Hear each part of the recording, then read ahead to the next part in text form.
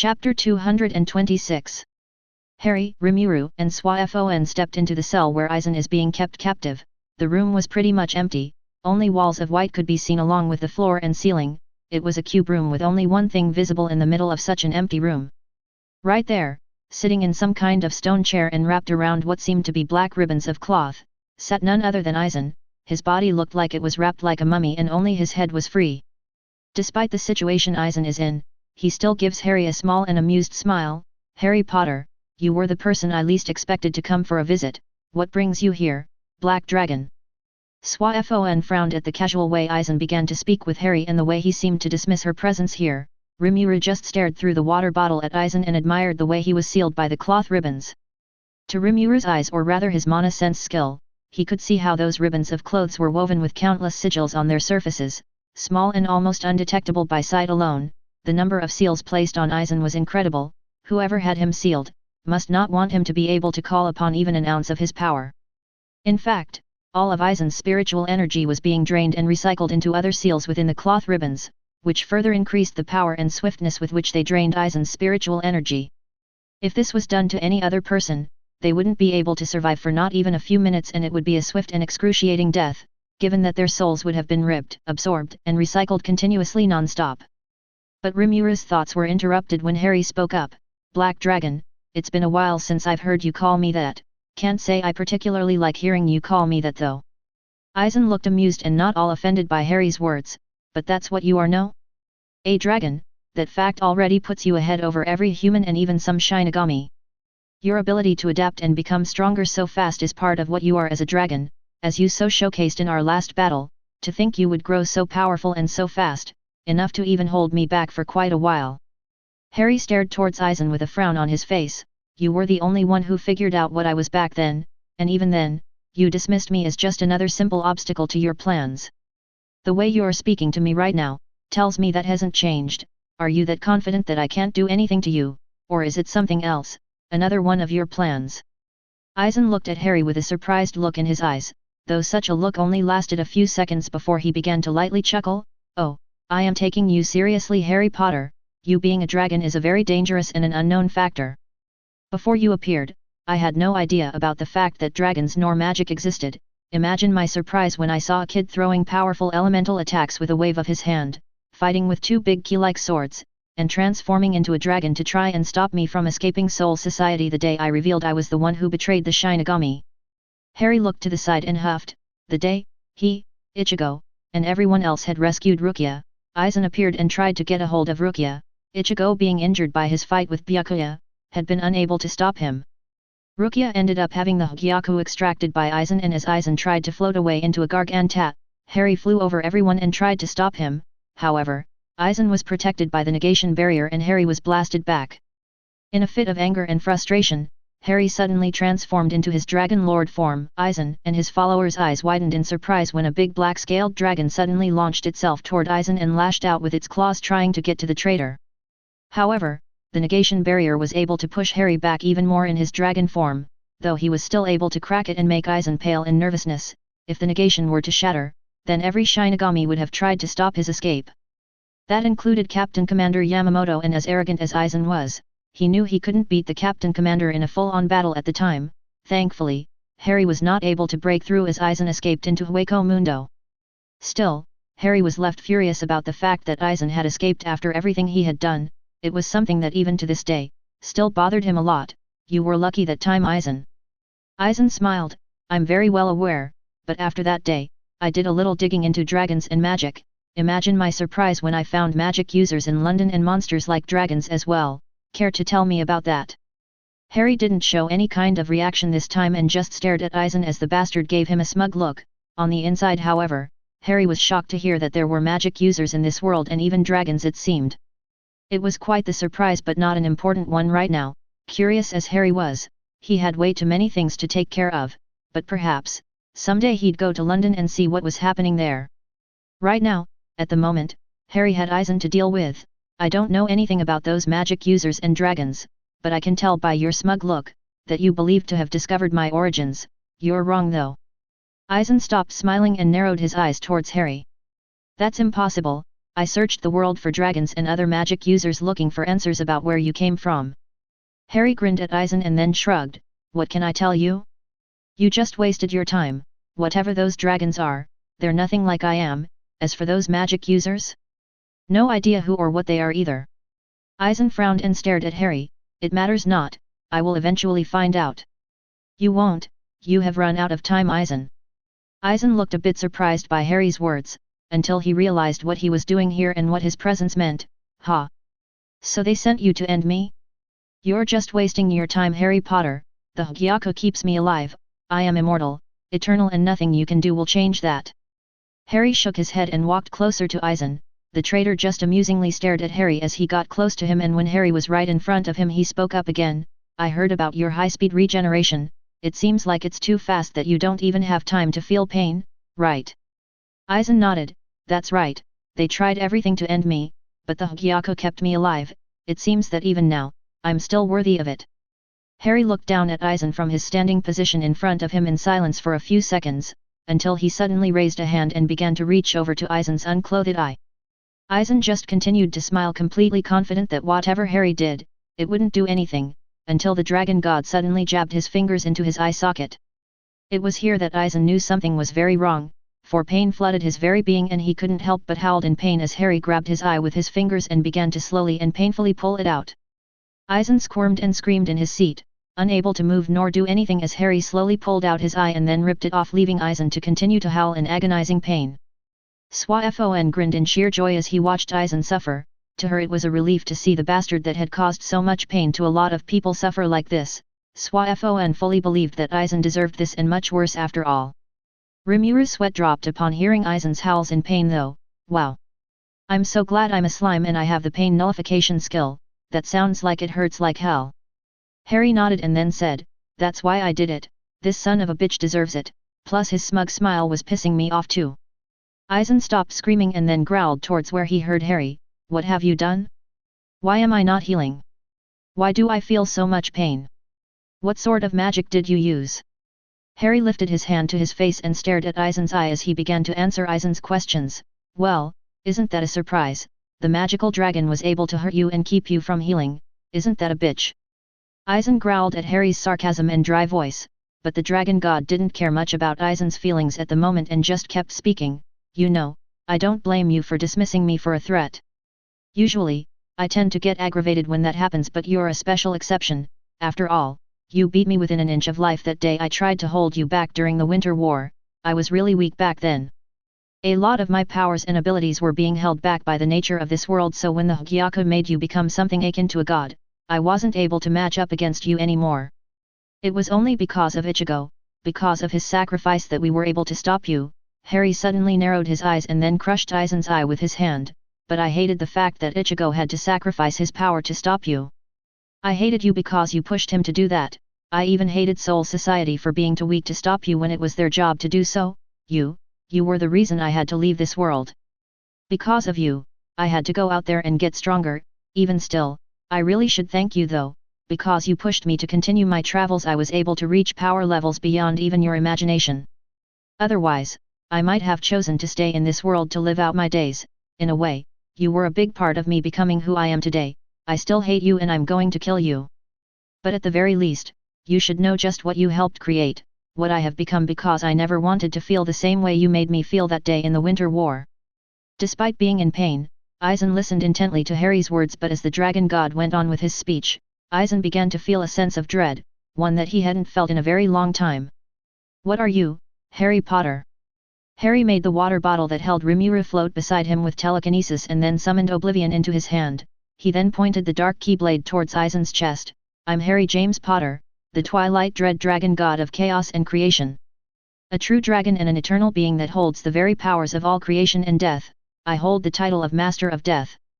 Really, I hold so many titles that I would be here all day telling you about them but I rather not waste your time with that. What you really want to know, is how I was able to bypass the regeneration and immunities the Hokage granted you, right? Eisen numbly nodded, he was in a lot of pain and the fact that he was feeling pain at all, told him that what Harry just told him, was true and that had him both worried and feeling a bit in awe. Harry closed his eyes and then continued, I have abilities that are tailored to be very effective to anything considered supernatural, divine, or even spiritual. I can kill gods with ease, destroy universes with a wave of my hand, or even create an entire new reality with my thoughts alone. I have become what you desired to be, Aizen. I have ascended beyond anything a normal being is capable of. What you wished to become, to be, that's what I am now. The so-called magical dragon you had dismissed as a threat, has become the one thing that can kill you, destroy you completely. It's almost poetic. The one who will end you, will be the one you never expected to amount to much. Aizen didn't respond nor say anything, he just seemed to look over towards where he heard Harry's voice. This stayed like that for a while, to the point that Swaifon and Rimuru began to think that perhaps, Harry had broken the man. Until Aizen began to lowly chuckle, his little outburst began to become louder and louder until he suddenly began to laugh out loud in a manic manner. This startled Swaifon quite a bit. Never did she expect Aizen to react this way to his upcoming doom. He looked utterly insane right now. Rimuru just raised an eyebrow and wondered if Aizen finally snapped. Harry though, he just stared at the traitor with an unimpressed look in his eyes. Aizen then suddenly stopped laughing and began to loudly speak, so higher levels of power exist. I knew it, I just knew that there was more. Once I get out of here I can work on obtaining the same powers you have, Harry Potter. Just wait, soon I'll catch up to you and make you pay for taking my eye. Harry stared at Aizen in silence for a moment until he sighed and shook his eyes. That's what you got from everything I said. How arrogant, you even believe you'll get out of here someday. Aizen grinned and then leaned back on his seat. Soul Society will eventually need me, there's a big threat out there, something not even the Captain Commander will be able to fight against. I will be needed, they have no other choice. Swaifon frowned, worried about what Aizen just said. After all, even if the bastard was being too cocky, Swaifon knew that whatever he just said was to be taken seriously, so now she was very worried about what Aizen meant by Soul Society needing his help for some kind of big threat. Rimuru was surprised about what Aizen just said. Hey, so he knew about the Quincy's and Wywak. He must have been expecting the Shinigami to lose badly to them and then come running to him for aid. I don't know if I should be impressed or hate his guts. Now I understand why Harry hates this guy so much. He's annoyingly prepared, like he's 10 steps ahead of you, and he smugly lets you know about this fact. Harry, however, just calmly stared towards Aizen for a few moments, until he suddenly spoke up again. That won't happen. Soul Society, or rather, the Shinigami are going to be signing a treaty with my home. If they need help in any way, we'll provide it. They won't need to call on you for help. Besides, you're not going to be living for much longer, Aizen. Aizen huffed and shook his head. Despite being able to hurt me, I doubt you can kill me. The Hokyaku will make sure I survive some way or the other. No, I'm afraid I'm here to stay, Harry Potter. Harry smiled and then suddenly poked Aizen in the chest with Oblivion. So the Hokyaku is the reason you're so cocky? Alright, let's fix that then. Oblivion suddenly began to glow with a sinister black light, and Harry soon jabbed Oblivion into Aizen's chest. Aizen gasped in pain and then began to once again howl in pain and flail around in his seat. His screams only intensified when Harry twisted Oblivion, and something that sounded like glass shattering echoed throughout the room.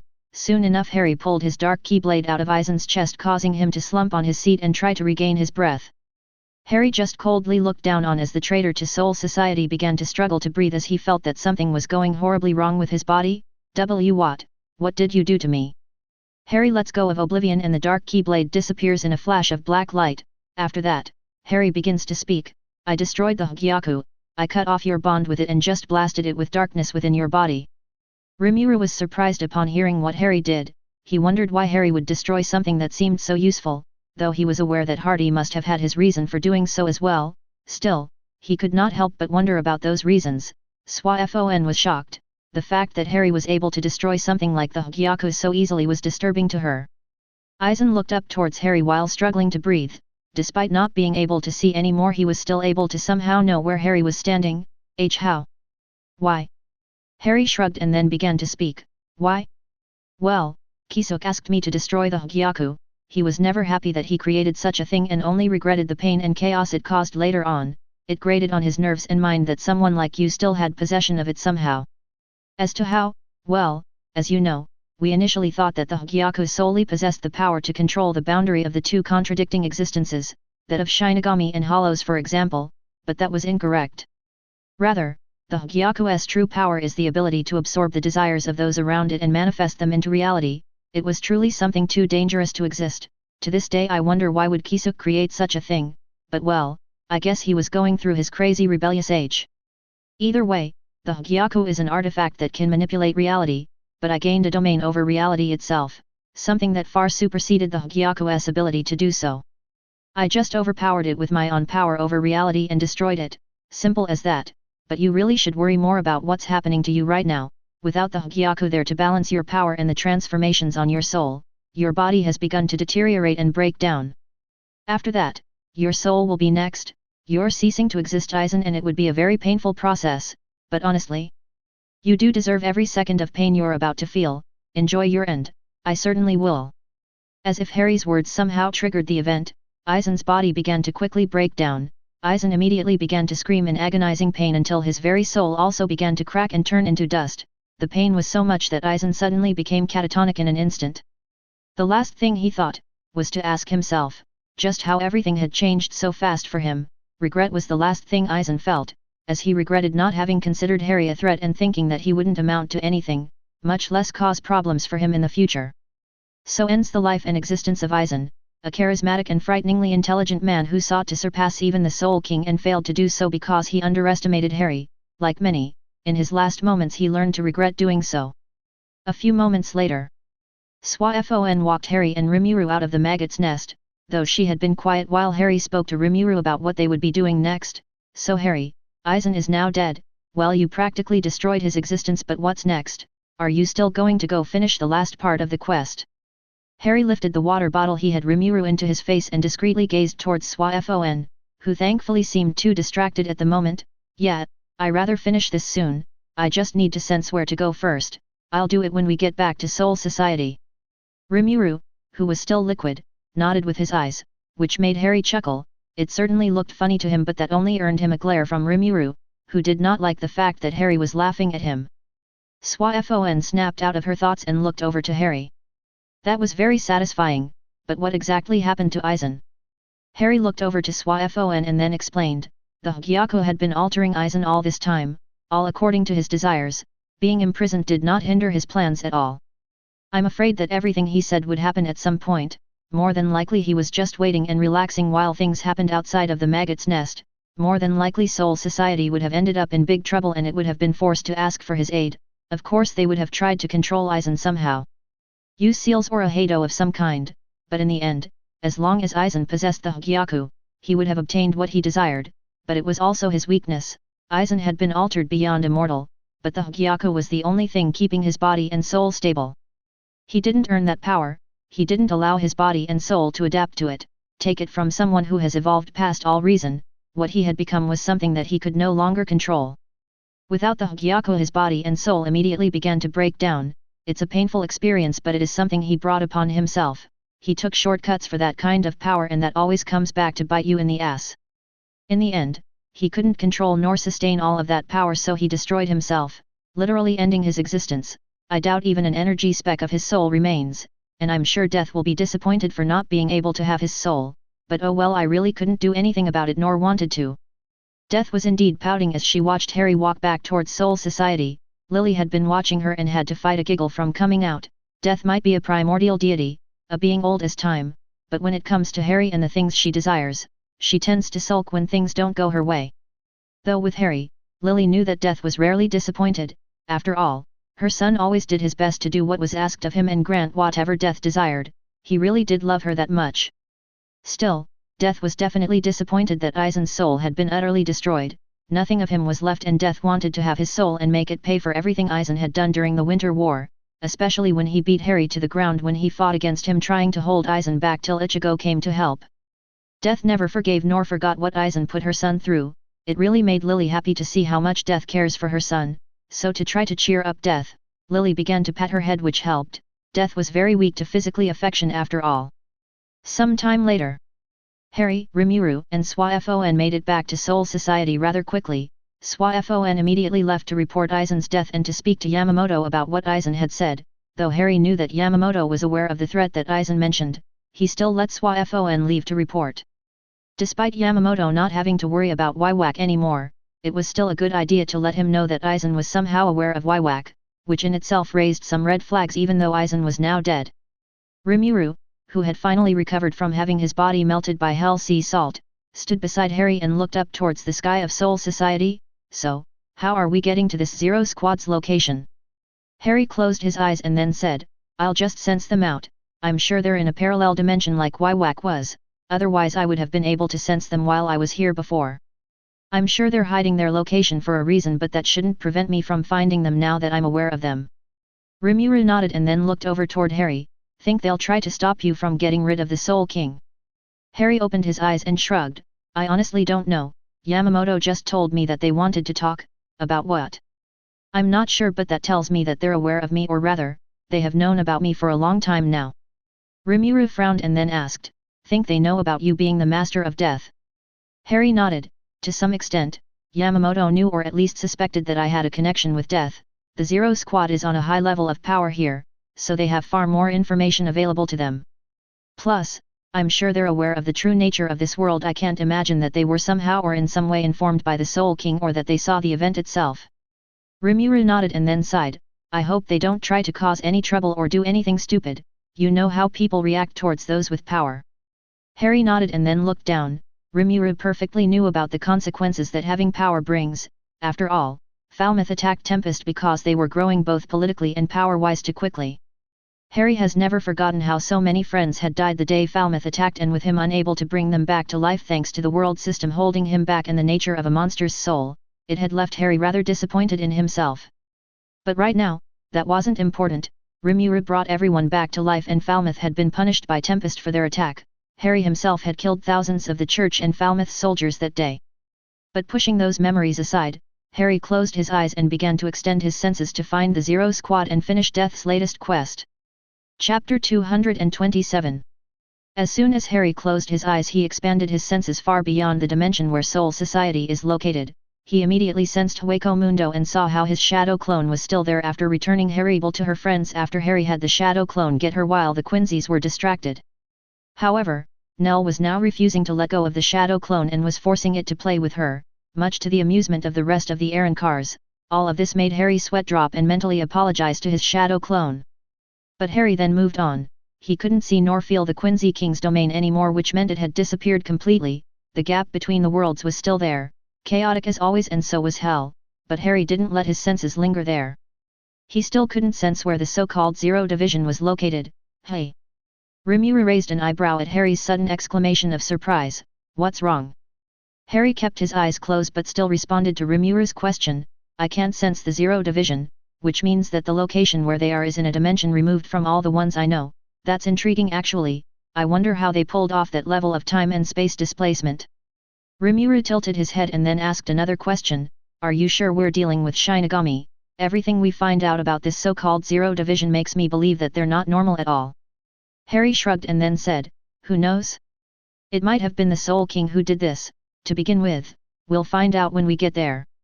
Rimuru nodded and Harry then expanded his sense far beyond the time and space of this world. It was then that he found the Zero Division and the dimension where they reside, but Harry's presence made everyone jump in surprise when they sensed him looking at them. Harry winced when they saw them begin to panic and get ready for something. Oops, get ready Rimuru, I might have startled them in bit. Rimuru sighed and then shrugged. Of course, because why not? Why is it that everything we do always has to come with difficulties? Harry opened his eyes and chuckled. I blame it on my Potter's luck, it never fails. Rimuru grumbled a bit but couldn't argue with Harry's point. After all, he really did have a skill named Potter's luck which did some of the most random shenanigans to happen to Harry at times, sometimes with ridiculous results. Harry just smiled at Rimuru and then waved his hand to the side. A dark corridor sprouted from the ground almost immediately and Rimuru stepped through without any words. Harry did the same soon after and then the dark corridor dissipated an instant later. Entrance to the Royal Guard Palace. Rimuru stepped out of the dark corridor and immediately had to summon and raise his Magist Steel Katana to block an attack from someone who came at him really fast, but Rimuru was still able to see him and that allowed him to stop the upcoming attack. The Shinigami who had a pompadour hairstyle widened his eyes as Rimuru's yellow eyes stared at him for a second before being pushed back and away by a smooth swing from the slime's Magist Steel Katana. The Shinigami soon found himself skidding back, unable to stop himself from the power behind Rimuru's swing, but another Shinigami shunpoed behind him and managed to help him stop. Rimuru stared at the two Shinigami and then moved his gaze towards the others that began to arrive, two female and another male. The Shinigami glared at Rimuru. but the slime soon stepped forward and put away his weapon. I would really like it if you don't attack me again, it's hard to hold back enough not to accidentally kill you. The Shinigami frowned and raised their Zanpakutos in response to Rimuru's request. They definitely did not like what he said, but then someone else stepped through the dark corridor, and then everything went crazy. Harry stepped through the dark corridor into the royal palace, and then a powerful and potent spiritual pressure began to attack him to kick him out, but Harry was beyond being affected by such a simple and weak attack, so he just raised his power and clashed against the opposing spiritual pressure.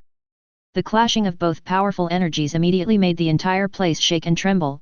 The 5 Shinigami that appeared in front of Rimuru immediately dropped to their knees and began to sweat from the sheer pressure the energies were exerting.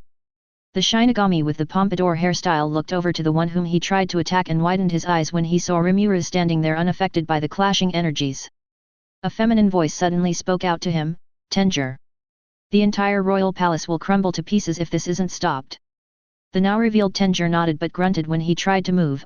"I know Senjumaru. But I can't move." Another feminine voice suddenly called out in a bit of a panic, "Ichib. Is that the Sook King's spiritual pressure? Why is he reacting like this now?" Ichib grunted and shook his head, "I don't know, Kiryu. He has never reacted this strongly to anything, it shouldn't be possible." "Etsu. Can you move?" Etsu shook his head and grunted when he tried to move, "No. Not even an inch. Just who is that guy?" Harry narrowed his eyes as he pushed back the familiar pressure that always tries to push him out of this world and has caused him nothing but headaches back when he first arrived in this world. "I'm getting tired of you always doing this to me." Harry suddenly raised a hand and then activated all of his energies and powers. The spiritual pressure was immediately pushed away from Harry and sent back towards the origin with a force beyond anything. This caused backlash against the Soul King, who was damaged and now completely unconscious for the time being. Rimuru stared at his friend as the energies he had obtained during his long journey swirled around him. He hadn't transformed into his hybrid form, but rather, just let the energies within him flow out. It was always an impressive sight to see, and one that he had only seen once, the day Harry became a monster like him, the day they both slaughtered thousands of human soldiers from Falmouth and church soldiers.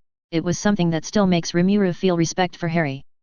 That power and those energies speak of experience, of lifetimes lived, and of all sorts of emotions. It was always a sight to see. Harry suddenly sighed and his energies settles down, though he looked quite annoyed at the moment. "Fucking twat, tried to push me out, do you? Well, get buggered." Rimuru chuckled as he heard Harry speak in his British accent. It always comes out when he's annoyed or very angry, but to Rimuru, it was always a funny thing to see and hear. Of course, Harry heard Rimuru laugh and knew exactly why he was doing so. So the dragon god did the mature thing and gave the slime the middle finger, which only made Rimuru laugh even more. Suddenly, a voice called out to both of them, "All right, who are you both and why are you here?" Harry turned his head towards the Shinigami who just spoke and stared at him. The Shinigami was a large and broad individual with a bald head, red eyes, bushy eyebrows, and a long black beard. He wears the standard shikaish beneath a white, long-sleeved haori decorated with the Royal Guard's emblem. The top of his uniform is open enough to expose his hairy chest. He also wears a large set of red prayer beads around his neck and a pair of single-toothed tengu geta. Ichib couldn't help but gulp as Harry's gaze landed on him. To his relief, however, Harry soon relaxed and spoke up to him, "I'm Harry Potter, you called for my presence and here I am." The Shinigami gaped at who they had before them. They had heard plenty of Harry Potter from the Captain Commander, but they hadn't seen him yet. They had tried to before, but something always stopped them from seeing him, as if someone or something had some sort of veil on him at all times. But now having him in front of them confirmed what Yamamoto had told them. Harry Potter had a connection to death, the soul, and everything they stand for, a way deeper connection than they could ever hope to achieve. Suddenly, Senjumaru spoke up, having realized who she had before her. "Why, Yuri, the master of death, aren't you?"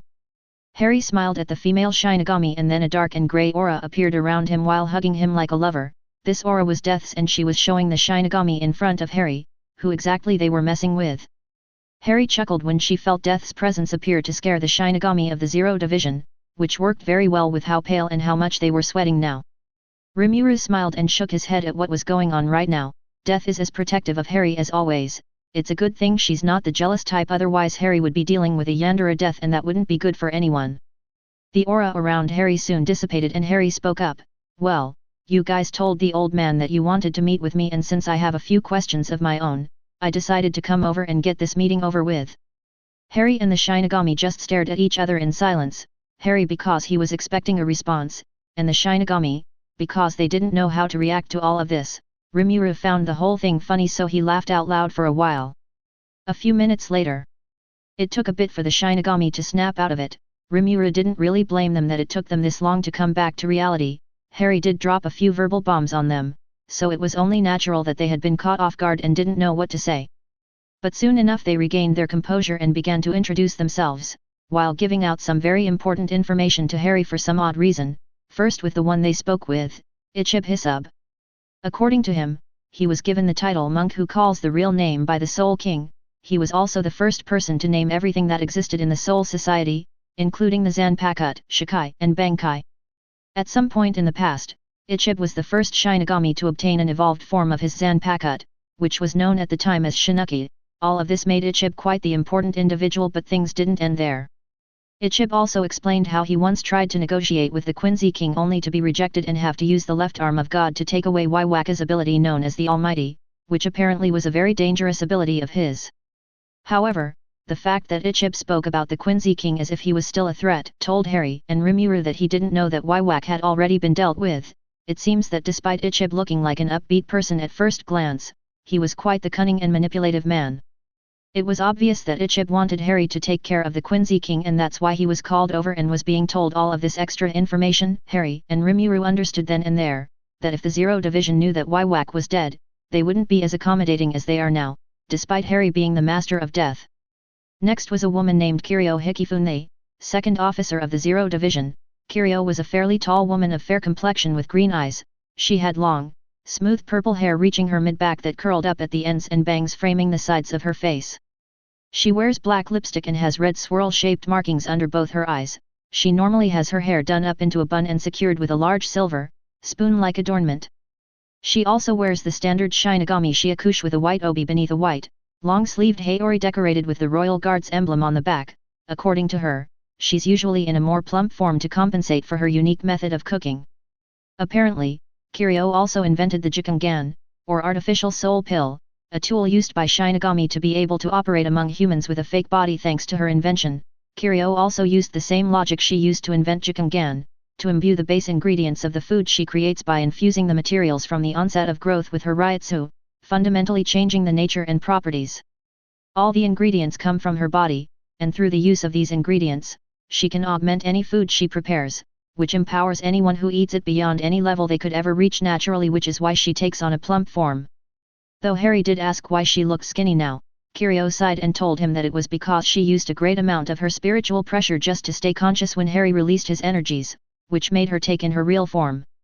Harry in response, just shrugged and said that she can blame the Soul King for being an asshole and trying to kick him out of this realm so aggressively. He had to respond in kind since he was tired of the Soul King always trying to exert pressure on his soul. Kirio really didn't mind though. She was quite comfortable in her real form, so she just shrugged and smiled, showing Harry and Rimuru that she's quite the cheerful and carefree individual. Next was Senjimura Shutara, fourth officer of the Zero Division. Shutara was the female Shinigami who figured out that Harry is the master of death. How she did so, she didn't say, but instead she explained a bit about herself.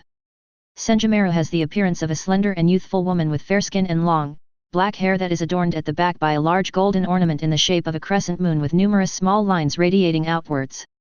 Senjimura wears the standard Shinigami Shiakush beneath a white long-sleeved haori, over which she dons a further white robe fastened at the front near the center of her chest. Her height makes her the shortest among other members of Zero Division, but she wears a pair of extremely thick-soled kobo. She also has 6 long, golden skeletal artificial arms attached to her back that she uses in place of her physical hands. She also seems to have the ability to manipulate cloth and thread, which she uses to make the Shinigami uniforms they use. This was a surprise for Harry, who had often wondered how the uniform was made and how it could be so resistant and at times, self-repairing as well. It can even transform according to the user's needs, like when they use their Bankai and then need their clothes to transform or gain a resistance to their powers. Next to introduce himself was Tenjir Kairanji, the first officer of the Zero Division. Tenjir is a lean-built and very tall man with black hair styled into a crazy-looking and large pompadour hairstyle, with tapered sideburns. He seems to like to chew on a small stick as well, since he hadn't stopped doing that even when Harry's energy pressed down on him. Instead of the standard Shinigami Shiakush, he wears a waist-length white jacket that leaves most of his chest exposed but still bears the Royal Guard emblem on its back. as well as the alternating circle and diamond pattern of a captain's haori along the bottom. His attire is completed by a black hakama, a large yellow sash around his waist and a pair of sandals. To Harry and Rimuru, Tenjir seems like a condescending individual. Despite knowing who Harry is and having been sent to the ground by his energy alone, he still speaks to him as if he was a child or something similar, which got him a karate chop to the head by Kiryu for being unnecessarily rude to Harry. Harry didn't mind though, he was quite used to people like Tenjir. Despite being assholes and somewhat rude, you can at least trust them to be honest about their opinions, and he quite liked that. However, to the surprise of Harry and Rimuru, Tenjir was the one to create Kite or the healing arts the Shinigami have. This revelation made Harry wonder, what is it about healers in the Soul Society that made them insane, psychotic, and bloodthirsty individuals? After all, Anohana is a healer and Harry was well aware of who she really is. Lastly, Etsunomiya, third officer of the Zero Division, introduced himself to Harry and Rimuru. Etsu is a dark-skinned man with thick, black hair that is shaven and dyed green on the sides of his head. He wears a variation of the Shinigami Shiakush featuring instead a green undergarment, and a shortened hakama that exposes his lower legs. Worn over this is a white, sleeveless puffer jacket that bears the Royal Guard emblem on its back, as well as the alternating circle and diamond pattern of a captain's haori along the bottom. His attire is completed by gold-framed sunglasses with blue lenses, and a pair of green slippers that are gold-trimmed and have a shoe-like appearance. Overall, he seemed like a very stylish man to Harry and Rimuru. Both even admired his hairstyle as well, which made Etsu smiled in amusement. This stylish man also created the Zanpakuto and even asked Harry to see his weapons, which he had heard of so much about. Harry let him see Oblivion and Oathkeeper, but the moment both keyblades touched Etsu's hand, they immediately went back to Harry's. Which surprised the Dragon God. Having not seen his keyblades react that way, Etsu smiled and then apologized, stating that he tried to use his spiritual pressure to see about the making and inside of the keyblades. They clearly didn't like that and immediately rejected Etsu. In fact, the man showed both of his hands and let everyone see how horribly burned they had become after the backlash he received from both keyblades. That was stupid. Aren't you a sword maker? What made you think that doing that to weapons of unknown making was a good idea?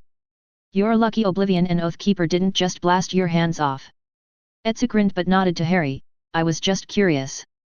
To be honest, your weapons perplex me. When I see them I can tell that individually, they're extremely powerful, more powerful than any Zanpakuto I've ever seen, and yet both feel incomplete. The white one, I believe you called it Oathkeeper, right? Harry nodded. Well, I was only able to sense something very peculiar about it. Harry narrowed his eyes and cut off Etsu. 7 lights, what you sensed was 7 pure lights. Oblivion has 13 darknesses if you're wondering, but I'm surprised you were able to sense and see that with a single glimpse. You're right, my keyblades, one of light and one of darkness, are incomplete individually. But they are part of a whole, of something ancient and more powerful than you can imagine. Harry then smiled and didn't say anything else, which Etsu took as him dropping the subject. Rimuru however widened his eyes as he understood exactly what Harry meant with what he said. No way, does Harry have the XBL? But before Rimuru could finish his thought and probably geek out, Harry spoke to Ichib. So, given we're being told all of this and the fact that you mentioned Waiwak, I can guess that the reason you told Yamamoto that you wanted to see me was that you wanted to ask me to deal with the Quincy King, no? Ichib brightly smiled and nodded at Harry. Ha ha ha, quite persuasive of you, Lord Potter. Waiwak and his Quincy's are a threat to the balance of this world. He must be stopped. We have already heard of his attacks in Hueco Mundo. Whatever he's planning right now is just the beginning. His end goal is to reach the royal palace and his father the Soul King. He can't be allowed to get to his father or he will become too powerful, enough that even you would have trouble dealing with him. Harry stared at Ichib, while the man widely smiled and seemed rather cheerful despite giving Harry what amounts to very bad news. This and the way Ichib spoke to him told Harry one thing. This man cannot be trusted. Do you mind not treating me like a naive child? Despite how I look, I'm over 1 billion years old. I'm not a fool. I know what you want to get out of all of this, Shinigami. Ichib's joyful expression immediately changed. Now he was frowning and staring at Harry with narrowed eyes, but the Dragon God didn't care and just went on. You're hoping the Quincy King and I kill each other, or at least, for one of us to die and the other to be weakened. Ichib sighed and shook his head before explaining himself. The Quincy King is a threat to everyone in this world. His and his Quincy's very nature destroys the delicate balance the Soul King created. Your very existence causes the Soul King to react in ways we have never seen before. It has begun to affect him. His body is breaking down as we speak, and the very same balance we want to protect is being threatened by you as well. something has to be done. But we can't rely on the Shinigami squads either, you have garnered the respect of all the squads, even the captain commander doesn't want to go against you. Rimuru narrowed his eyes towards Ichib, discreetly, he also scanned the other members of the Zero Division, but unlike Ichib, who seemed to regard Harry as a threat, they instead were looking down and unsure about the situation. It seems that confirmation that he's the master of death and the show of power he gave them had them doubting what they were originally planning. Harry of course looked utterly tired, and Rimuru had to sweat dropped with the look Harry was giving Ichib. It was a look that screamed, "Are you stupid?" Ichib of course, noticed it and frowned, but Harry didn't let him say anything and just decided to speak up. "All right, it's been a long day and I have been dealing with a lot of stuff in this world. So, this is what I'm going to do. First, Whack is dead, killed him earlier in the day, Aizen is dead as well, all under the orders of death herself. I only have one more objective to do and I rather not have to deal with this level of stupidity. So here's the deal and listen closely."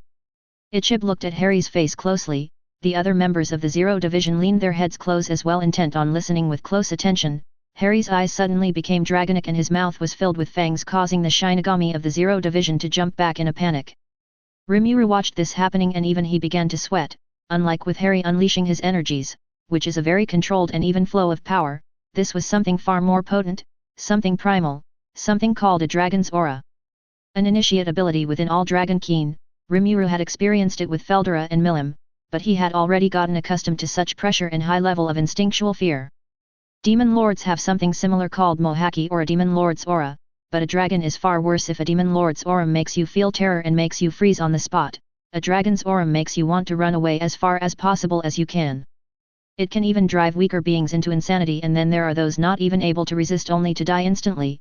Harry's dragon aura is even worse as well, him being a dragon god, a very old dragon god at that, the pressure he exerts is even more potent. It was only natural for the Zero Division members to jump back and look about ready to bolt. It was only their high levels of spiritual pressure that allowed them to not run away, but they were definitely terrified now. In fact, they were all pale and sweating something fierce. Rimuru sighed and then softly smiled. Looks like Harry is tired of dealing with the problems of Soul Society. If it wasn't for Death's Quest, I wonder if he would even bother to do anything with these issues. Well, if the Kurosakis were to have gotten involved he might have. Ichigo is way stronger now. So are his friends. I doubt they would have much difficulty dealing with the Quincy's and Whack. Still, this old guy might have used Ichigo in some way or form, and Harry realized that. No wonder he's not showing mercy on Ichib. I feel bad for everyone else though.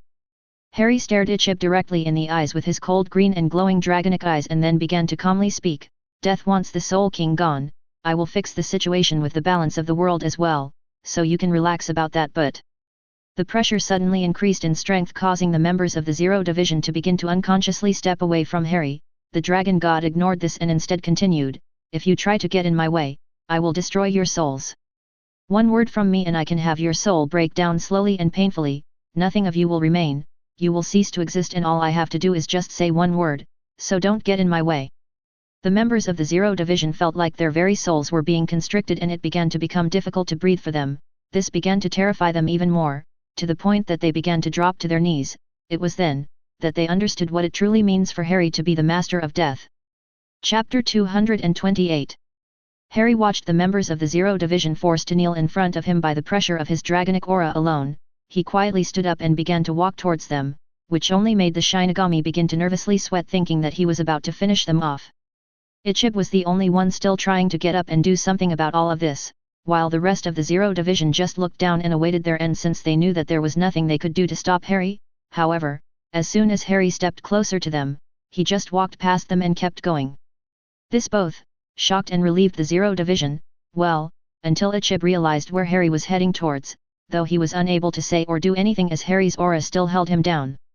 Rimuru stood up as well and began to walk towards where Harry had walked off to. However, he did stop beside the Zero Division to say a few things. Harry only has a couple of things he really hates and that pisses him off. Among those things, manipulative old men are high on his list, and honestly, you might be able to trick just about anyone with that goofy and carefree attitude of yours, Ichib, but not Harry. He knows exactly how low someone like you would stoop to, just to do what you think is necessary. With that said, Rimuru walked off to follow Harry and left the Zero Division behind to think about his words as they stayed there on the ground unable to move at all. as Harry didn't let up his aura and seemed like he wasn't planning on letting up his assault anytime soon. Rimuru soon caught up to Harry and together they walked through the royal palace. Harry knew where to go thanks to the Soul King attacking him when he arrived here, so he walked without stopping and in silence towards where he had sensed him. Rimuru of course, knew that his friend was pretty pissed and tired right now. Who would have thought that this quest would end up being so tedious?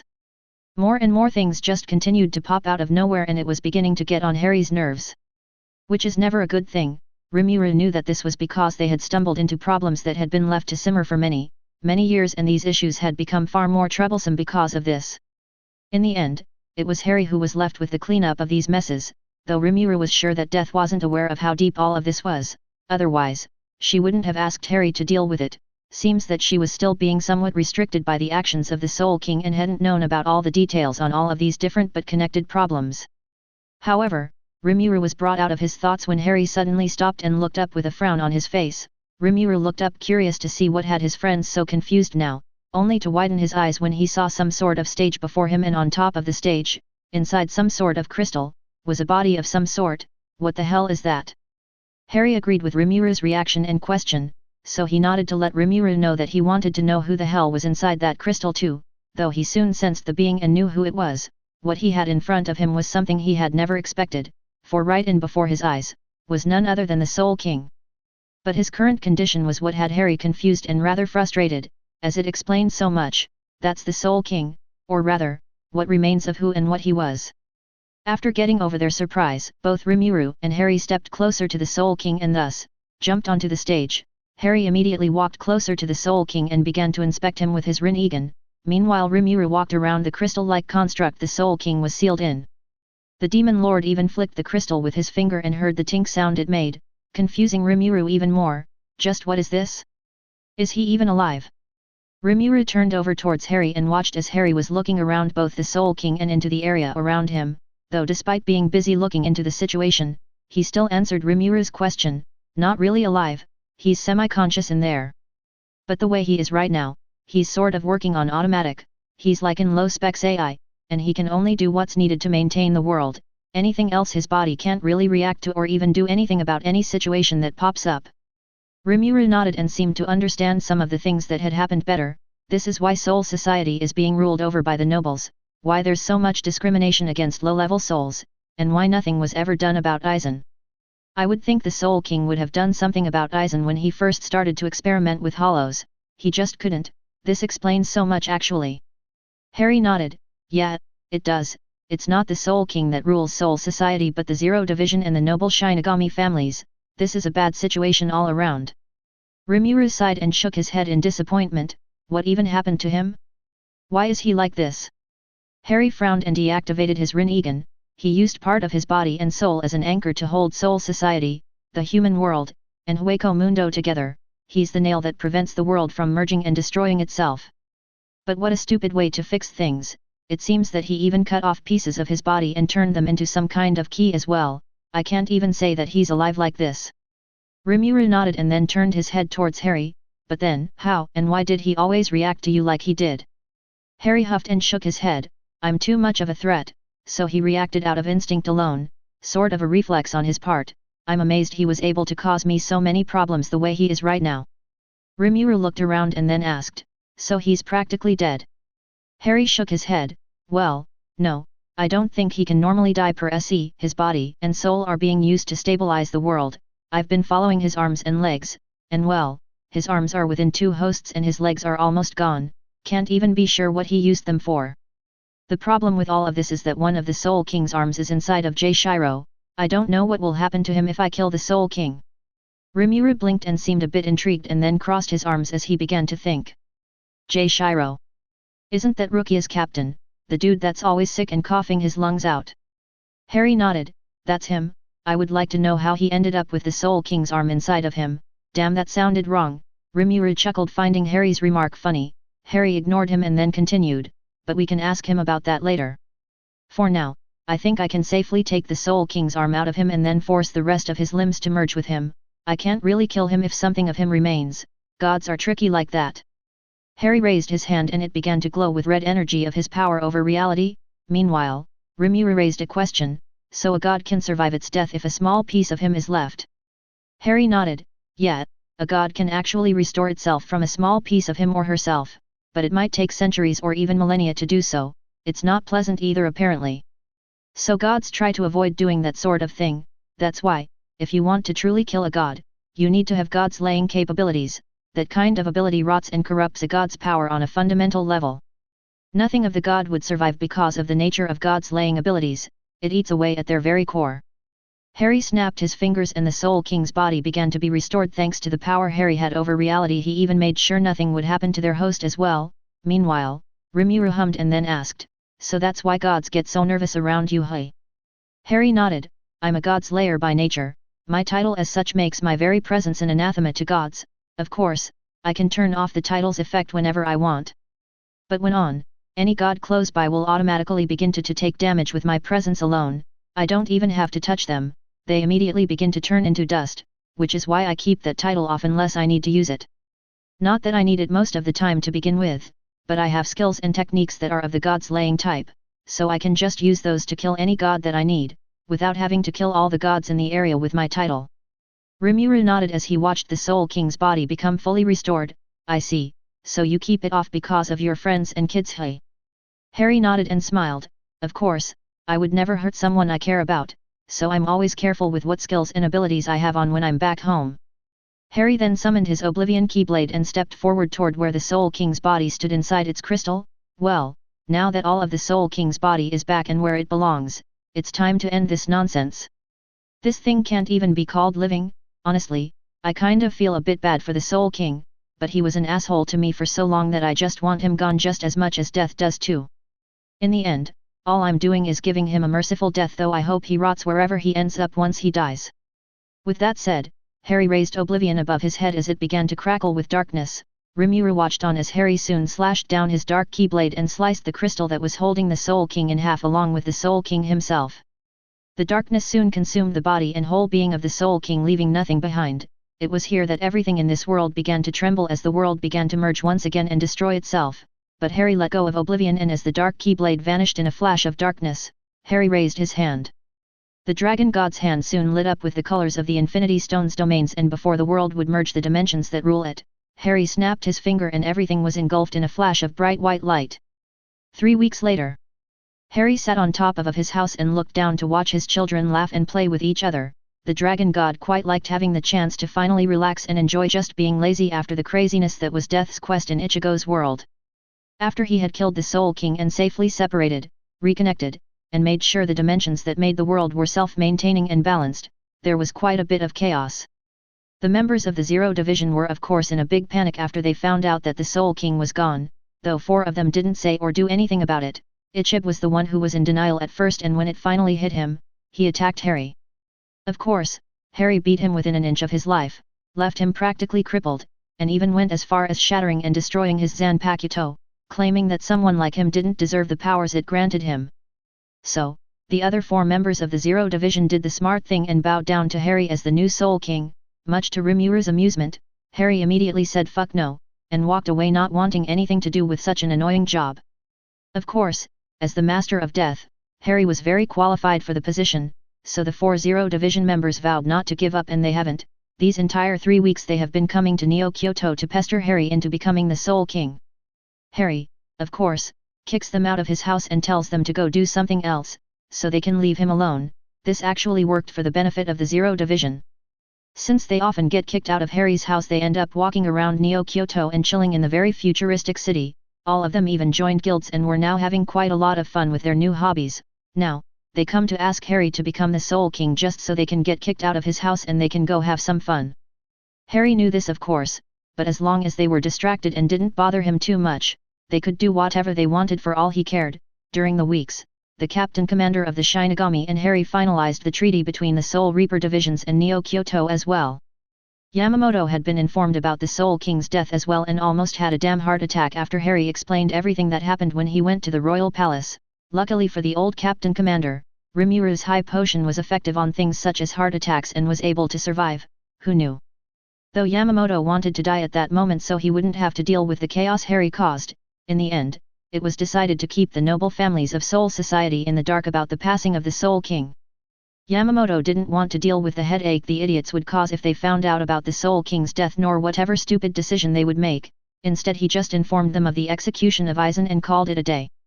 Though nowadays, you can find the old man giving kendo classes in Neo-Kyoto to whoever is interested, which were a lot of people actually.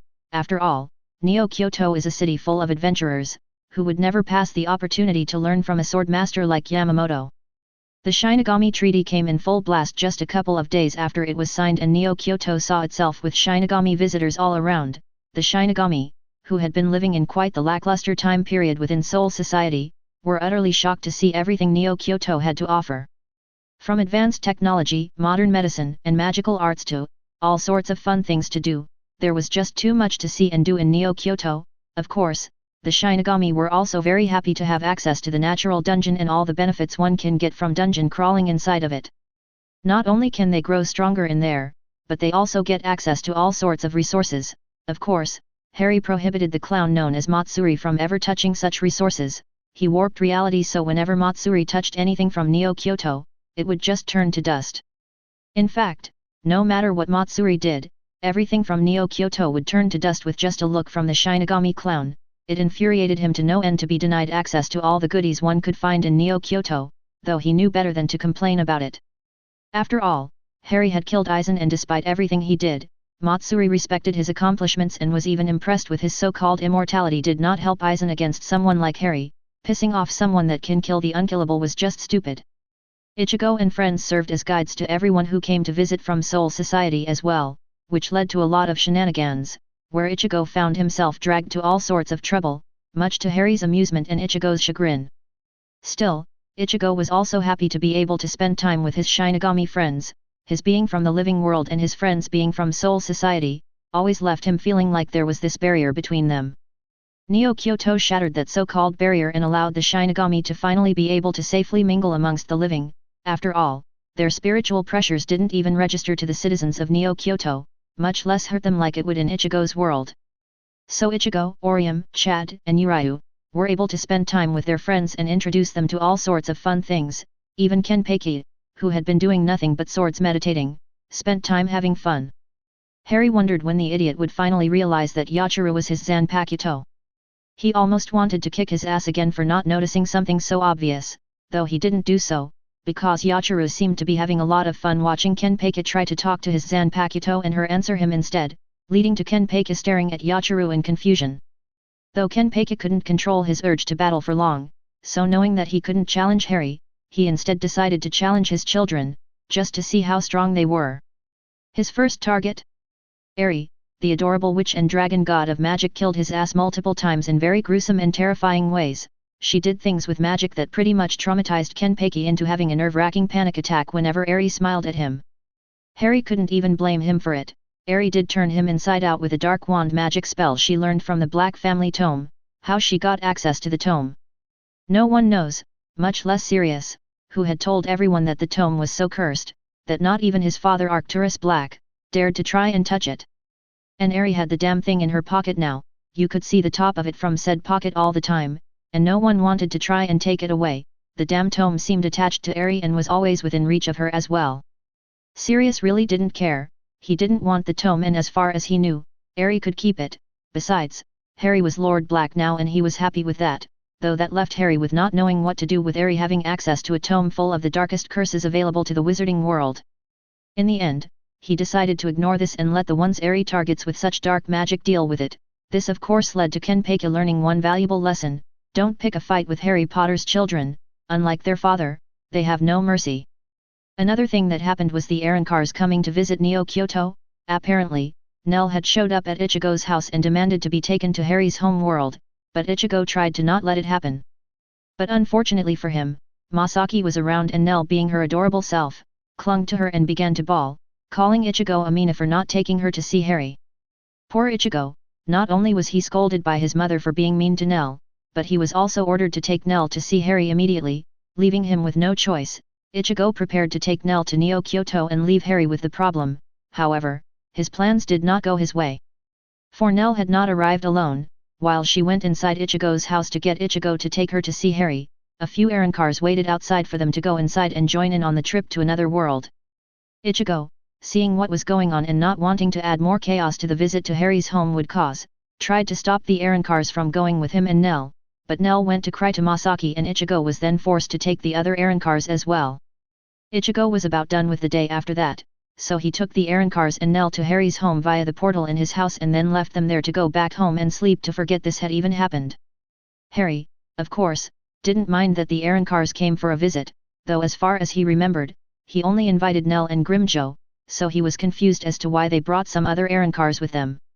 Harryble, who had decided to join in visiting Harry, did so because she wanted to thank him for saving her. Harry just shrugged and responded that he only did it because Nell had asked him to. This response had Harryble laughing in amusement, which surprised her friends, the Trace Bestias, who had also come over with her to visit Harry. After all, they had never seen Harryble laugh like that before. After that, Harryble asked Harry what had happened with the Quincy King after she was rescued. Harry had no problem telling her about the Quincy massacre and the death of Wywak. This news seemed to set Harryble at ease. She was quite upset that many of her fellow Errancars had been killed by the Quincy's and many others were used as meat shields, so she was happy that the Quincy's were made to pay for what they had done. So she once again thanked Harry. The dragon god just shrugged and told her that it was okay, that there was no need to thank him for something like that. Harryble just smiled at Harry and seemed very amused by his nonchalant nature. After that, the Errancars were taken on a tour around Neo-Kyoto. Meanwhile, Nell was taken to Neo-Kyoto's healing temple to have her mask repaired, which needed soul manipulation to be fixed. Tsunade, Asia, and Gabriel didn't have the skill level with that sort of ability, so the job was left in the capable hands of Ophanemon and Cherubiman, who had the soul manipulation skill at a very high level thanks to their connection and bond with Harry. Harry could have fixed Nell's mask, but Harryble wanted to talk with Harry about some very important things. Among those things, she requested an alliance between Hueco Mundo and Neo-Kyoto, just like the one Soul Society has. Harry of course hesitated for a bit, and Harryble knew why. Hollows eat souls, and that, as the Master of Death, was a big no-no to Harry. He's tolerant of Errancars because they have evolved past the need to eat souls a long time ago. But that doesn't mean they didn't used to. Harry only really cared for one Errancar, and that's Nell. Her childlike appearance and nature helped her endear herself to the dragon god. Harry knew that despite the nature of what Nell is, she's a pure soul, if albeit a bit crazy. Still, Harry has a hard time tolerating Errancars, much less hollows, so a treaty with them was not something he was excited to do. Still, Harry was anything but not understanding. He knew that Errancars were in a very perilous situation. Wywaka's attacks and killings of Errancars have weakened them to a very high degree. This has left the Errancars quite vulnerable. Despite having an uneasy peace with the Shinigami and not having to worry about the Quincy anymore, they were still very weakened. This was a situation Harryble wasn't happy about and wanted to do something about it. Harry knew that she was worried about her people, and with good reason, but in the end, Harry decided to grant Harryble's request. This, of course, made the Errancar Queen very happy, though before she could celebrate, Harry did tell her that Errancars would be heavily restricted while in Neo-Kyoto since he didn't want any sort of problems. He did, however, give them access to all facilities in the natural dungeon. After all, what Harryble really wanted was a way for her people to grow strong without causing conflict, and having an alliance with Neo-Kyoto was the answer to her problems and concerns. After that, Harry and Harryble spoke about a few other things. Amongst those things, Harry informed Harryble that Aizen was also dead, which only really granted Harryble a sense of relief. Though a few Errancars might raise a fuss about it, after all, there were still loyal Errancars to Aizen in Hueco Mundo. It isn't something Harryble couldn't deal with though. Instead, she was able to breathe more easily now that she didn't have to worry about Aizen ever coming back to stir more problems. After a while, a now fully restored Nell arrived and immediately tackle-hugged Harry, who braced himself and caught her when he sensed her coming his way. Nell was very happy to be able to be in her adult form and began to thank Harry non-stop.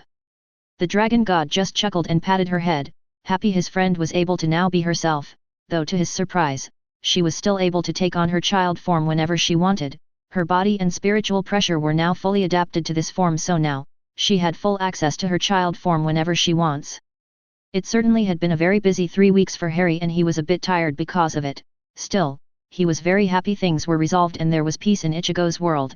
Suddenly somebody arrived by his side and sat beside Harry as the dragon god continued to watch his children play around.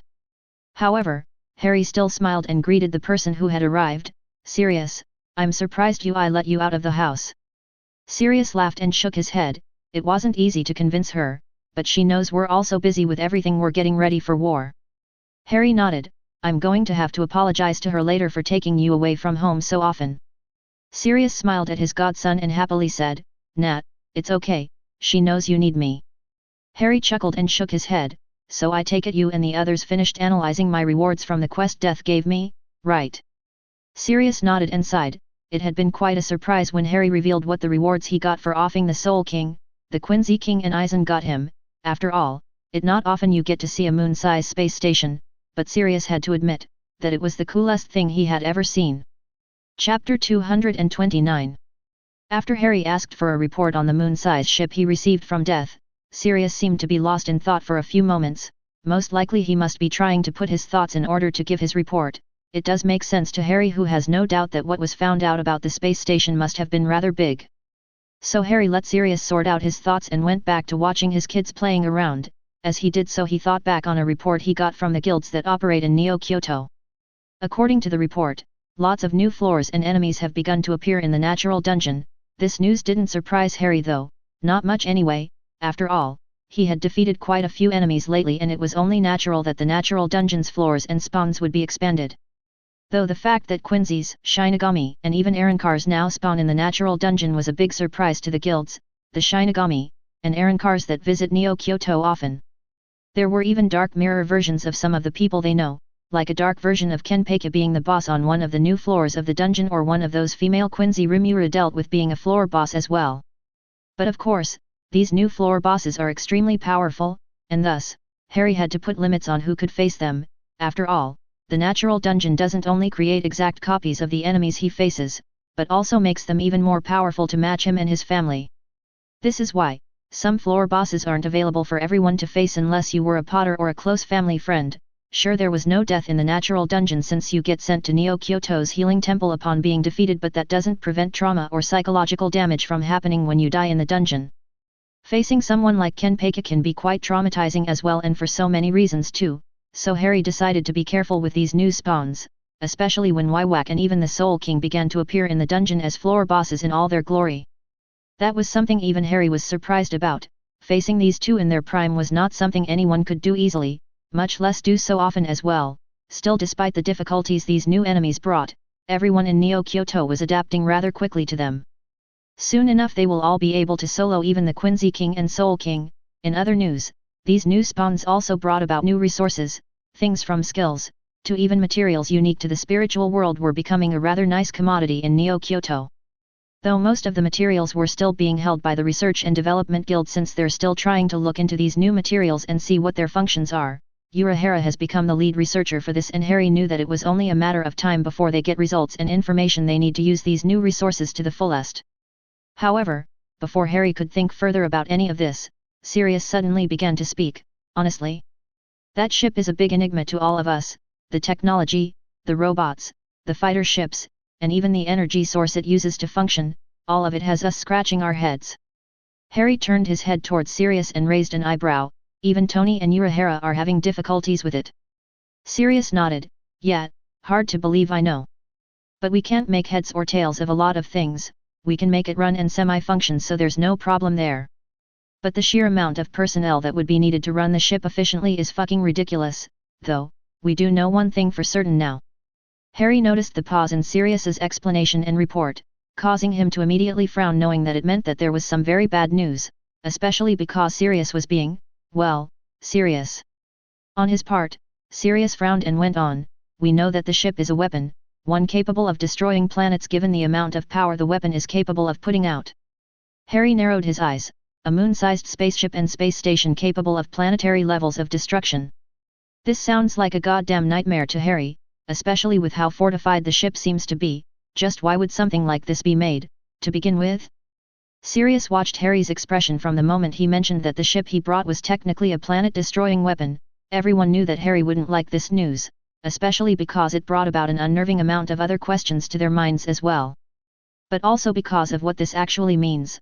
Out there in the multiverse, there is someone or a group of people who seem capable of making a moon-sized space station capable of planetary destruction. Why and how? It was only the tip of the iceberg that was the concern in everyone's mind right now. Sirius' thoughts were interrupted when Harry suddenly stood up and spoke up to him.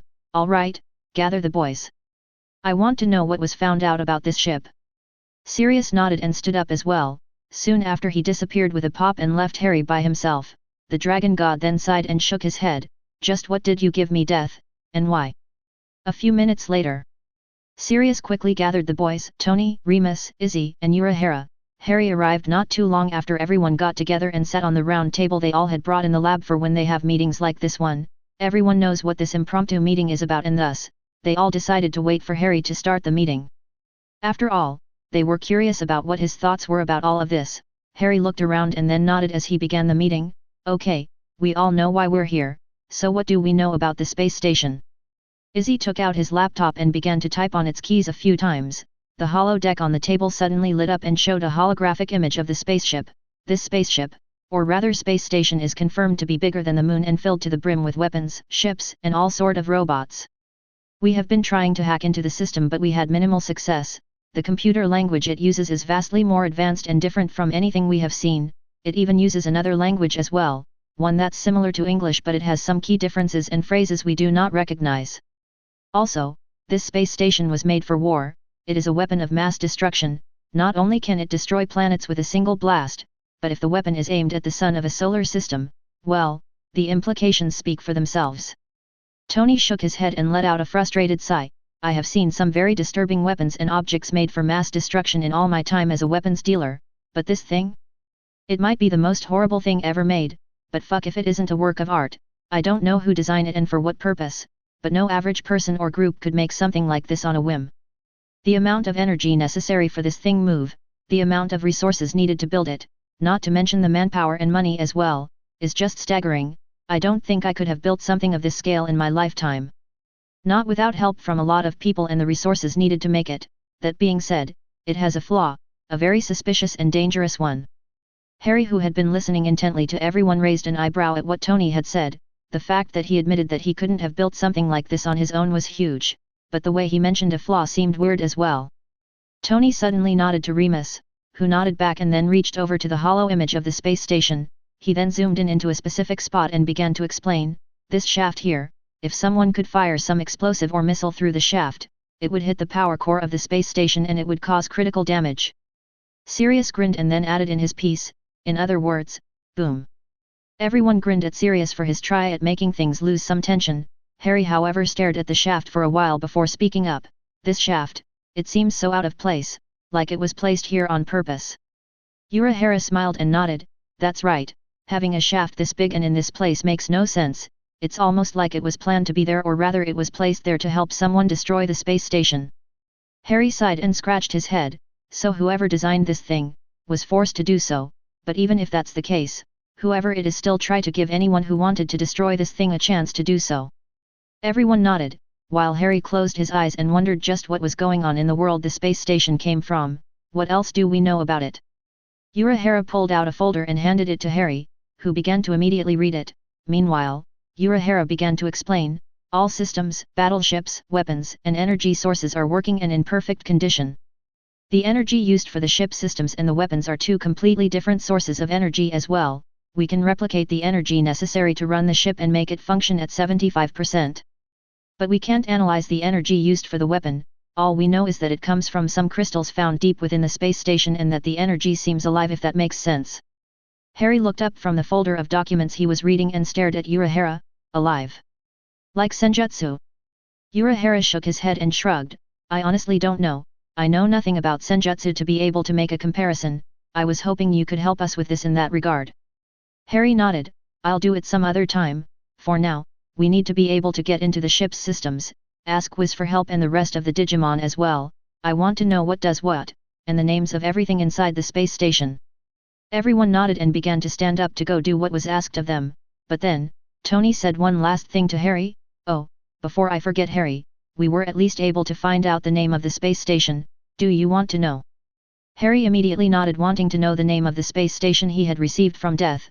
Sirius then wasted no time in giving Harry the name. The space station, it's called the Death Star. After the meeting with the boys, Harry went into the space station and took a look around. Being inside was strange to Harry. For some reason he felt some kind of presence in the spaceship. It was faded just barely there in the corner of his senses. But he just couldn't connect to it or properly sense it either. It was as if whatever presence was present on the ship was afraid of him and wanted to avoid him at all cost. It certainly took Harry by surprise, especially because this had never happened to him before. Of course, there were places where this odd energy was more active, like in a throne-like room in the space station. What Harry felt in this room was nothing but darkness and hatred of an unparalleled level. Whoever had used the throne room must have been one evil conniving bastard, and that was not something Harry was happy to find out. After all, if that was the case, then this space station with a weapon of mass destruction was created to conquer and to do evil. Only the main culprit of the creation of such a weapon would have a throne room in said space station and leave such a dark imprint in said throne room. It made Harry worry about what this person was planning with such a weapon in hand.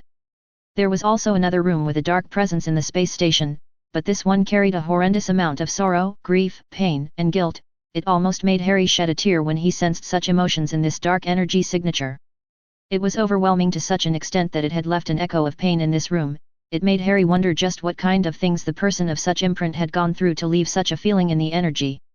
But what had Harry's attention the most in the ship was the room where the crystals that powered the weapon of mass destruction were located. These crystals were a reason for much confusion to Harry. He could tell that most of these crystals were man-made, but there were quite a big number of ones that were naturally created.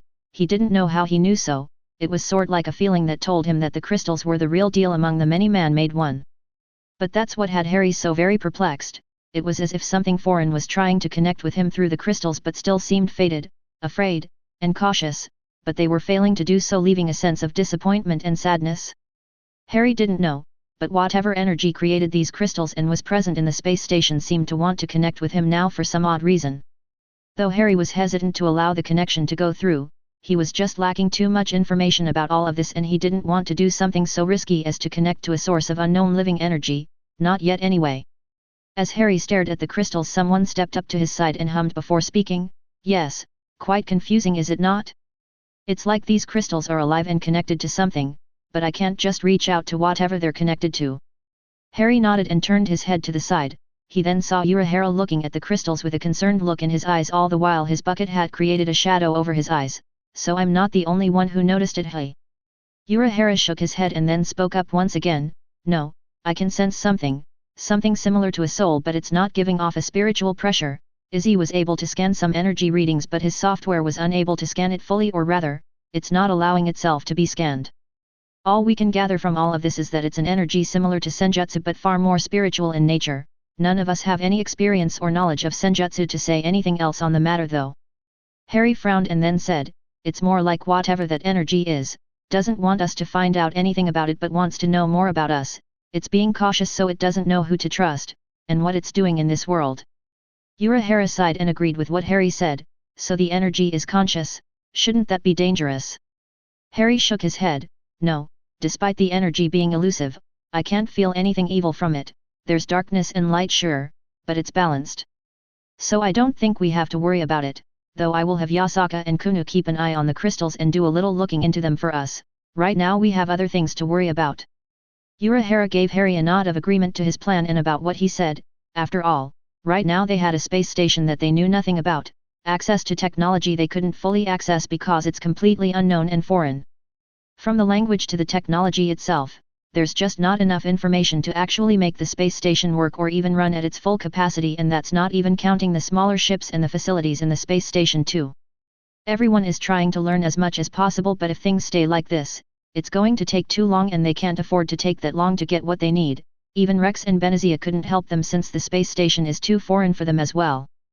Though they are immensely curious about it and are helping to find out more about the space station as well, but the major issue here is finding out more about the space station.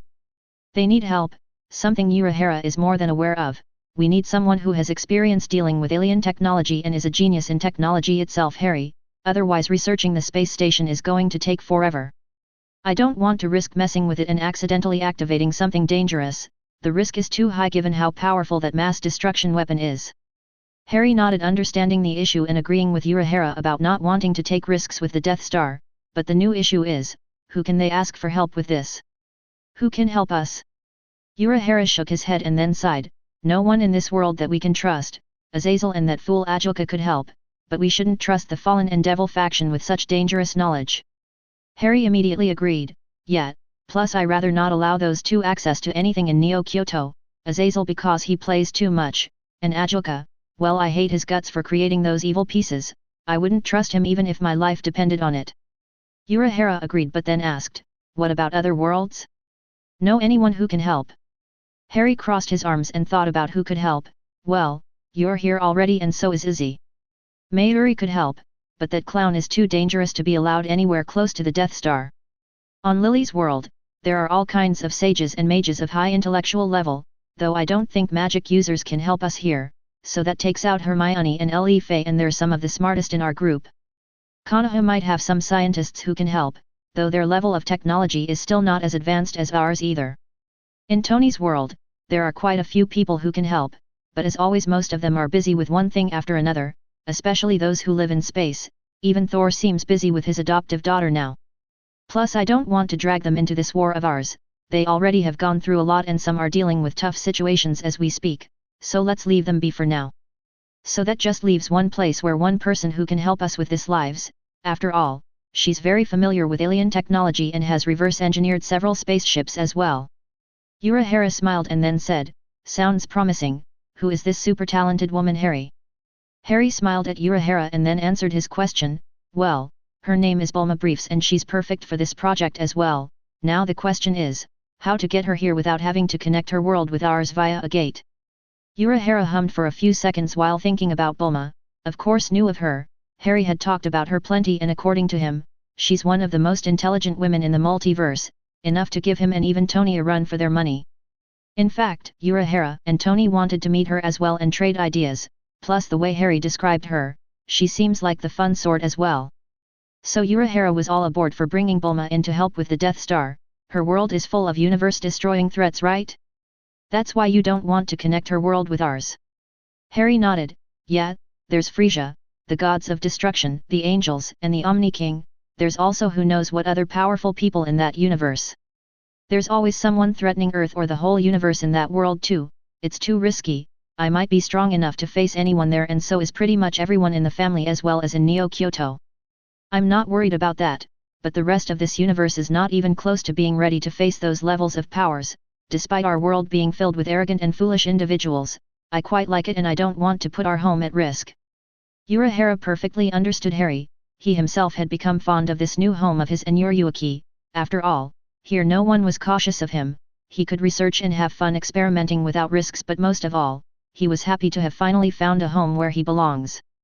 The respect and acceptance he gets from everyone in the Potter household is something he has come to cherish along with Uruaki, who having lived as a noble and then a fugitive had been restricted quite a bit in regards to how to live her life. Now, she does what she wants and even has a lot of fun without having to keep an eye on her back like back in their home world, thanks to Harry and the family, they both have come to learn what freedom truly is. So Urahara also wanted to keep this world, his home safe, then let's come up with a way to allow your pals from Bulma's world to come over, I'm sure if we all pitch in we'll come up with something. Harry nodded with a big smile on his face, I actually have an idea for that, a teleporter of sorts, a handheld one that my friends can carry around and keyed to them so only they can use it. However to pull that off I going to have to use my full power and the domains I gained from the Infinity Stones which means. Urahara immediately realized the issue Harry was hinting at, we need materials and enchantments that can safely hold the power of the Infinity Stones or rather their energy, that's a tall order. Harry nodded, I know. I was thinking of trying URU, or even vibranium but the nature of those metals might not work out well with the energy of the Infinity Stones. Urahara hummed for a bit before offering his opinion, right, vibranium's properties won't protect it from the energy, especially at those levels, URU might be able to handle it, but not in something so small as a portable teleporter. Adamantium wouldn't work either, it's not flexible enough for what we need, that and once adamantium cools down there is no way to melt it again unless we try some very drastic measures. Harry nodded in agreement with Urahara, which was bad news since adamantium, vibranium and URU were some of the most powerful metals they had access to, any element and metal from Shepard's universe wouldn't work either. Those materials are saturated with element 0 and it doesn't play well with other sources of energy, we would have to do some intensive research before we even try to make something out of those materials. Urahara sighed and nodded, element 0 was a source of energy that was capable of creating dark matter via electricity, which made it unusable for them. Mana is like electricity after all and it has been shown to be volatile while combining it with element 0.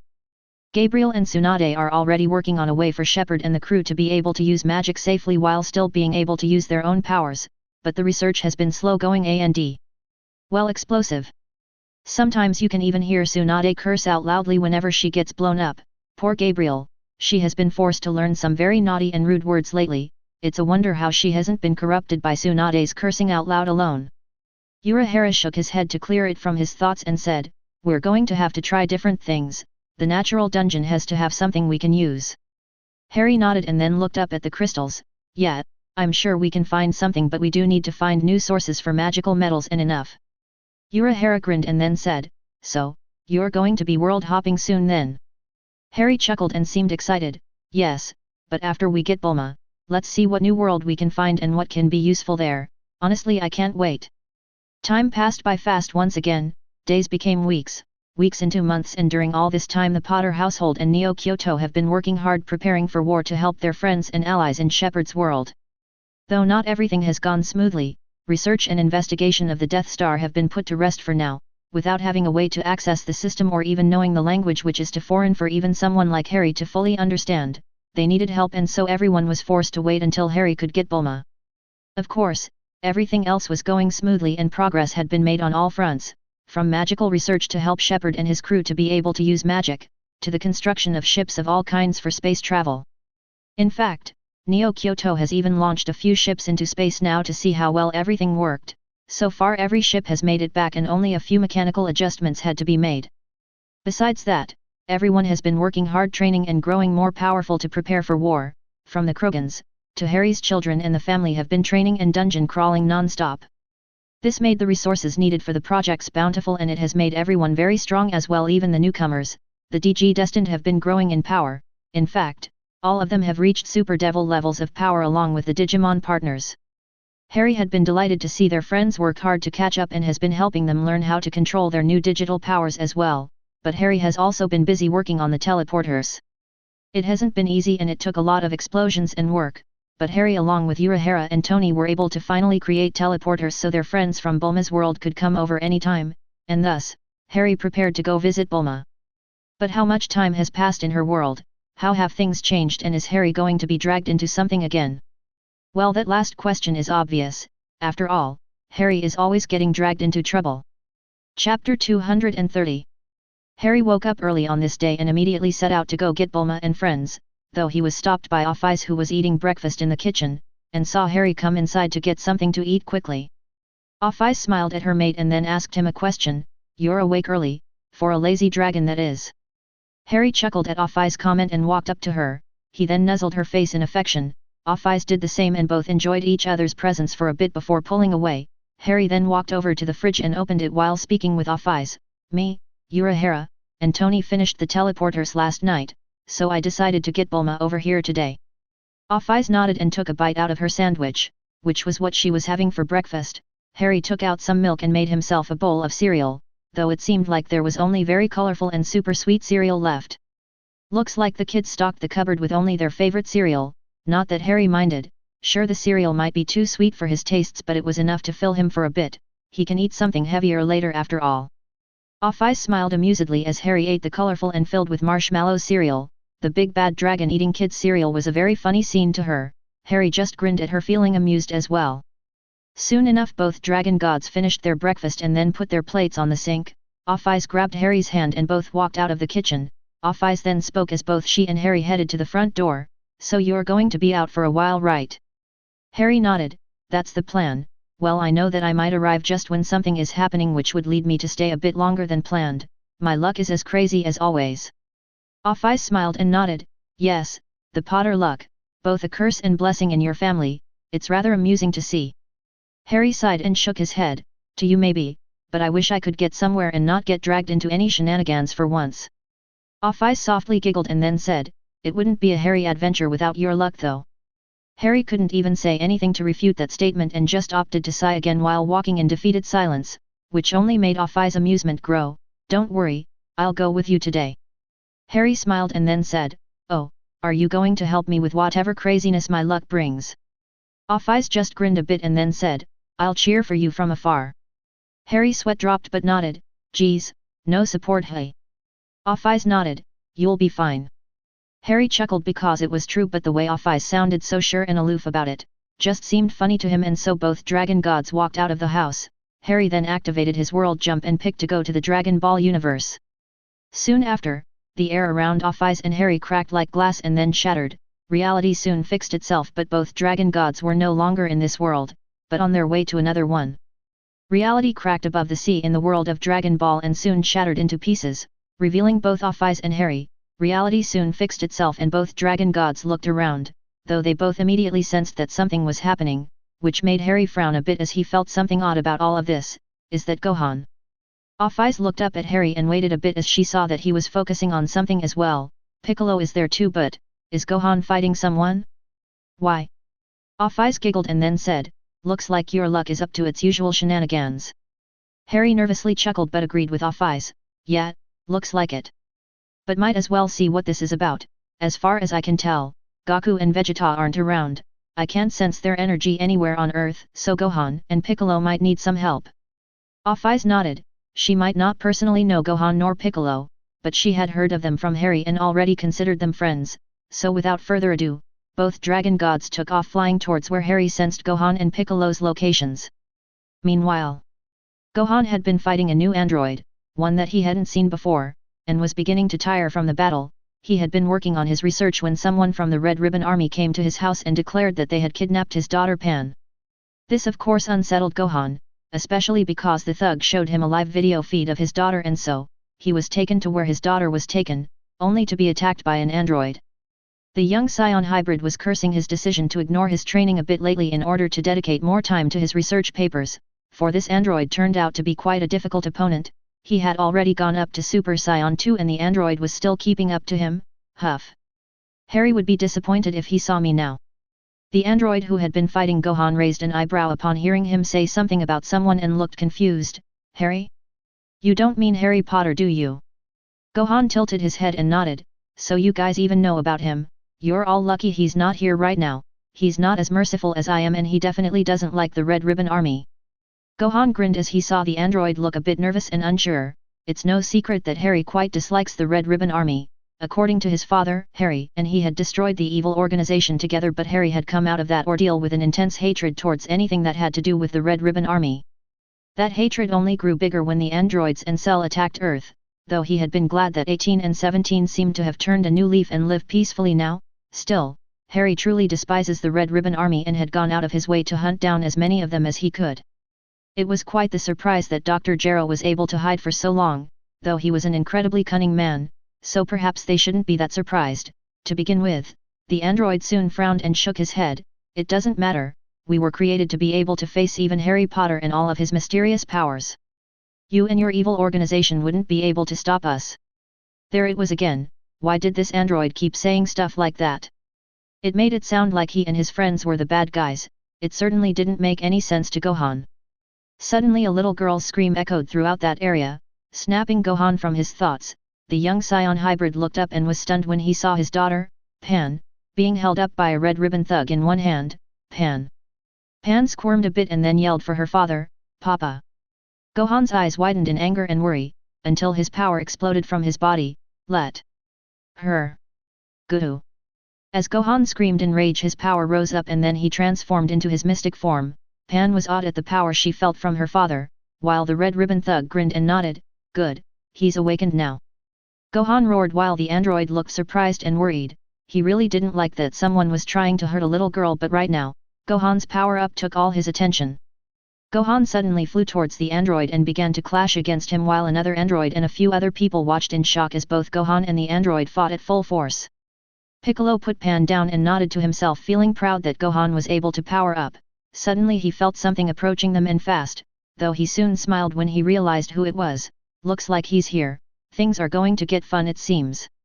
Pan looked up towards Piccolo and tilted her head in confusion. Hey? Who are you talking about, Mr. Piccolo? Piccolo took off his helmet, mask, and uniform.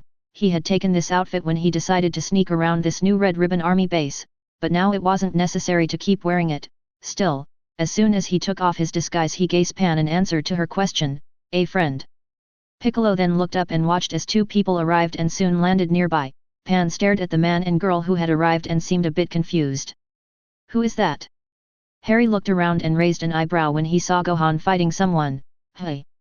Is that an android? I can't sense any ki from him, but I do feel some digital energy signature. The little girl beside Harry tilted her head towards Piccolo, who began to walk towards them. You're very green, are you sick? Harry snorted, trying not to laugh, while Piccolo froze and sweat dropped upon hearing what the little girl said. I'm not sick. I'm naturally green. The little girl nodded. Ah, okay then. Harry chuckled, not being able to hold his amusement. Sorry about Off-Eyes, Piccolo, she can be very blunt but she doesn't mean any harm. Piccolo sighed but nodded, understanding. It's fine. I'm used to bluntness, especially when you know the Sun family. Harry laughed, knowing full well what Piccolo meant.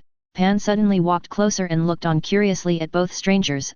Off-Eyes noticed her and decided to greet her, so the small dragon god waved at her with a small smile on her face. Pan smiled back and waved at Off-Eyes, feeling rather happy that she seemed friendly. Inside she was wondering if the little girl would play with her later. Meanwhile, Harry decided to ask what was happening. So, what's going on here? Piccolo scratched his head and turned around to watch how Gohan was now fighting on equal terms with the android. It seems like the Red Ribbon Army has come back somehow. Now they have 2 new androids and for some reason, they seem to think we're the bad guys or something. One of them even attacked me at my home. Though these androids don't seem evil or anything, in fact, they seem to be playing at being superheroes, if you would believe it. Harry closed his eyes and sighed. Superhero androids, why is it that every time we find ourselves with a new enemy, they're weird in some way? Piccolo sighed and nodded. Yeah, I noticed it. Pan walked over to Off-Eyes and began to walk around her while inspecting the dragon god curiously. Off-Eyes just looked at her as she walked around her, though she seemed more amused rather than annoyed or anything else. Piccolo looked at Off-Eyes and raised an eyebrow. And who is this? One of your kids? Harry laughed a bit and then shook his head. No, this is Off-Eyes, the dragon god of infinity and one of my girlfriends. Piccolo gaped and then nervously began to sweat as he took another look at Off-Eyes. This little girl is a dragon god like you? Harry nodded and then explained. Yeah, she is the leader of the dragon faction in my world and she's one of the most powerful fighters in my family. She might look small but she's extremely powerful. Piccolo began to sweat even more and looked a bit frightened. Harry was already powerful enough as it was, but hearing that there were more dragon gods out there, was a really big shock to Piccolo. Pan, however, wasn't nervous or even worried, instead she was awed. Wow! Are you really that powerful? Off-Eyes nodded. I am. I was already strong when I met Harry, and now I've grown even more powerful. Pan widely smiled and looked excited. Wow! I want to get that strong too. You think I can? Off-Eyes nodded while looking amused. I think so. You're already powerful and I feel a lot of potential in you as well. I believe you're part Scion, right? Pan looked a bit confused, but she soon realized what Off-Eyes meant. Oh! Like Grandpa Goku and Mr. Vegeta, right? Off-Eyes knew who those two were, but hadn't met them. She did however know, thanks to Harry, that Goku and Vegeta were full-blooded Scions. That's right, they're both very powerful and you being related to their race ensures that you will get that strong. But you have to work hard and train. Power, true power comes from hard work and dedication.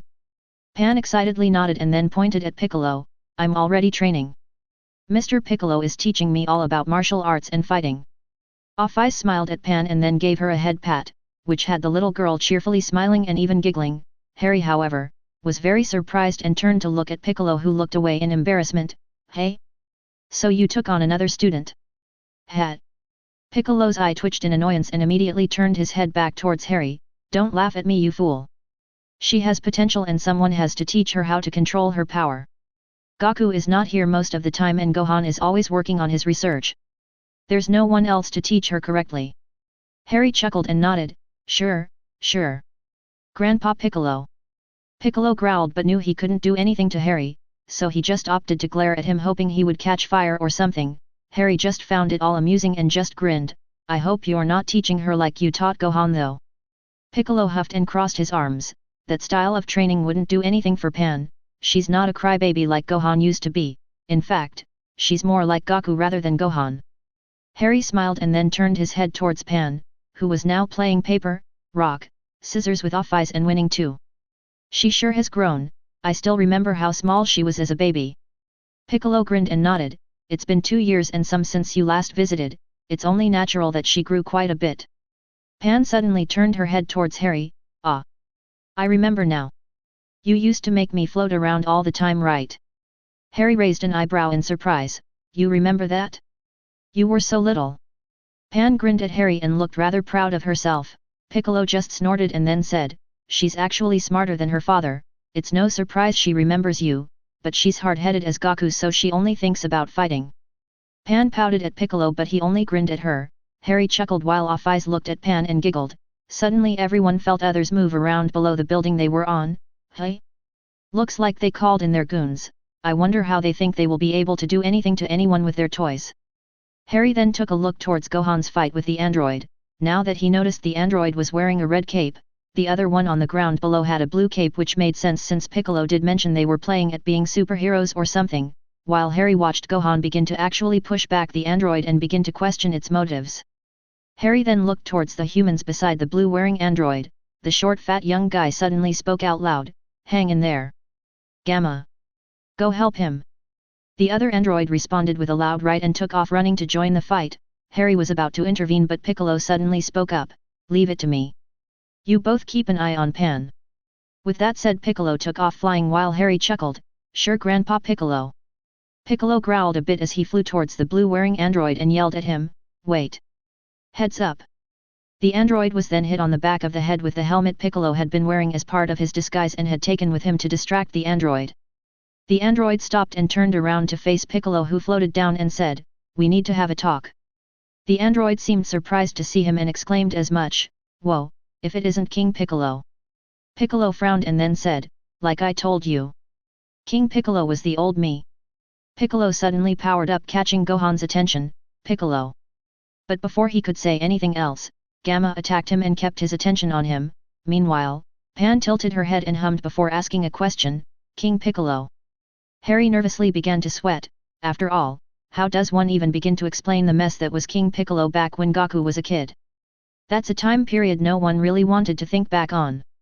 Luckily the blue-wearing android grinned and spoke up, distracting Pan from her question, much to Harry's relief, so I didn't completely vaporize you? Don't tell me you think you can win, just because you made it out alive. Piccolo looked down and then responded with, this is not going to end the way it did before. The blue-wearing android bent his knees and then said, you mean, you're not going to run away again? With that said, the android jumped up towards Piccolo at high speed and began to clash with the name Kian. To Harry, it was obvious that Piccolo seemed to have the upper hand for now since he was counter-attacking each of the android's attacks. Though this made Harry wonder something he had noticed. Piccolo's power level has dramatically increased since the last time I saw him, I wonder. Now both Gohan and Piccolo were fighting the androids. However, Harry noticed that they seemed to be sort of playing around a bit. They were even having a conversation while everything around them was being destroyed. This only meant one thing to Harry, I see, so the android isn't really evil nor a threat, they do seem sort of playful too, good thing too, now I don't have to destroy them like I'm going to do with this new Red Ribbon Army. Off Eyes nodded, yup, looks like fun actually, those androids seemed very powerful too, much more than any robotic being I've met. Harry nodded, yeah, they're at least as powerful as Goku and Vegeta were after the Tournament of Power. Pan suddenly gasped and Harry immediately turned his attention towards Piccolo, who was brought down by a powerful combo from the android, sending him falling toward a precipice. Harry was about to take off and help, but he suddenly felt something, a powerful energy began to surface from Piccolo, which caused him to pause and watch what was about to happen. Piccolo's body exploded with a massive surge of mystic energy and then, he transformed. Harry widened his eyes in surprise and soon after he grinned, ha ha ha. He actually did it. This is your full power and potential unlocked, Piccolo. Now show me how powerful you are now. Piccolo emerged from a pillar of yellow energy that had formed from his surge of power. However, to the surprise of everyone except Harry, Piccolo emerged transformed. Now his usual green skin had turned yellow, and gained a massive build of stature and muscle, even his eyes had changed color from black to red. The android seemed surprised for a second but then roared and launched himself towards Piccolo, this means nothing. The android unleashed a couple of powerful punches toward Piccolo the moment he got close to him, but the name Kian didn't even bother dodging, instead, he took the punches head on and didn't even flinch. This of course shocked the android and soon he stopped his punches to gape at Piccolo, who was looking down at him unimpressed by his attacks. Piccolo then suddenly pulled his arm back and with a roar unleashed a powerful punch towards the android. The punch came too fast for the android to avoid and it crashed against him full force, sending him flying back and crashing hard against the floor some distance away from Piccolo. The android had been completely overwhelmed by the force behind the punch and lay on the ground twitching in pain. Piccolo grinned and then said, "Well now, thank you Shenron, that little extra went a long way." Harry grinned having heard what Piccolo said, "So he did follow my advice, I wonder if the others did so as well." But before Harry could continue to wonder if his other friends followed his advice to gain further power, the short fat human down below took a few steps back and said, "It can't be." The other short individual wearing a magenta-colored suit, suddenly gasped and then began to yell at his goons, "What are you waiting for? Fire!" The goons immediately followed his orders and shot at Piccolo, but their bullets just bounced off his body. The magenta-colored suit-wearing short guy growled in frustration and yelled at Piccolo, "You reg!" The other human, the one wearing a red suit and standing beside this magenta suit-wearing short guy, suddenly spoke up to him, "Commander." Harry heard this and it made him narrow his eyes, so that's the leader of this so-called new Red Ribbon Army. The commander nodded to his follower and then said, "We have no choice." Both he and his red suit-wearing follower immediately took off running, while the other short fat guy watched on in shock. Ugh! Those little... Harry watched these two guys make a run for it toward a car and was about to stop them, when Pan suddenly yelled at them, "Don't you dare run!" The little hybrid scion girl suddenly jumped down from where they had been watching the fight, and ran through a few goons, defeating them fast while running towards the two fleeing cowards. Harry watched this and a small soft smile grew on his face. Piccolo is right, she's exactly like Goku. I feel bad for Videl and Gohan now. Off-Ice suddenly floated up and moved to join Pan. Harry smiled and then asked, "You're going to go help her?" Off-Ice nodded, "She's just a hatchling, I need to keep an eye on her and make sure she's safe." Harry nodded and smiled at Off-Ice, "Okay, but do let her have her fun, she's a scion so she needs to fight to grow, it's in their nature." Off-Ice smiled and nodded, "Don't worry, I'm just going to ensure she's safe." With that said, Off-Ice disappeared in a blur, while Harry turned his gaze to watch the fight between Gohan, Piccolo, and these new androids. Pan ran forward at high speed while knocking out quite a few more goons that tried to get in her way. The red suit-wearing guys saw her get closer and closer, so he took out a gun and then spoke up to his boss, "Go ahead Commander. I'll take care of this." The Red Ribbon Commander nodded and took off running, while his follower aimed his gun at Pan, "Take this you brat." Pan skidded to a halt as the red suit-wearing guy began to fire his gun. Pan quickly skipped around to avoid the bullets until Off-Ice blurred at his side and grabbed his wrist. The red suit-wearing guys screamed in both fright and pain at how hard Off-Ice was grasping his wrist. "W what? Let go you brat." Off-Ice turned her gaze at the fool before her and glared at him, which caused the guy to begin to nervously sweat. Never aim a weapon at a child. The blue-wearing android had seen all of this and was very surprised that someone on his side would try to shoot a kid. So, they really are the bad guys after all.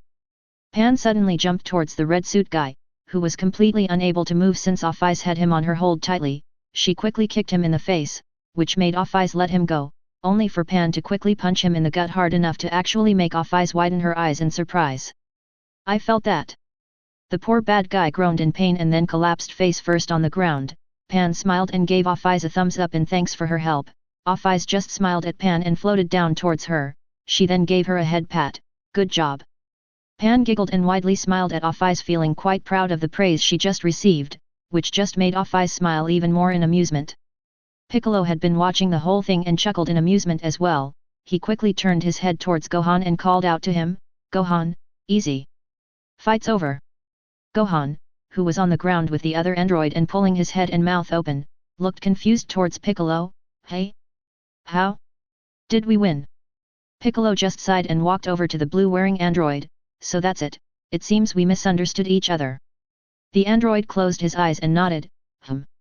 Harry soon floated down and looked over at the fighters, done playing around. Piccolo just huffed at him, but soon nodded. Harry of course grinned at Piccolo and then said, "All right, so mind telling me just what's going on here with these androids? They don't seem to be bad guys." Meanwhile, the Red Ribbon Commander had made it to a secret lab. The other short fat guy had followed him and when he saw him, he immediately called out to him, "What are you doing, Commander? Don't tell me you're going to..." The commander nodded as he typed something on a very advanced-looking computer. "You got it. I'm about to activate Cell Max." The short and chubby guy growled in frustration and worry upon hearing the commander's plan. he quickly pushed on the brake of the vehicle he used to get to the secret lab and jumped out of it as soon as it slowed down. He tucked his body into a ball and quickly began to roll down towards the commander. He stopped right behind him and struck a cool pose while he began to yell at the commander, "You'll doom us all, fool! You ran but the Gammas are still fighting." The commander stopped what he was doing and pulled out a gun from his suit's coat. He then grinned as he aimed the weapon at the chubby short guy. "You're the only fool here, they were supposed to have won easily. I trusted you, but this whole thing is falling apart. Now even Harry Potter is here. No one has seen him in years and he somehow just appeared here. You think your androids can win against him and his odd abilities?" The short chubby guy frowned. Of course, he knew who Harry Potter was. He had read a long file about him beforehand even before he began to build the Gammas. Not only was he a formidable martial artist, but he had been seen wielding all sorts of odd and inexplicable techniques. Not to mention those key-like weapons he sometimes used outside of the World Martial Arts Tournament. Honestly, he couldn't even begin to try and make sense of the things he had read that Harry had done. All of it just seemed out of a fantasy novel or anime, and he couldn't even begin to try and explain what Harry Potter can do with all concepts of science. He just casually breaks the laws of physics at all times. But he had faith in the Gammas.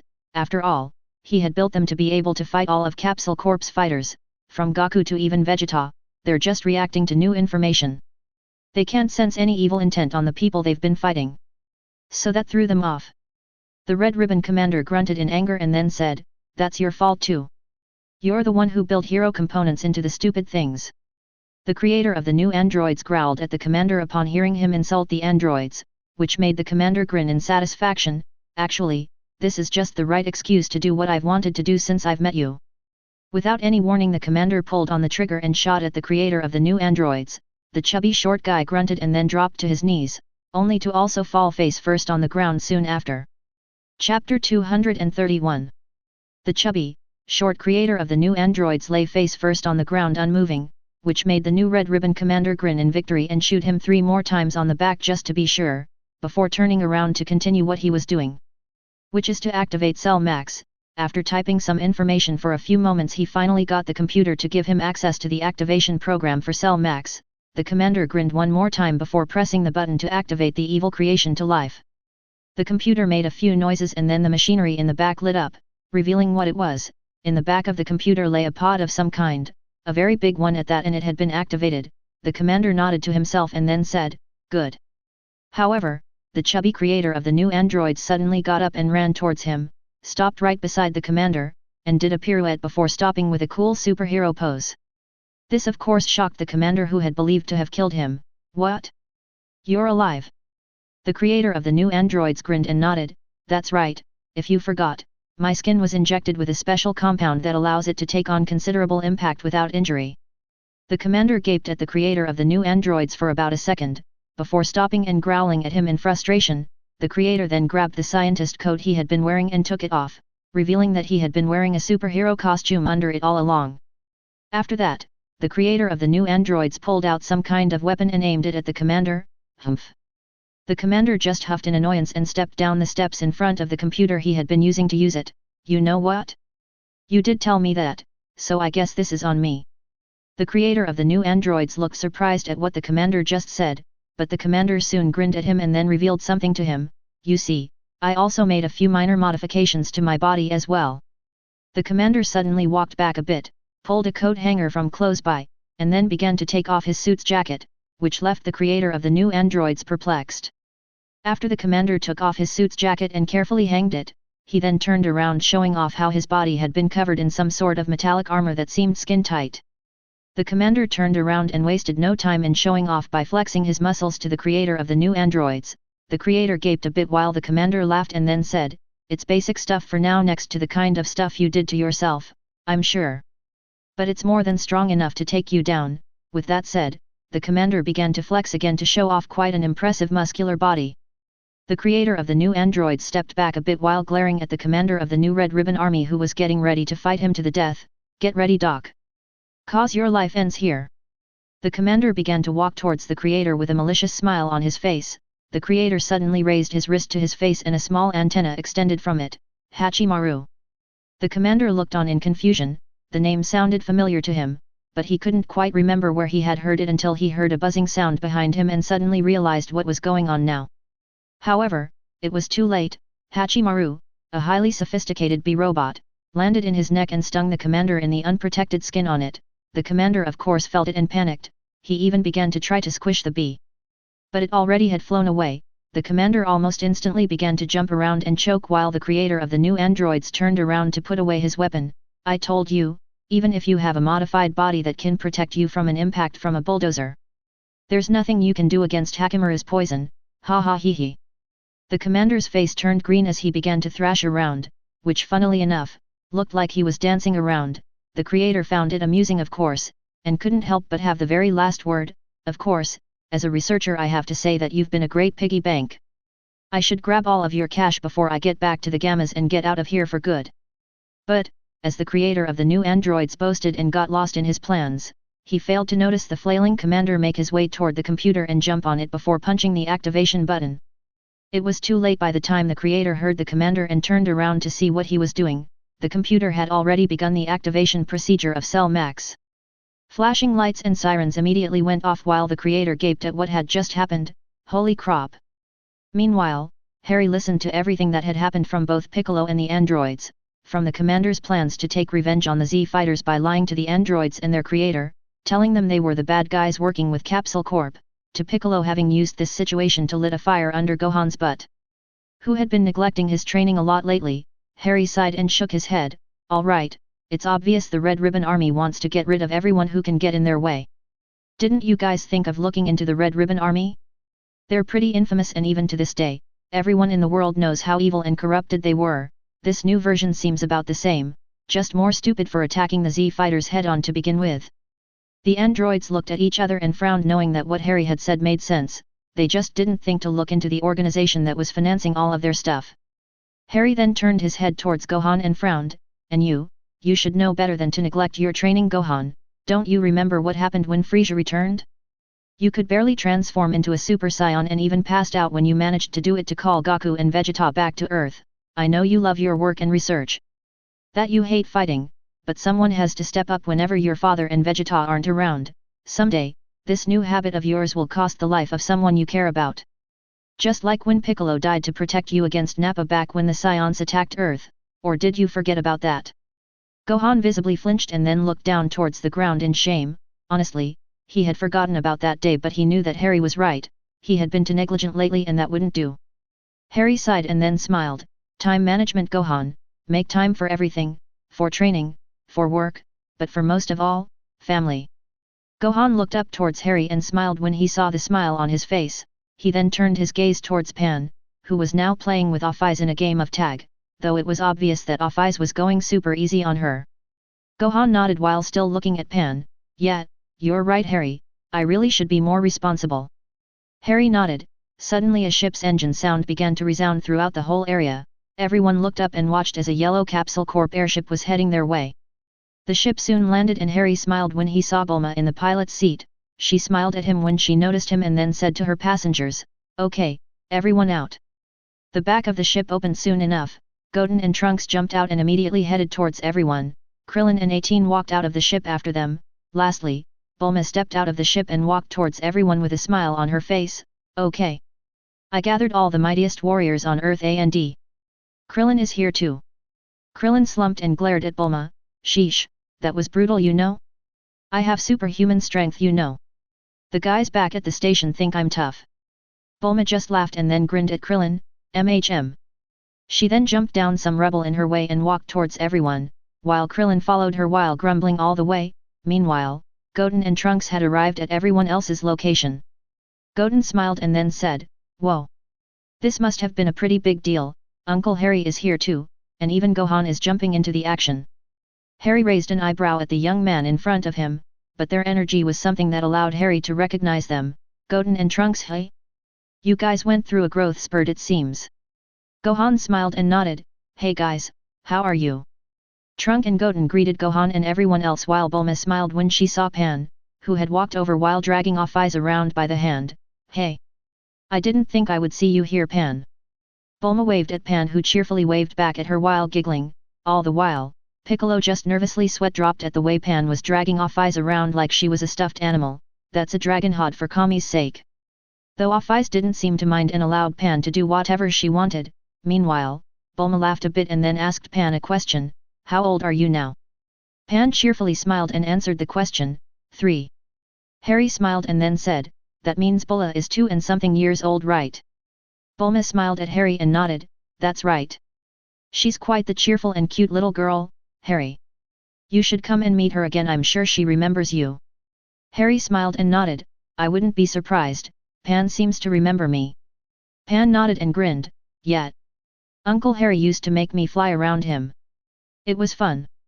Bulma giggled and then asked a question, "Hey, I'm surprised she remembers that, is that normal or something?" Harry hummed for a second and then explained, "Well, I think it's a scion thing, since they're babies they seem to be able to remember everything since they're born, which is why scions felt comfortable with sending babies into space to conquer worlds. They would remember their programming and do their mission until they were picked up, well except Goku, that bonk on his head made him forget everything, lucky us hey." Bulma nodded and smiled, remembering about Goku's accident which led to him becoming the kind-hearted guy he is. Now that's good to know. No wonder Bulma is so smart. Too bad Trunks is just a troublemaker. Trunks' sweat dropped but didn't respond because Bulma was glaring at him. Goten did the smart thing and just stepped away from Trunks while nervously laughing. Meanwhile, Krillin walked over to Harry and greeted him, "Hey Harry. What brings you back to our world?" "Not that I'm not happy to see you, of course." Harry smiled at his friend and explained, "I actually came to ask Bulma for her help." Bulma pointed at herself and then said, "Hey? Me?" Harry nodded, "Yup, I need your mind and your experience with alien technology." Bulma tilted her head but soon smiled and seemed to grow excited, "Ooh.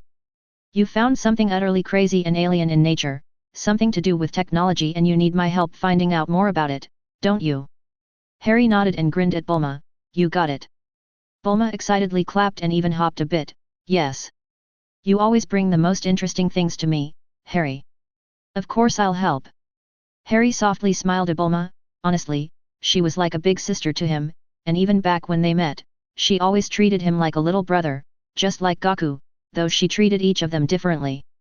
She's mostly annoyed and screaming at Goku, but that's because he's like that annoying little brother that you love but want to dropkick. With Harry though, she would act caring and supportive. But that was because Harry is a soft-spoken and polite guy and she got attached to him like family because of that.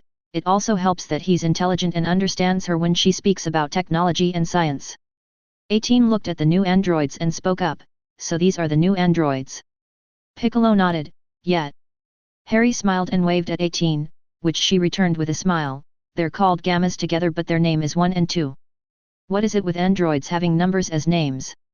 18 grinned and shrugged in response, which only made Harry huff because she was being a smart-ass with him. Trunks looked at the android and grinned, "They're kinda cool." Goten nodded, "Yeah." Piccolo stared at both young scions and couldn't help but comment, "You two sure have grown a lot in a short amount of time." Gohan chuckled and explained, "Scions stay small for a long time and then hit a sudden growth spurt." Piccolo nodded and then said, "Hey, so that's how that works." Harry grinned and shook his head, "Well, not exactly, there is some growth while they're kids, but when they reach their teens they grow big." Bulma nodded and then said, "Goku grew when he was kid, not much but it was noticeable, but then he suddenly grew so tall." Piccolo crossed his arms and nodded, "Gohan grew well too, though, after the trip to Namek, he stayed the same size for a while until he came out of the time chamber with Goku, he grew quite a bit then." But then, why did Trunks and Goten stay so small for so long? Everyone turned to look at Trunks and Goten, whose sweat dropped at the sudden attention they were getting, until Harry suddenly said, "Late bloomers maybe." At the same time, while everyone else was having a nice chat, the creator of the new androids was desperately trying to stop the activation of Cell Max, though by the desperate look on his face, one could tell that it wasn't going well. Unaware of the danger that was about to be unleashed, Krillin decided to ask a question, "So, what happened? Weren't you guys fighting the androids?" Harry nodded, "They were, but it seems like these androids were lied to by the new Red Ribbon Army into thinking we were the bad guys. They're really not that bad, just weird." Gamma 1 and 2 sweat dropped at being called weird, while Krillin nodded, understanding the situation better. Meanwhile, Gohan began to look around for something. Had anyone seen my glasses? I can't see too well right now." Pan ran forward while still dragging Off-Eyes, who was smiling, all the while Piccolo just sweat dropped again at this. he really can't believe Pan was treating a being so old and powerful like a doll, and Off-Eyes didn't even seem to mind it either. Are all dragon gods weird or something? Harry chuckled, seeing the expression on Piccolo's face, knowing what was going through his mind. Meanwhile, Pan and Off-Eyes began to look for Gohan's glasses.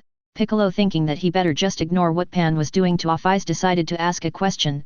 Now that you mentioned it, does your eyesight get better when you transform into a Super Saiyan? Gohan stopped looking around and turned around to stare at Piccolo in confusion, which got Piccolo to glare at him. Don't tell me you didn't notice it until now. Gohan nervously laughed and scratched his head, while Harry just chuckled and said, well, the Super Saiyan transformation also multiplies all senses capabilities, so I'm not surprised his eyesight gets better when transformed. What surprises me is the fact that you need glasses, Gohan. That's weird, a Saiyan's eyes don't deteriorate. Gohan looked up and began to think a bit more closely to his eye situation. Maybe it happened because I'm on my computer a lot. Harry raised an eyebrow and didn't seem convinced. Bulma then spoke up, it's because he's a hybrid Hari. As a half-earthling, he's not as protected as a full-blooded Saiyan is when it comes to things like eyesight deterioration. Harry nodded, understanding the situation now. Ah, I see, that makes sense now. Okay, come here, Gohan, I'll fix your eyesight. We can't have you tripping all over the place whenever you lose your glasses in battle. Gohan smiled and immediately walked over to Harry. He was honestly happy to have his eyes healed. He tried all human methods, like laser surgery and such, but his Saiyan physiology didn't allow the laser to even touch him, much less affect his eyes in any way. Back with the creator of the new androids. The creator kept trying to stop Cell Max from activating, everything short of causing a self-destruction, that would destroy a whole lot of land mass, but nothing the creator did was working at all. The program kept running and working fast to activate Cell Max. Eventual, warning alarms went off, causing the creator of the new androids to gasp and look around in fright, as the last steps to awake Max Cell began to activate. Inside the massive capsule, Cell Max opened his eyes and they began to glow with a menacing yellow color. Meanwhile, Harry finished healing Gohan's eyes and even made sure they would never deteriorate ever again. Gohan, being able to see clearly again, smiled and nodded to Harry. Thanks, Harry. Harry smiled and gave Gohan a nod. Don't mention it, Gohan, I'm just glad I could help. Gohan grinned and looked around to test his repaired eyesight, until his gaze reached Piccolo and remembered something. Oh, that's right, Piccolo, what was that form you used back there? It was incredible. You turned orange and your ki went through the roof. Piccolo raised an eyebrow and couldn't help but comment about what Gohan just said. Orange? Hey, I couldn't tell. But well, remember how Harry gave us some advice about how to advance in our training back when he visited a while ago? Gohan nodded, remembering what Harry had told them a while ago. Piccolo smiled and then said, in short, you might say I followed his advice and I've awakened just like you. Harry grinned and nodded to Piccolo. I take it Sheeran gave you an extra too. That ki felt mystical in nature. I bet you can pull off some cool spells with it with enough practice. Piccolo hummed for a bit and then nodded. Makes sense, I've always been able to use a bit of magic. Kami used magic as well to make the Dragon Balls. In a way, we Namekians are mystics in nature. Pan cheerfully smiled and then said, you look super cool, Piccolo-san. Gohan nodded, agreeing with his daughter, and then piped in, you should give that form a name, like with Super Saiyan. Piccolo grinned and then said, a name? Why bother? Harry chuckled and then said, names give power and meaning to things, giving your new form a name will give it weight, and who knows, it might actually influence it in a unique way. Piccolo understood what Harry was hinting at and began to think of name. However, Off-Eyes suddenly spoke up, how about divine dragon form? It's obvious that there's some dragon influence in the form, so why not use that for a name? Harry nodded, makes sense, Sheeran did give you the form. Besides, knowing you guys, you would probably name it something simple like Orange Piccolo or something. Piccolo's sweat dropped because that's the name he was thinking of giving to his new form, though he liked the divine dragon form name. The Kami in him also agreed as well. It was almost like the name was calling out to something deep inside him. Meanwhile, the creator of the new androids took a step back from the computer and pod, which quickly began to break down, until Cell Max exploded out of the pod with a loud roar, sending the creator flying back. The creator of the new androids looked up in shock and fright as Cell Max roared and powered up. However, the evil creation suddenly stopped as if it had sensed something and then looked up towards the surface with a glare. The creator shook from the sheer amount of hate and rage he could feel from Cell Max, only to take off running when Cell Max suddenly roared again and power up even more. Back with everyone, they all had taken a seat to rest a bit. when the roar from Cell Max reached them, causing everyone to stand up and looked around in confusion and concern. Harry frowned when he spread his senses to cover the entire area. What is that? The digital energy signature is massive. But it feels like an android. Everyone turned their head towards Harry and stared at him in confusion, while Harry himself narrowed his eyes when he noticed something coming their way. Look! Someone is coming! Everyone turned to look towards what Harry was pointing at, and indeed, a small air vehicle was rapidly coming their way. However, it seemed to be damaged, and soon enough it began to lose control. A few seconds later an explosion occurred in its engine and then dropped to the ground, where it crashed soon after. Everyone looked confused at what had happened and stared at the crashed vehicle, only to see the creator of the new androids climb out from the crashed vehicle and communicate to the androids in a hurry. It's Cell. Cell Max is active. Gamma 1 and 2 heard their creator via duct radio and looked shocked by what they heard. One suddenly spoke out of shock, Cell Max. Harry heard the android and widened his eyes in surprise. Cell? No, it can't be. Suddenly, something massive exploded from the ground a fair distance away from everyone and stopped in mid-air. Everyone looked up in surprise, but Harry immediately recognized who it was that was now flying in mid-air above them and grew even more concerned when he felt Cell Max gather a massive amount of energy. Fuck. Everyone! Brace yourselves, it gathering a massive amount of power. Cell Max roared in the sky as a volatile and highly powered orb of black and red energy coalesced around him. It soon grew and grew until it had become the size of a small moon. Off-Eyes immediately grabbed Pan and flew up while covering her inside an egg-like construct of energy to protect her. The orb expanded so much that it reached the creator of the new androids, who couldn't get out completely from his crashed airship. Gamma 2 immediately called out to its creator in worry, Doctor. Both androids took off flying and tried to go into the orb of energy to get to the doctor, but the energy was too powerful and it halted their movements. Both Gammas roared and powered up in the hope of making it inside to save the doctor, but they were sent flying back soon after. Harry jumped in front of everyone else and spread his arms wide open. A barrier of energy immediately materialized around him and his friends as the energy suddenly stopped getting bigger and violently exploded outwards. Harry grunted a bit from the force behind the energy explosion, but it soon subsided when Cell Max suddenly spread his arm and wings outwards. The explosion was caused by him just powering up, and Harry was the first one notice that. TCH, why is there always something more powerful popping out in this world? Everyone looked up as the smoke and energy left over began to disperse, allowing everyone to finally see Cell Max. Krillin gaped, not believing his eyes. No way, is that? Cell growled at everyone as he looked down towards them. 18 gasped in shock and then loudly exclaimed, it can't be. It's a huge cell. Harry frowned and glared at Cell Max. Now that's face I've never wanted to see again. Meanwhile, in the air, Gamma 2 was frantically looking around for the doctor but was interrupted when Cell Max suddenly exhaled a massive amount of steam from his mouth. Gamma 2 glared at Cell Max and angrily shouted, damn it all. Gamma 1 looked at him and called out to him, Number 2. Gamma 1 turned around to look at Gamma 2 and looked surprised when he saw the angry look on Gamma 2's face. The android glared at Cell Max and loudly spoke out, let's do this. Number 1 nodded and then both androids shot forward towards Cell Max. Cell Max immediately noticed them and glared at the androids as they quickly approached them at high speed. Meanwhile, Off-Eyes soon flew down and reunited with everyone. She quickly let Pan down and walked towards Harry.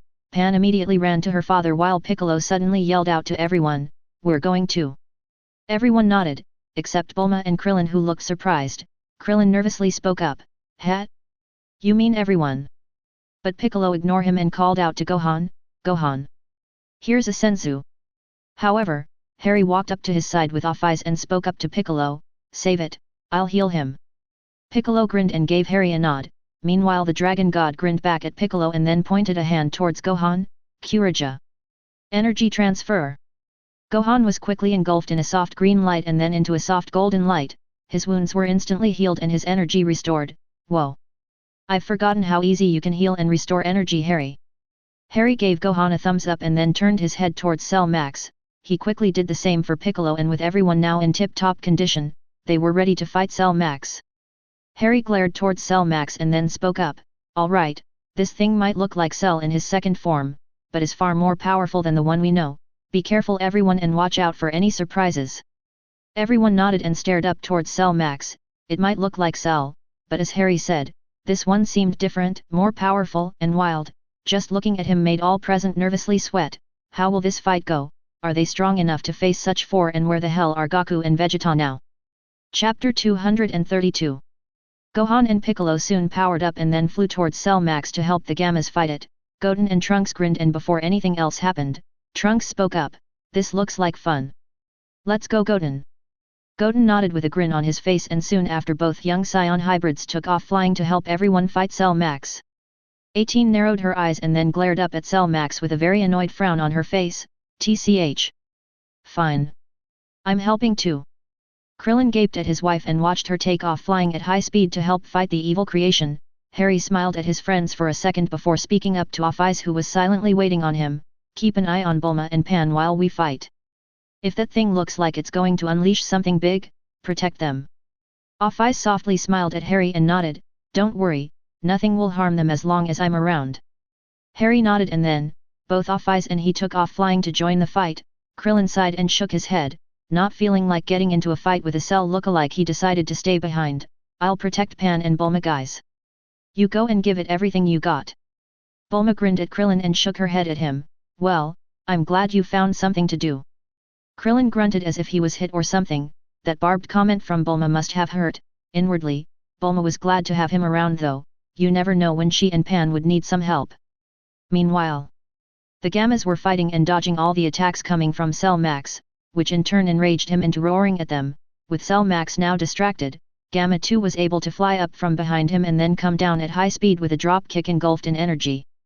Cell Max heard the android coming down with an attack and quickly blocked him with the back of his fist. Gamma 2 grunted and tried to break through, but Cell Max pushed him away with ease. Gamma 2 huffed in annoyance at being pushed away and tried to fly forward to continue his attack on Cell Max, but that didn't work, and instead, Gamma 2 was forced to fly to the side to dodge a punch from the massive Cell Max. Cell Max, however, instantly reacted and swung his fist towards the moving Gamma 2. The attack came too abruptly and fast for the android, resulting in him getting hit full on and being sent flying down towards the ground at high speed. Gamma 2 screamed in pain as he flew through the air and soon crashed against the ground. Rock, dust, and debris flew from all around him as his body hit the ground and created a large crater. Cell Max, seeing that Gamma 2 was down, quickly gathered energy inside his mouth and prepared to fire a ki beam at the downed android, only to be stopped by a ki blast to the face that came from his side. Cell Max growled in rage and looked over at who had just shot at him. He saw Gohan coming his way and was about to roar at him in challenge, only for Piccolo to kick him on the back of the neck with both feet. Cell Max grunted in pain from the surprise attack, but didn't have time to counterattack as both Goten and Trunks came flying at him from above at high speed. Trunks grinned and yelled as he prepared a ki attack, "Leave some for us." Goten also prepared a ki blast and grinned before yelling out, "Yet." Both Scions then unleashed a barrage of ki blasts at Cell Max, which caused him to ragdoll in mid-air. Goten quickly cupped his hand and began to yell out his next attack, Kamehameha. The blue ki beam attack flew at high speed towards Cell Max and crashed against his abdomen. The ki beam blasted him downwards even more and increased his falling speed. Cell Max growled in rage and quickly twirled his body just in time to land on both hands and feet on the ground, causing a massive dust cloud to cover him. Both Off-Eyes and Harry then flew into the dust cloud and punched Cell Max in the stomach at the same time.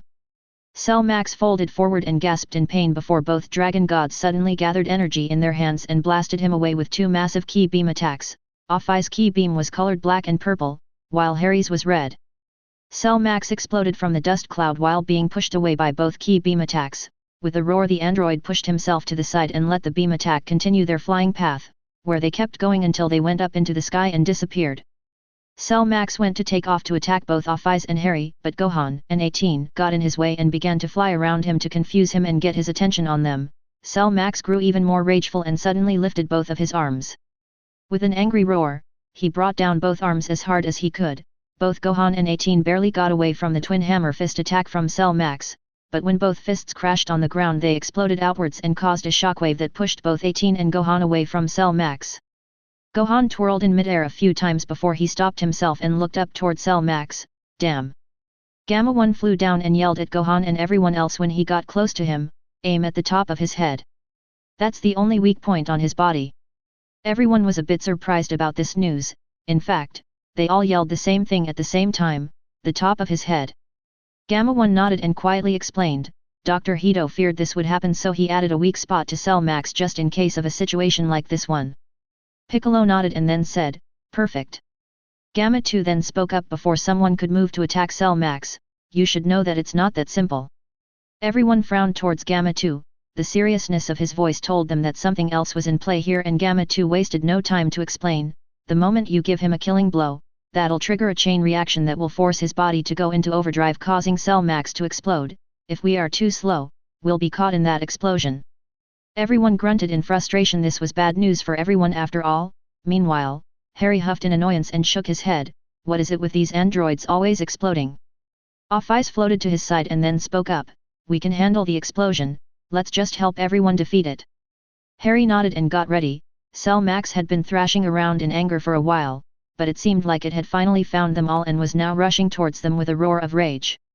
Gamma 1 took off at high speed with a growl and avoided a backhand slap from Cell Max. He flew around his massive arm and then reached his face. The android then proceeded to shoot an energy blast at Cell Max's face, though it practically didn't do anything to him. Cell Max, angry at the attack, tried to punch Gamma 1, but a blue ki blast hit him in the face again. Cell Max growled in pain as Gamma 2 yelled and fired multiple energy blasts non-stop at Cell Max's face. Seeing this, Gohan, Piccolo, Goten, and Trunks decided to lend them a hand, so they all yelled as they raised their hands and fired a barrage of ki orb attacks at Cell Max, while he was distracted with the androids. The ki orbs hit Cell Max but didn't do any damage, instead they were pushed away from his body somehow. Cell Max suddenly jumped up and over the Z fighters. Gohan widened his eyes in shock and quickly turned around, only to see Cell Max upside down behind them. Cell Max quickly punched Gohan away, surprising everyone else. Piccolo gaped at the force behind the attack and called out Gohan in worry. Gohan.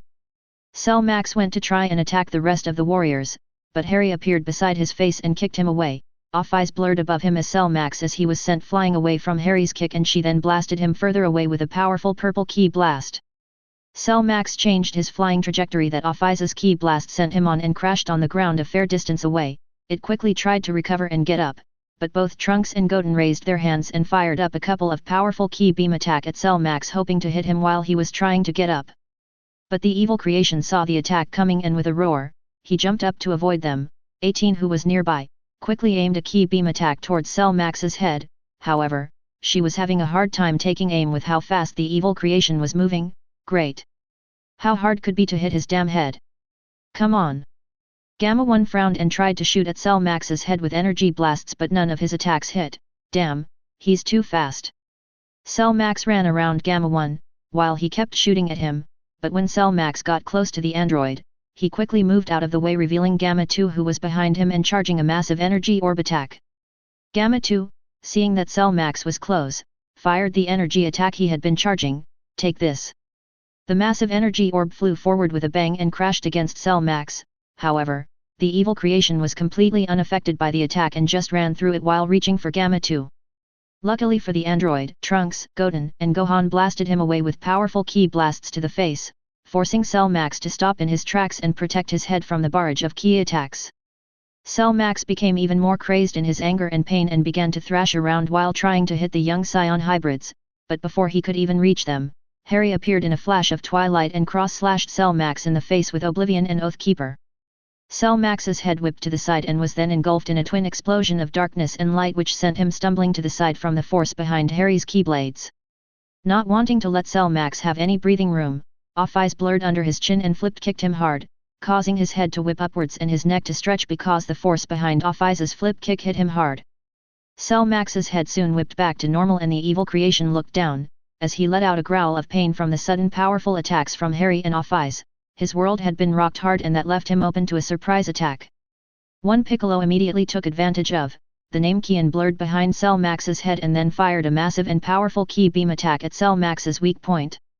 Cell Max howled in pain and stood there in shock at having his weak spot attacked so harshly. Everyone taking part in the fight grinned seeing Piccolo's attack hit head-on and at full force. Goten even fist-pumped in celebration. He did it. Harry, however, did not celebrate. Instead, he narrowed his eyes and then clicked his tongue in annoyance. It didn't work. His digital energy signature is still flowing strong. Off-Eyes heard Harry and immediately got ready for a counterattack, while Harry himself powered up a bit in preparation. Meanwhile, Piccolo's ki beam attack soon subsided and revealed that Cell Max's head was undamaged by the ki attack. Piccolo widened his eyes in shock upon seeing that his surprise attack didn't have any effect. It didn't work. Cell Max suddenly roared in rage as his tail and the many spots on his body began to glow with violet energy. Off-Eyes widened her eyes and immediately turned around, the Dragon of Infinity felt the energy within Cell Max surge and knew to go to Pan, who was unprotected for what's to come. Harry grunted when he felt Cell Max's energy rise up and immediately called out to everyone, "Guys! Get ready! Something big is coming!" With one last rage-filled roar, Cell Max unleashed the energy he had gathered and released a shower of violet energy beams that began to rain down all around him. Everyone immediately began to fly around trying to avoid the beams of energy.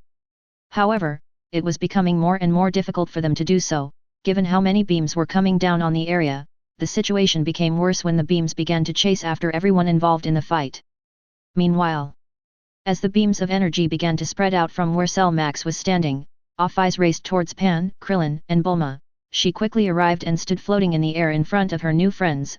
She immediately began to slap the beams of energy as fast as she could. But more and more began to head in her direction, and what was worse, they began to grow in both size and power. Seeing this, Off-Eyes turned her head towards Pan, who was closest to her. "Pan! Run!" Pan, who was watching with wide eyes at what was happening and how Off-Eyes tried to protect her and her friends, immediately nodded and turned around to run towards Krillin and Bulma. However, the energy beams began to hit too close to them and both Bulma and Krillin were forced to escape. But not before looking towards Pan in worry as the young Scion hybrid ran towards them as fast as she could. Krillin saw an energy beam heading her way and called out to her, "Pan!" Off-Eyes immediately turned around when she heard Krillin call out to Pan and was about to head over to her to save her, but a barrage of energy beams suddenly crashed against her back. Gah! Off-Eyes, despite not getting too hurt, was still caught off guard when the beams of energy followed her and was blasted downwards while being driven into the ground by the force behind the energy attack. Pan saw what happened to Off-Eyes and was very worried about her, but then watched as the beams of energy began to move towards her. She quickly turned around and took off running as the beam got closer and closer to her. Krillin called out to Pan in worry as the beam approached her, "Pan, fly!" Pan ran and ran, of course, heard Krillin and tried to fly, but she had been having trouble doing so for a while now. Even with Piccolo's instruction she hadn't been able to fly, so the beam of violet reached her and Pan was engulfed within the energy. Krillin and Bulma gasped in shock, worried for Pan, but to their surprise and relief, Pan suddenly flew out of the beam of energy and got away from it. She looked a bit scuffed and burned, but otherwise, she seemed fine as she took off into the sky. She soon stopped in mid-air a safe distance away from the energy beam attacks, though Pan looked utterly surprised that she was now flying, so much in fact, that she almost lost control and fell. But she quickly focused again and floated on the air with ease. This made Pan blink a few times in surprise until Krillin flew over to her while carrying Bulma on his back. "Pan, are you okay?" Pan smiled when she saw that Bulma and Krillin were okay and immediately gave him a nod. "Yep." Both Bulma and Krillin sighed in relief, feeling better now that they knew that Pan was okay. Krillin smiled and nodded, "Thank goodness." He then turned his head to the side to speak with Bulma. "See, good thing I was around." Bulma laughed a little bit at Krillin's comment but nodded in agreement, "I guess so. But it would have been better if I'd bought along the plane so we could escape." Krillin nodded and frowned. They just didn't have time to get the plane out of the way, which was a shame, but at least they were okay. However, Pan remembered that Off-Eyes had been hit from behind while she was distracted. "Oh no! Off-Eyes! She got hit!" Both Krillin and Bulma remember that Off-Eyes had been taken off guard because she was more worried about Pan. So when Pan reminded them of this, they both immediately began to look for her. Pan quickly flew over the area looking for Off-Eyes while calling out to her, "Off-Eyes! Auntie Off-Eyes! Where are you?" "Off! Wah!"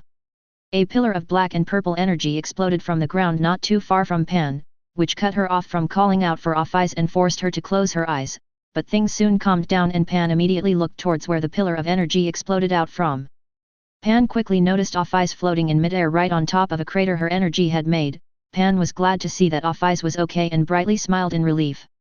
Though both Bulma and Krillin began to sweat when they noticed something peculiar, Krillin gulped and then said, "Uh-oh. Off-Eyes looks pretty mad." Bulma nodded and nervously laughed a bit. "Yeah, she really does." Off-Eyes looked over to Pan when she sensed her energy and her expression softened a bit when she saw that Pan was okay, though she quickly turned around and her eyes turned cold and sharp. "I'm annoyed now." Pan was about to fly over to Off-Eyes when she stopped in her tracks when she saw Off-Eyes being engulfed in an orb of black and purple energy, which began to grow and grow until it became a massive egg-like construct. Pan looked up and gaped at the size of the orb. "Whoa! It's so big! Suddenly the energy egg-like construct shattered and a loud roar echoed throughout the area. Pan, Krillin, and Bulma gaped in awe at the massive serpent-like purple and black dragon that emerged from the energy construct. Soon after, Pan cheerfully smiled and said, "Ooh! It's a black and purple dragon. Though it looks more like a serpent though." Off-Ice, having heard Pan's sweat dropped. Even though she was a serpentine-type dragon in her dragon god form, that didn't change the fact that she was still a dragon. The slight confusion in Pan's voice hit her pride a little bit. Meanwhile, everyone looked on as Cell Max roared after almost having blasted everyone away. Goten and Trunks, seeing that Cell Max was a very powerful and difficult foe, decided to try to fuse to take him on. However, Off-Ice's roar stopped them in their tracks in surprise. Everyone looked back and gaped at Off-Ice in her dragon god form, except Harry, who just smiled and then chuckled when he saw Off-Ice's sweat dropped and deadpan at something she must have heard. Well, looks like she was annoyed enough to not hold back as much anymore. Cell Max noticed Off-Ice right away and roared at her in challenge. Everyone noticed Off-Ice turned her head towards Cell Max and narrowed her eyes at him. In a burst of incredible speed, Off-Ice took off flying towards Cell Max and slithered in midair to fight him head-on. Cell Max seemed surprised at the speed Off-Ice was moving. Despite being so massive and long in her dragon god form, she was still able to move at impossible speeds. Harry grinned and then called out to everyone, "Guys! Get out of the way!" Goten, Trunks, Gohan, 18, Piccolo, Gamma 1 and 2 immediately took off flying in the opposite direction and got out of the way of the massive serpentine form of Off-Ice. Meanwhile, Off-Ice soon appeared right in front of Cell Max a split second later. Cell Max saw her and quickly whipped his tail towards her head in an effort to stop her, but Off-Ice just slithered around his tail and wrapped her body around Cell Max. The evil creation growled and roared as soon as Off-Ice had him in her grasp. But no matter how much he struggled, he couldn't set himself free from Off-Ice's body. The dragon god of infinity leaned her head behind Cell Max's head and opened her jaws wide open. She soon tried to bite into Cell Max's head, but he immediately moved his head away. Off-Ice, seeing that her bite attack missed, opted to charge her energy into her jaws, and this made Cell Max panic.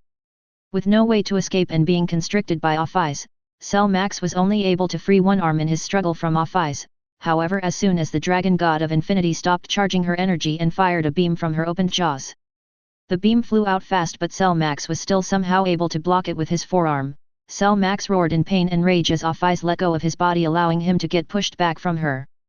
Cell Max pushed and pushed as hard as he could, but no matter how hard he tried, he couldn't stop himself from being pushed back and was eventually sent crashing into the wall around the crater he had created with his energy attack. Harry, seeing this, immediately called out to everyone else, "All right. Now that Off-Ice has his attention and is holding him back, we need to destroy Cell Max. Charge up and fire your strongest attack at his head." Everyone nodded and got ready. However, before anyone could begin to charge up an attack, Gohan suddenly called out to everyone, "Wait!" The warriors immediately stopped what they were doing and stared at Gohan in surprise. No one expected the young Scion hybrid to stop them from finishing Cell Max off. However, Piccolo knew that Gohan had something on his mind, and as his teacher and friend, he was willing to listen to his reason for stopping everyone. "Gohan? What is it?" Gohan smiled at Piccolo and nodded to him, "Mr. Piccolo." Thankful for the trust Piccolo was giving him, Gohan turned his head towards Harry and spoke up, "Uncle Harry." Harry raised an eyebrow at Gohan but waited for him to speak his mind. He knew that this was important to Gohan and so he was willing to listen. Gohan sighed and then wasted no time in explaining himself, "You're right, I have been horrible with my time management and have been ignoring what's important for a while now. It is so easy to forget how fragile peace is, especially because Father and Vegeta are here to defend the Earth, but no, I can't keep taking that for granted. I've seen and experienced so much, enough to know that I have to fight someday again. I won't make excuses anymore, guys. I will fight and I will give it my all, on my family, on my training, and on my studies." Harry and Piccolo smiled at Gohan and gave him a nod. Harry then decided to ask, "I take it you have a plan?" Gohan nodded, "More or less. Despite being busy with my research, I have been working on the advice you gave last time you were here, Uncle Harry. In fact, I feel like I'm close to achieving something new and unique, but I just had no clue as to how to break through to that new power, until today, when you reminded me of what happened to Mr. Piccolo back when Vegeta and Nappa attacked Earth." Harry looked into Gohan's eyes and saw a spark. "I see, so you want us to let you handle this then?" Gohan raised a fist and clenched tightly, while nodding, "Yes. Please let me do this. I have to finish this myself." Harry moved his gaze towards Piccolo, who huffed and nodded. Harry then smiled and said, "All right then, Go and deal with Cell Max, Off-Eyes will keep him busy, but make sure you destroy him for good. Gohan grinned and nodded. With that decided, the young Scion hybrid took off flying towards the battle between Off-Eyes and Cell Max. Harry stared at Gohan's leave and then softly smiled. He certainly has grown into an interesting person. Piccolo floated towards Harry and huffed in annoyance. To me, he's still the same crybaby he was when I trained him. Harry chuckled, knowing full well that Piccolo didn't mean those words. In fact, he was sure the Namekian was feeling rather proud of Gohan now, but Piccolo can be such a tsundere sometimes. Gohan soon landed not too far from Off-Eyes and Cell Max. He looked up and watched as Cell Max stood up while his arms crumbled into pieces and fell onto the ground. It seems that energy beam Off-Eyes hit him with did a lot of damage. Off-Eyes turned her sight towards Gohan when she sensed him and tilted her head in confusion. Gohan? What are you doing here? It's dangerous. Gohan smiled at Off-Eyes and then quickly explained himself. I'll be taking care of Cell Max, but I need some time to prepare. Can you hold him back for a bit? Off-Eyes stared at Gohan in silence for a few seconds but then moved her gaze towards Harry, who was floating in midair a long distance away from the battle. She saw him nod at her and that told her that Harry trusted Gohan to come through. Okay, I'll hold him back, but be quick. I don't want this abomination to fire out more attacks, they're too destructive. Gohan nodded and Off-Eyes immediately slithered away from him and smacked Cell Max on the face with her tail to distract him. Cell Max roared in pain and rage as a result of Off-Eyes' attack and immediately began to try to hit her. Gohan, seeing that Cell Max was distracted, took a big breath and then closed his eyes as he exhaled. As he began to focus, he thought back on the advice Harry gave him the last time he was in this world. Gohan, rage. Rage is the key to your true power and potential. Use it and I'm sure you will find a new power. I know you can do it. Gohan smiled and nodded to himself. Harry was right. I've been working on this for a long while now, but every time I'm close to achieving something, I just get blocked. But today I know how to break through my limits. Gohan opened his eyes and powered up in his mystic form. Meanwhile, in his mind, memories of his past battles began to play. When he couldn't do anything to save Yamcha, Chiaotzu, and Ten Xian during the Scion's attack and watched them die, when he was too afraid to help Piccolo and Krillin and ended up watching Piccolo sacrifice himself for him.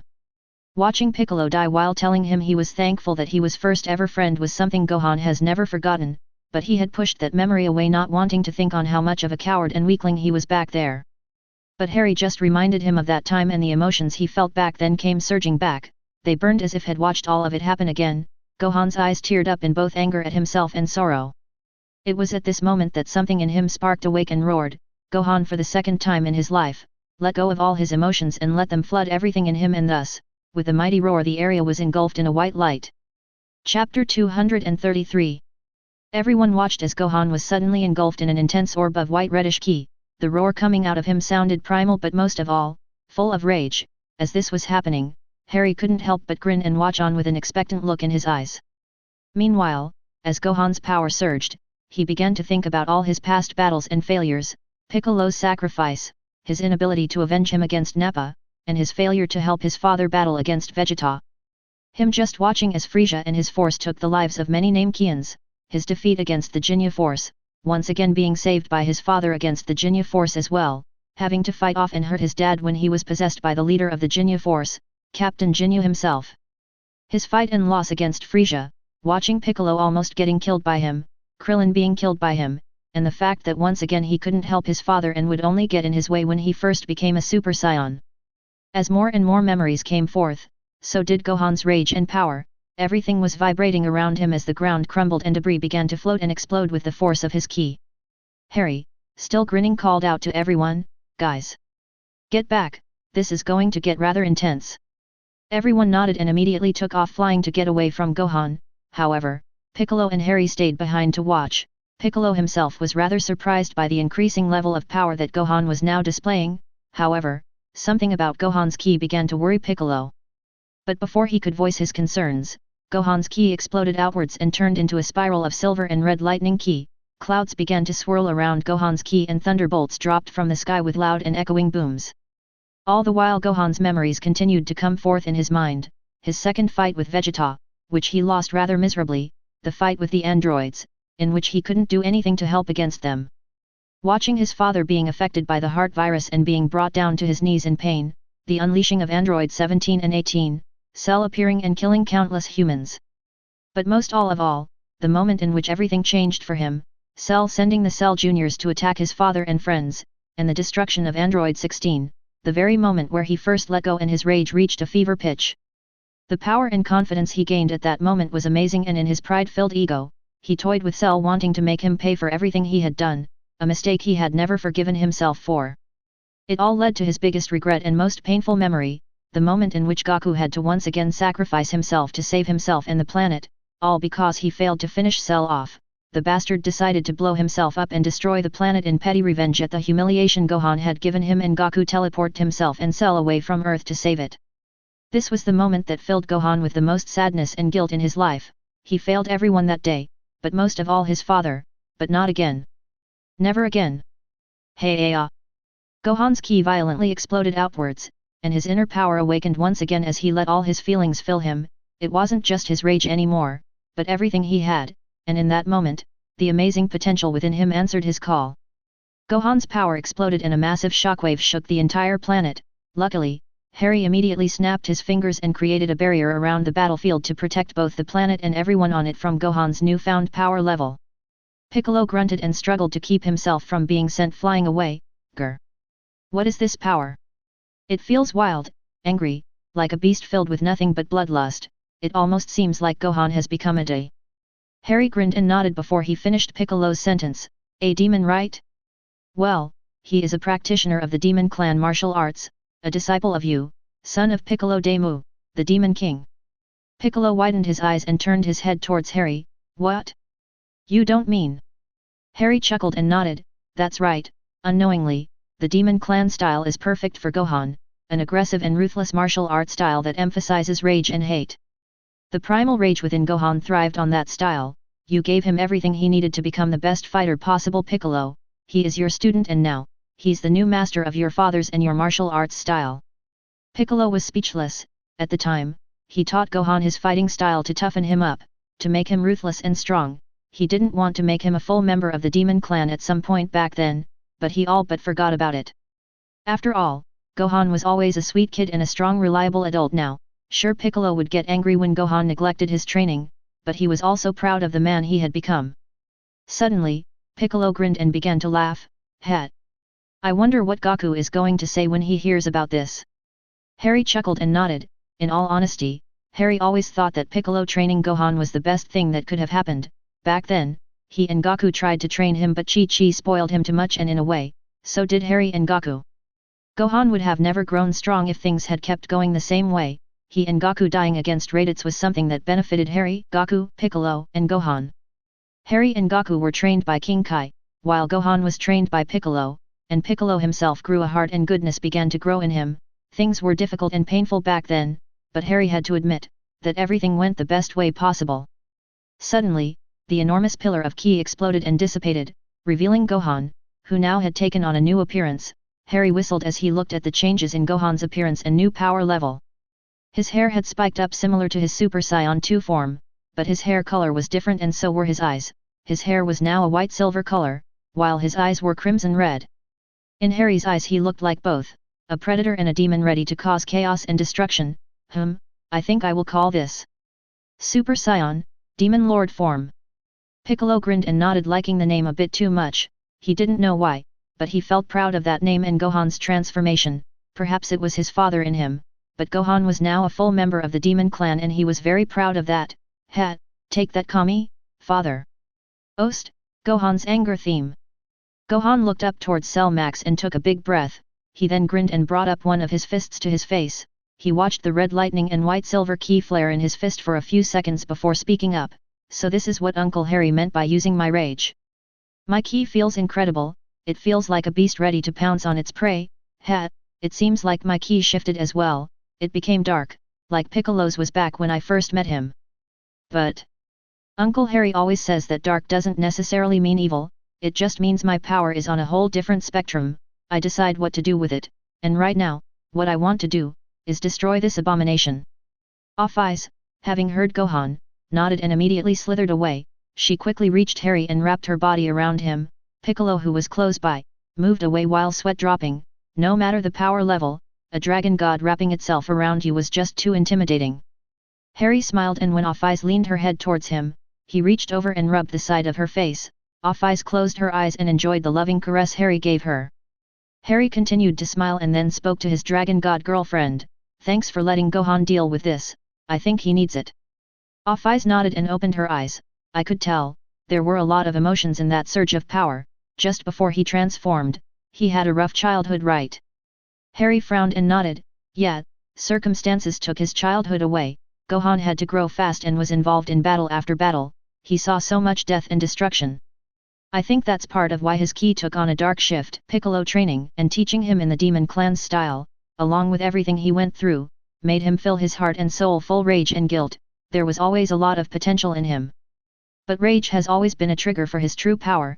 I was afraid that someday he would lose control of that power, but thankfully, he found the best teacher for him in Piccolo. Off-Ice nodded and turned her head towards the battle and watched on as Gohan put his fist down and glared at Cell Max. So much raw emotion and rage could be felt from that glare alone. In fact, that's all she could feel from Gohan right now, wrath. He feels like wrath itself. Gohan clenched fists, while Cell Max roared at him in challenge. The evil bio-android suddenly charged forward towards Gohan at an incredible speed, and as soon as he got close he lashed out with a punch. Gohan however didn't even move and took the attack head-on. Cell Max's punch crashed against Gohan's body and released a massive shockwave upon contact. However, the punch failed to do anything at Gohan, who just stared Cell Max in the eyes with a frown on his face. "Is that all?" "Humph." With a single swing of his arm, Gohan slapped away Cell Max's arm off of him. Next, in the blink of an eye Gohan charged forward as his ki exploded around his body and delivered a flying charging kick at Cell Max. The kick violently crashed against Cell Max's abdomen with a loud thud. Cell Max's body then folded over Gohan's leg while he growled in agony, but Gohan didn't let up his attack and quickly flew upwards where he smashed an uppercut right under Cell Max's chin. Cell Max grunted in pain as his head whipped upward from the force behind Gohan's powerful uppercut.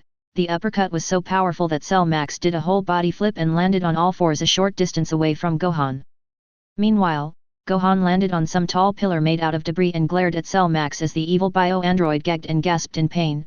"This time I'm not making the same mistake, no, this time. You will be gone forever." Gohan's ki exploded from his body once again. Gohan then quickly spread his legs and brought a hand towards his face. He pointed 2 fingers towards his forehead and began to channel an enormous amount of ki into those 2 fingers. Piccolo gaped when he recognized that stance, while Harry chuckled and nodded. Looks like Gohan wasn't completely neglecting his training after all.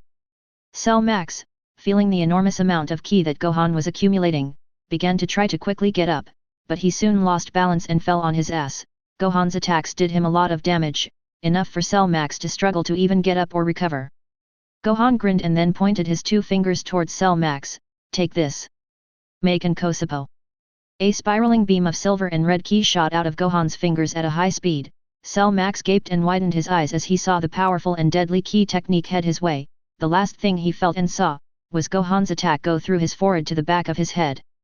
Everyone watched in awe as Gohan's ki technique went through Cell Max's head and finally put an end to the evil bio-android.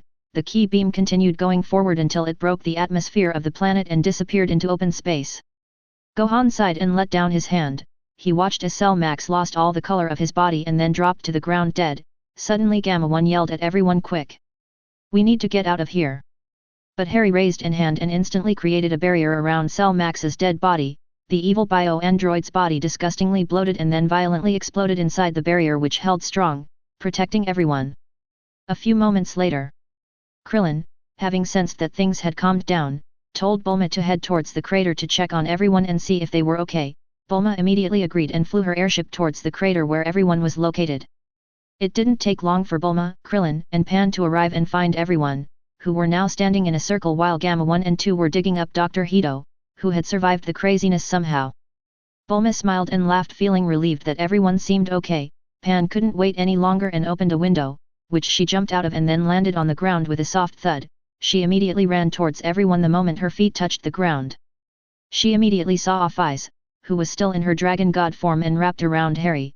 Harry himself was watching in amusement as 18 suddenly slapped Dr. Hito awake, much to the shock of Gamma 1 and 2. Goten and Trunks were laughing at the doctor and having fun, it seems. Pan smiled, happy to see that they were okay, and immediately looked around for her father and Piccolo. However, Bulma arrived with the airship and kicked up a lot of dust, making it hard for Pan to see where her father and teacher were, but she then noticed their silhouettes within the dust cloud and immediately ran towards them. As Pan got closer, the dust began to dissipate, which revealed Piccolo and her father to her, but Gohan's new form caused Pan to skid to a stop and stare at her father in surprise. Suddenly, Gohan's transformation reversed, leaving him back into his base form. With Gohan being back to normal, Pan smiled and immediately ran towards her father. Gohan sensed his daughter coming and quickly turned around to catch her when she jumped to hug him. Pan was going too fast that she ended up sending Gohan to the ground, not that he minded because he laughed and hugged Pan tightly. All the while, Piccolo grinned at the scene before him. Harry smiled as he watched the teacher, father and daughter share a moment of peace and victory. He was about to walk over to speak with his friends, when everything stopped. Time seemed to have frozen over and this universe then shook. Harry frowned as he looked around in surprise. He didn't know what was happening, but it looked serious. Something big has happened, something out there in the multiverse has shook it to its core. Harry stood still for a few seconds trying to make sense of the situation, until he decided to check what had happened via the Akashic record, something he usually doesn't do. But he had a feeling that he had to find out what was happening, so connecting his mind to the Akashic record, he began to look for the cause of whatever had made the multiverse stop and shake. It didn't take him long and eventually, he began to watch the going-ons of a Nexus world, the Prime world, where all other universes were born. There he saw something that shook him as well. The creator of the world where Goku and all his friends had been created from, had passed away. What? I see, this universe is weeping for its creator, like a child crying out for its father. Harry looked down and frowned. It was always sad when a creator of a universe left the physical realm. Unlike him, who is a creator dragon god, they had the love, care and imagination to create so many worlds. Worlds that he got to live in thanks to them, but to think that the passing of this creator would not only shake the world he created but so many others as well, it had both surprised and impressed Harry. The dragon god then closed his eyes and lowered his head in respect and gratitude. Rest in peace, creator and father of the world I got to live in and experience. Thank you for the wonderful friends and memories I made in your world. Rest, for I will protect this world with everything I have. I will make sure it lives on. Go creator, for my beloved death will embrace you and take you to your next destination. Harry opened his eyes and raised a fist, gathering the powers of his many domains. He was about to check, fix and make sure this world would continue to thrive and grow. However, Harry suddenly stopped. The many powers he was about to use dissipated as he widened his eyes and gaped at what he was watching at this very moment via the Akashic record. What an amazing and wonderful sight! The old dragon god couldn't help to smile, a small caring smile, as he watched billions of mortals raise their hands to the sky, as if wanting to send energy to Goku when he would use a spirit bomb. All as a tribute to the creator who had made their childhoods and lives fun with the worlds he had created. I see, this universe will live on and thrive, thanks to the many lives it has inspired, entertained and most of all taught so many lessons to. Can you see that, creator? Can you see the many lives you touched? How beloved this magnificent world you created is. I hope you do, because no other creator would ever be as loved and respected, as you are. Harry smiled a bit more cheerfully and then looked up at the sky, as slowly, the world and the multiverse began to move again and stopped shaking. Meanwhile, in Death's domain, a bright soul arrived into the embrace of Death, who softly smiled and then pushed the soul to where its next journey would begin. Death watched on as the soul left and then disappeared within the massive and ever-expanding multiverse. Good job and have a great journey, creator, I hope you know how much you are beloved. The multiverse now feels a little less bright having lost such a creative and wonderful soul, but Death knew that life goes on, and even in the end, it is the memories and the people we touch that truly make us eternal. Time soon started moving without anyone ever noticing, but Off-Eyes did notice something. Harry was looking up at the sky and for some reason, he seemed melancholy and sad, as if something had happened that only he knew about. The Dragon of Infinity quickly leaned her head towards Harry and rubbed her face against his. Harry didn't move much, but did reach a hand to caress her snout. I'm okay, Off-Eyes. Off-Eyes didn't question Harry, nor say anything else. She just continued to rub her face against her mate and helped him ease the pain he was feeling in his heart. None the wiser of what had just happened, just a faint feeling that something occurred. Everyone frowned but soon went back to what they were doing. Pan hugged her father and then smiled up at him. What was that transformation, Daddy? Gohan snapped out of his thoughts and looked over at Pan. Not really sure, Pan, it just sort of happened when I followed your Uncle Harry's advice. Piccolo looked down and crossed his arms as he began to explain. Harry called it Super Saiyan, Demon Lord form. Gohan raised an eyebrow in surprise when he heard what Harry named this new form of his, Demon Lord. Hey, that sounds scary. Piccolo sighed and shook his head. Gohan will always be Gohan, it seems, not that he minded though, but still, Piccolo really wished Gohan would toughen up more. Pan, however, felt odd. I think it sounds cool, Daddy. Gohan turned his head towards Pan and watched as his daughter gave him a bright and cheerful smile. I see, then I guess that's what we'll call my new transformation. Pan excitedly nodded and seemed rather happy. Yay! You think if I continue to train with Mr. Piccolo I could also become a Super Saiyan, Demon Lord? Gohan hesitated a bit in answering Pan's question. In all honesty, he had no idea if Pan could even become a Super Saiyan to begin with. Goten and Trunks could do it from a very young age, so Pan should be able to do it. Though Pan is more human than Saiyan as well, so that might prevent her from becoming a Super Saiyan. To begin with, I honestly don't know Pan. Piccolo frowned a bit. He didn't know the answer to Pan's question either, though he also knew that she had an even bigger potential than Gohan when it came to power. She was already quite more comfortable with battle than Gohan was at her age. Before anyone could say anything, Harry walked over and spoke up. Super Saiyan, Demon Lord form might be something that doesn't fit you, Pan, but you might just unlock a new Super Saiyan transformation in the future, who knows? It all depends on you and the kind of warrior you choose to become. Pan, Piccolo, and Gohan turned their heads towards where Harry's voice came from and watched him walk over with Off-Eyes slithering beside him. Piccolo's sweat dropped when he saw Off-Eyes enormous dragon god form coming towards them and then stop right in front of Gohan and Pan. The dragon god of infinity lowered her head and then rubbed her face with Pan's, which made her giggle and hug Off-Eyes' face. Off-Eyes. You're okay. Off-Eyes softly smiled and shook her head a bit in amusement. I'm the one who should say that to you, hatchling. Pan just smiled up at Off-Eyes while Gohan grinned at the interaction between Off-Eyes and Pan. Piccolo just looked about done with today. However, Gohan was now curious about something. Do you really think Pan can even become a Super Saiyan, Uncle Harry? Harry nodded and then smiled at Pan. Of course, she can. In fact, I can sense her potential. She has an enormous amount of S cells in her body. I guess her hybrid physiology is more effective in creating these cells than even you. Gohan nodded and stared at Pan with a curious look in his eyes. Piccolo sighed and then decided to add his opinion about the current conversation topic. If that's the case, Pan is going to need to be taught how to control that much power. She lives a rather normal life and I don't even want to think about her suddenly transforming into a Super Saiyan in the middle of class. Who knows what could trigger her transformation? Gohan began to nervously sweat at the idea of Pan suddenly transforming. The first transformation into a Super Saiyan is always a rather aggressive one after all. You do have a point. Trunks and Goten were able to become Super Saiyan out of nowhere. We were lucky they transformed the first time while they were sparring by themselves and in the mountains. Mom would have had a heart attack if Goten transformed in school or something. Both Harry and Piccolo's sweat dropped at the image of Chi-Chi receiving the news of Goten transforming in the middle of class. She would first go berserk and then have a heart attack for sure. Luckily Pan wasn't listening to what the guys were talking about. She was far more busy touching Off-Eyes' scales. They're so hard and shiny. Off-Eyes smiled and felt rather happy about the compliment she just received about her scales. She was quite proud of them after all. It's funny, some time ago, she didn't really care about things like that, but now? She takes care of herself better. Not only out of pride in herself but because she knows everyone is happy that she's taking care of herself. Harry softly smiled at the happy smile that appeared on Off-Eyes' face and the compliment Pan just gave her. Though at the same time, he was listening to Gohan's and Piccolo's concerns and had an idea. Gohan, Piccolo. Both Saiyan Hybrid and Namekian turned their heads towards Harry when he called them and wondered why he had called for their attention. Harry, without looking at them, began to tell them his idea.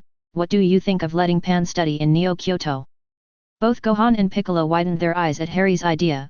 After all, they both knew that he really didn't want to connect their worlds together and for good reasons too, so for him to offer this was actually a big thing. Piccolo was the first one to snap out of it and asked a question. Do you think that's a good idea?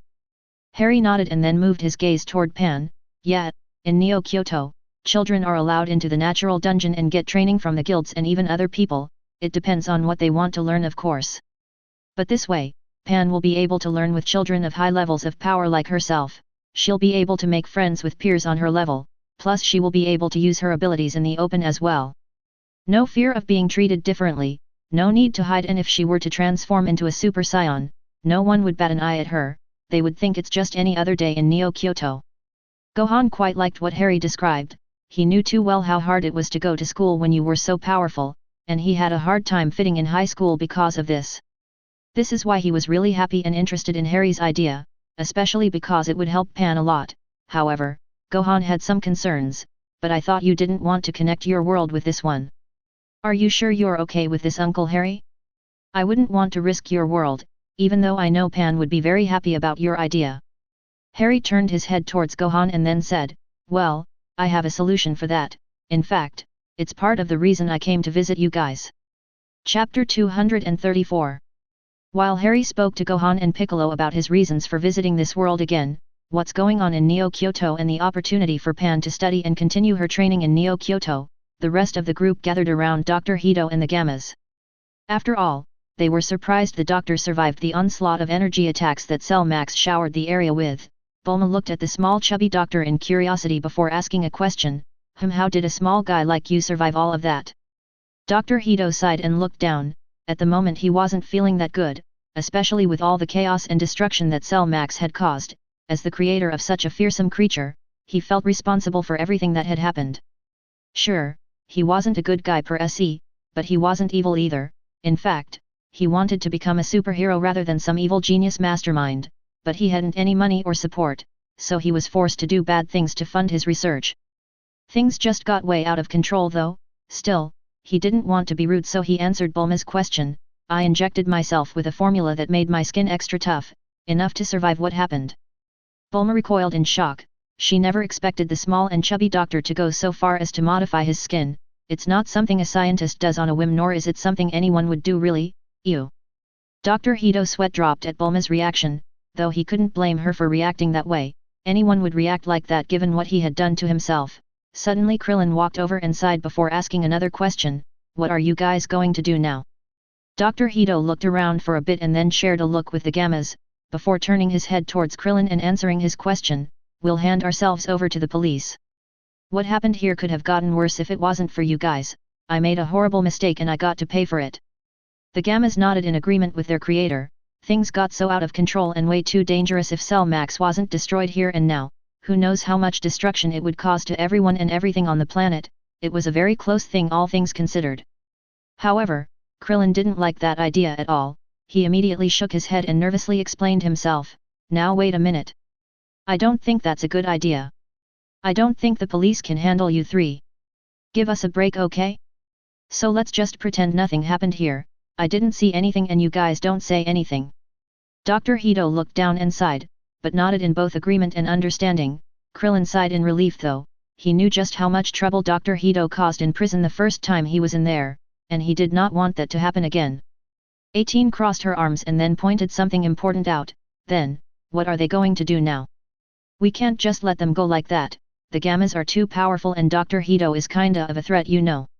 All good points, and Krillin knew that, which caused him to frown and look down. It's true that the police can't handle these three, but something had to be done and someone had to keep an eye on them as well.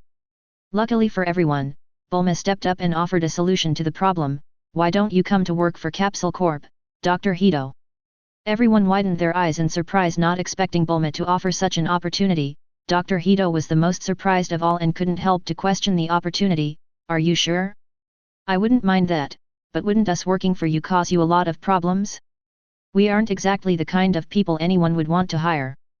Bulma grinned and nodded in response to Dr. Hito's question. Of course. The Gammas would be amazing bodyguards and you can help me make something that will keep skin young and healthy. Krillin deadpanned at Bulma, now understanding what she wanted out of this. You don't need that kind of stuff anymore, Bulma. Harry made us eternally youthful, remember? Bulma's eyebrow twitched in irritation and immediately turned around to yell at Krillin. Shut up. You never know when something like this can be useful. Besides, men wouldn't understand a woman's need for smooth and soft skin. Krillin flinched back from Bulma yelling at him and didn't dare to say anything else. Meanwhile, 18 closed her eyes and nodded in agreement with Bulma's words. Dr. Hito and the Gammas' sweat dropped at the scene before them, but the doctor soon spoke up. Okay, then I'll accept the offer. Dermatology isn't my expertise, but I think I can come up with something useful for you. Bulma's angry face disappeared and was replaced with a happy one. She even clapped in excitement and nodded to Dr. Hito. Great. I look forward to what you come up with. Dr. Hito finally smiled and nodded to Bulma. Suddenly, someone called out to them, "Hey! Hiring a new employee in the middle of this mess, Bulma." Bulma and then others turned towards where the voice had called out to them, only to see Gohan, Piccolo, Pan, Off-Eyes and Harry coming over to them, though everyone got a bit nervous about Off-Eyes being in her dragon god form, while Pan rode on her head. Off-Eyes is enormous in her dragon god form and anyone would feel rather nervous when confronted with such a powerful and gigantic form, though the scene was kinda ruined with Pan cheerfully waving at everyone from on top of Off-Eyes' head.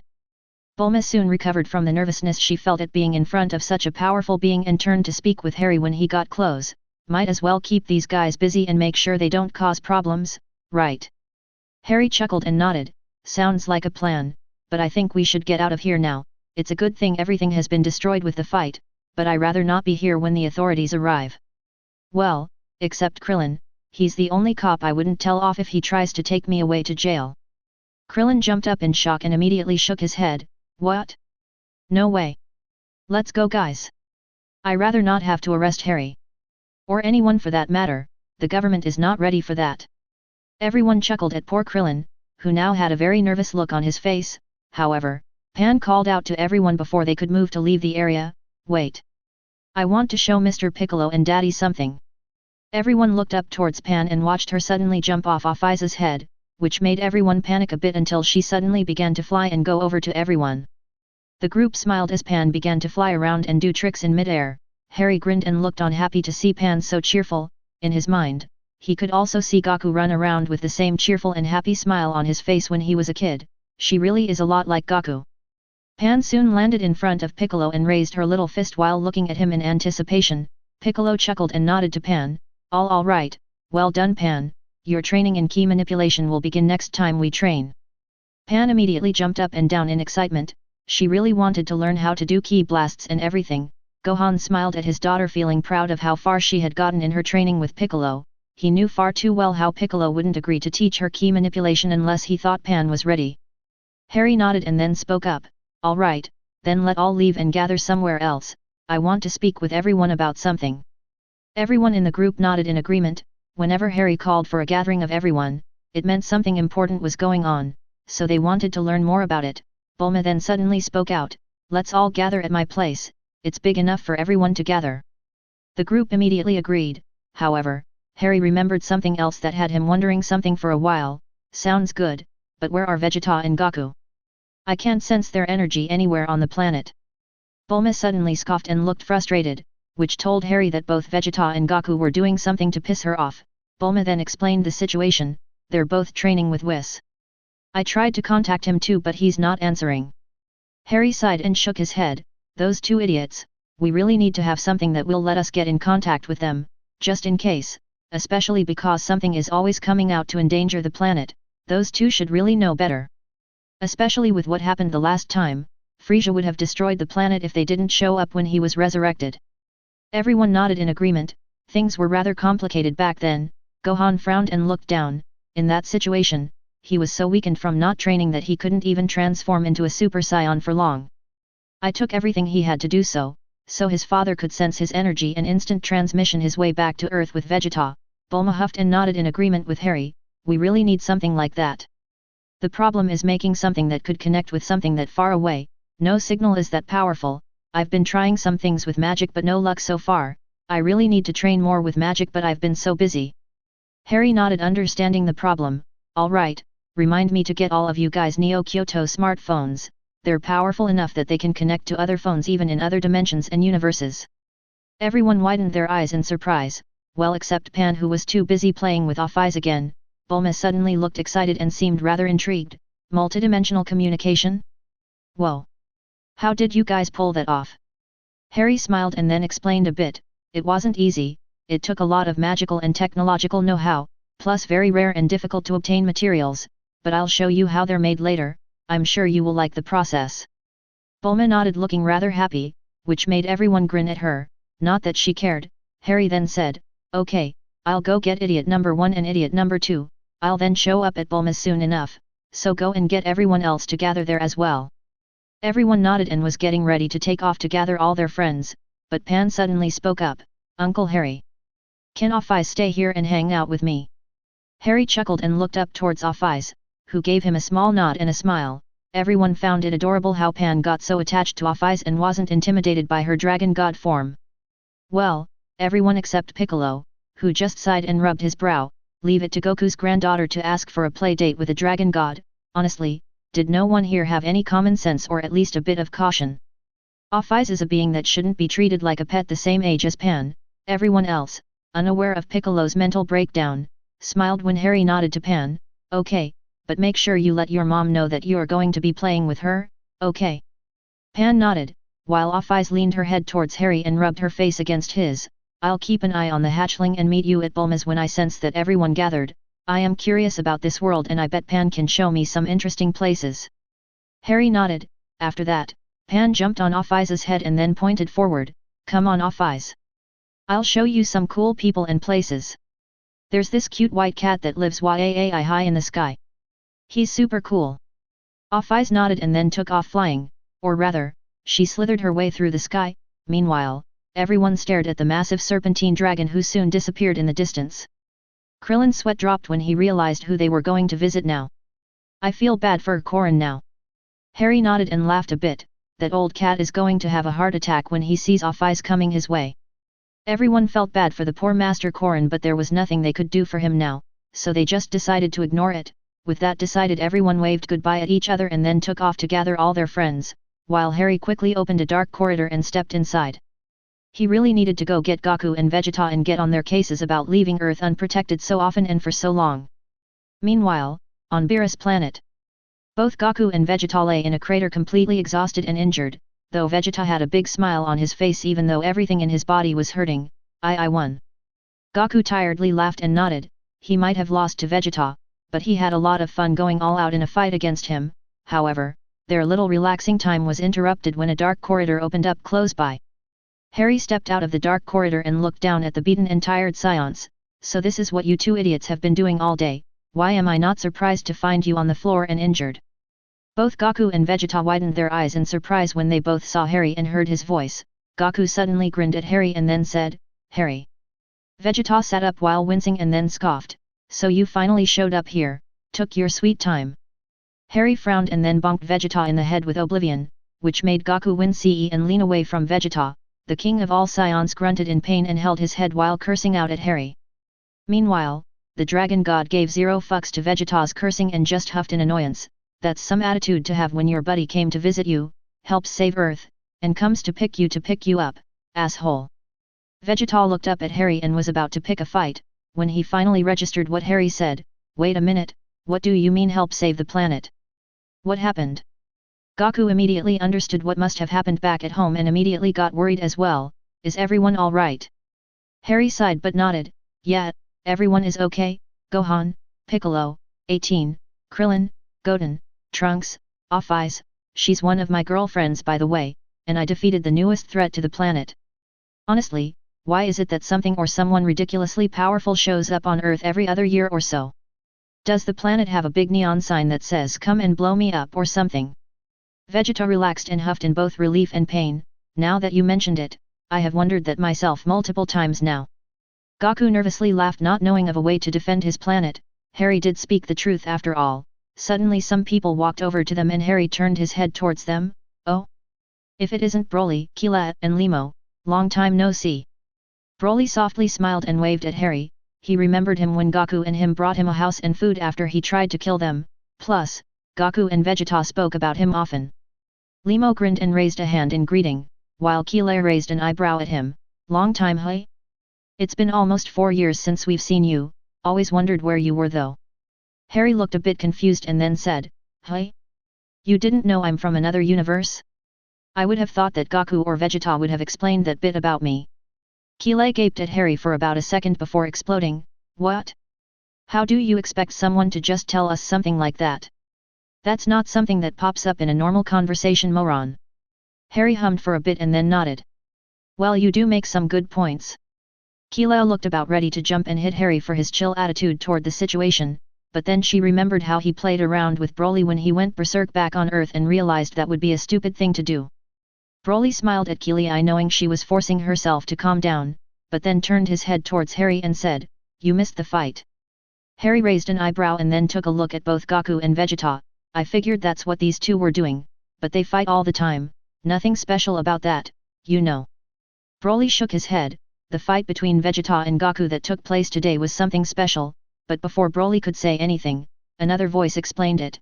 This fight was to finally see who of these two is the strongest once and for all. That got Harry's attention and he immediately turned his head towards who had just spoken.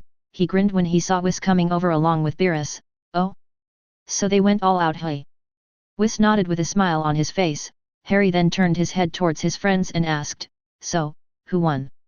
Who is the strongest between you right now? Vegeta grinned and then pointed at his own chest with his thumb.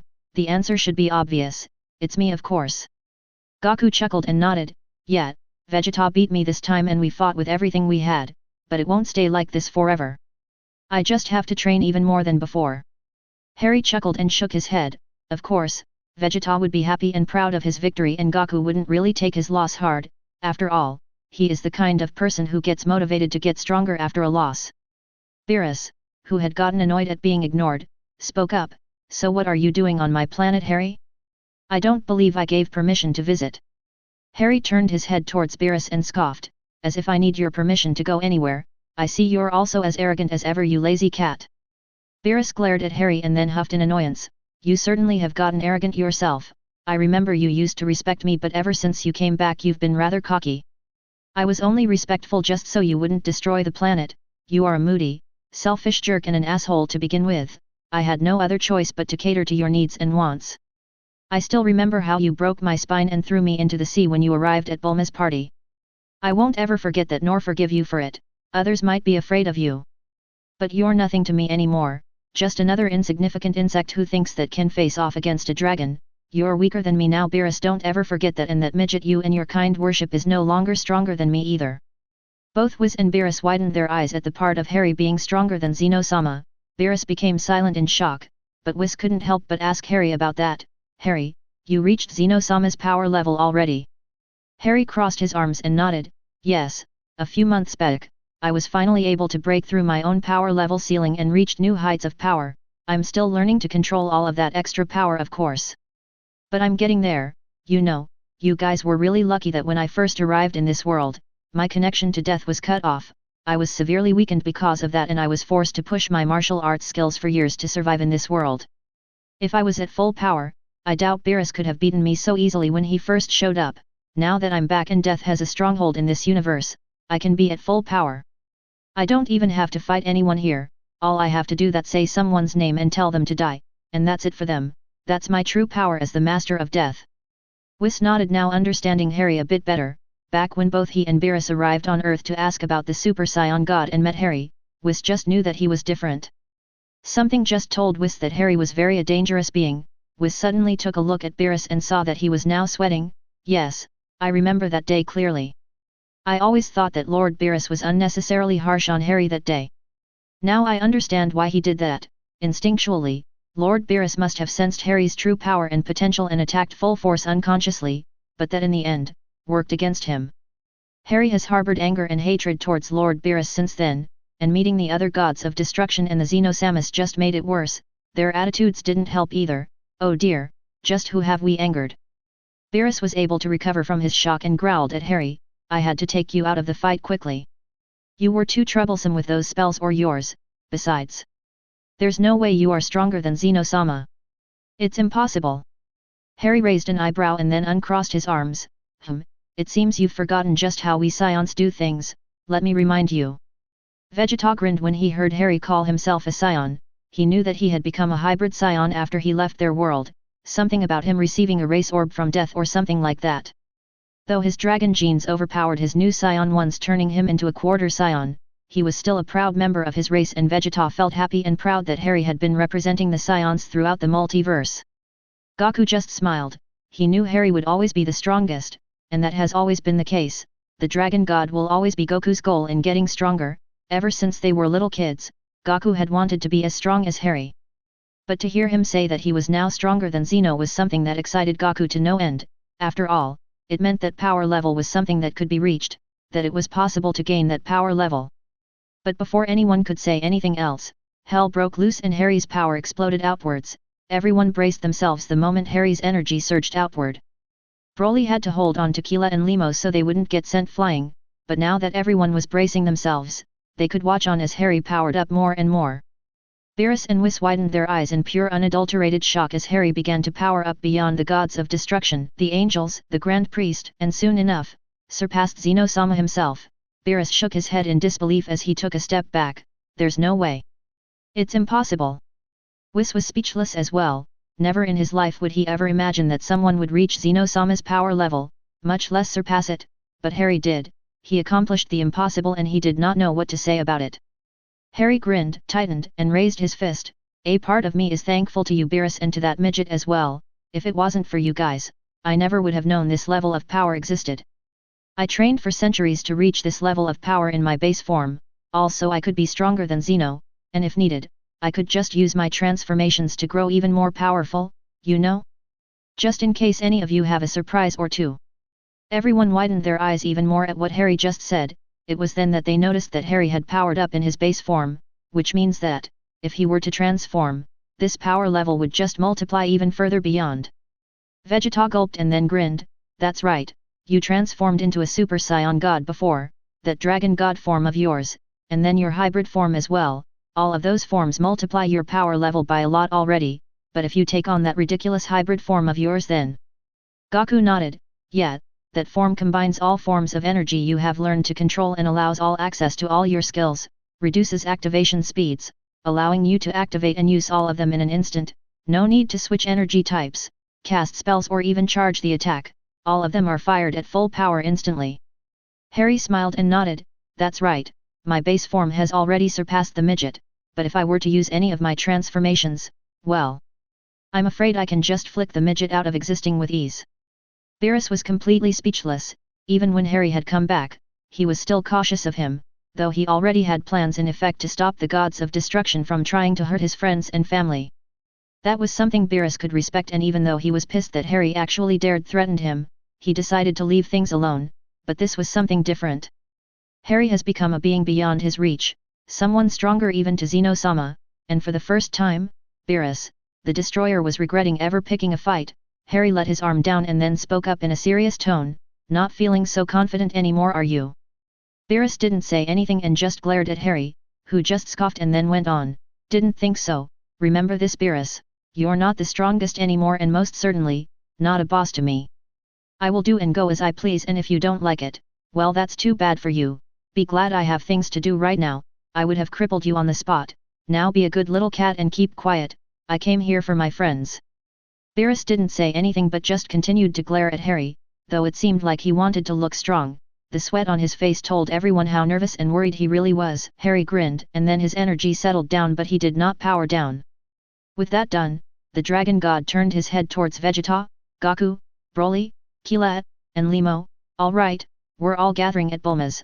I have something to talk to everyone about and a surprise as well, so I came to get you. Of course, you Broly, Keela, and Limo are welcome to come over as well, knowing Bulma is going to turn this into a big party, and the more the better. Broly smiled and nodded. Having some fun seemed like a great idea now. Keela and Limo nervously nodded. There was no way they were going to say no to someone who had the destroyer god so scared. Goku and Vegeta shared a look and then nodded. Going home right now sounded like a good idea, plus it seemed like something had happened on Earth again, so they wanted to check on things and everyone. Both Scions then turned their heads towards Harry and gave him a nod. Harry smiled and then said, "Great. We have a lot to talk about too, so this is going to be fun, guys. Let's go." With that decided, Harry opened a dark corridor. Vegeta and Goku immediately stepped over and walked through. They had used this method of transportation before, so they didn't even hesitate. Broly tilted his head for a bit but soon walked over as well and walked through the dark corridor. Both Limo and Keela hesitated a bit, but seeing that everyone else did it, they both soon walked over and followed everyone into the dark corridor. Harry walked over to his dark corridor as well and then stopped right in front of it. Later, Whis, take care. Having said his goodbye to someone who had helped him achieve the Ultra Instincts state, Harry walked into the dark corridor and it soon dissipated. Beerus then dropped to his knees and hand. He then began to breath hard. Whis turned his gaze towards him and stared at the completely defeated Beerus and sighed.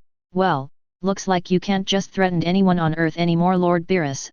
I don't know about you, but I definitely do not want to make Harry angry again.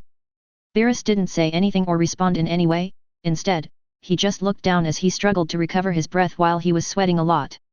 Chapter 235 Dragon Ball Super Ost, Chala Head Chala, Days of Battle. Harry and Offai's trip to the Dragon Ball universe has been everything but boring. As per Harry's overexcited luck, he and Offai's got involved in another fight for the sake of planet Earth, nothing new of course. This was just another Monday for them, but during this battle against the evil bio-android named Cell Max, Gohan awakened a new power from within, and thus, Gohan, the son of Son Goku, has become stronger. His mentor and teacher was not left behind, as even he has become stronger and gained a new form. Now both Piccolo and Gohan have caught up to Goku, Vegeta, and even Broly. With Cell Max destroyed thanks to Gohan's new power, Harry called for a gathering of friends and family. Bulma, excited with whatever Harry wanted to tell them, offered her home, and everyone split in different directions to gather everyone to Bulma's home.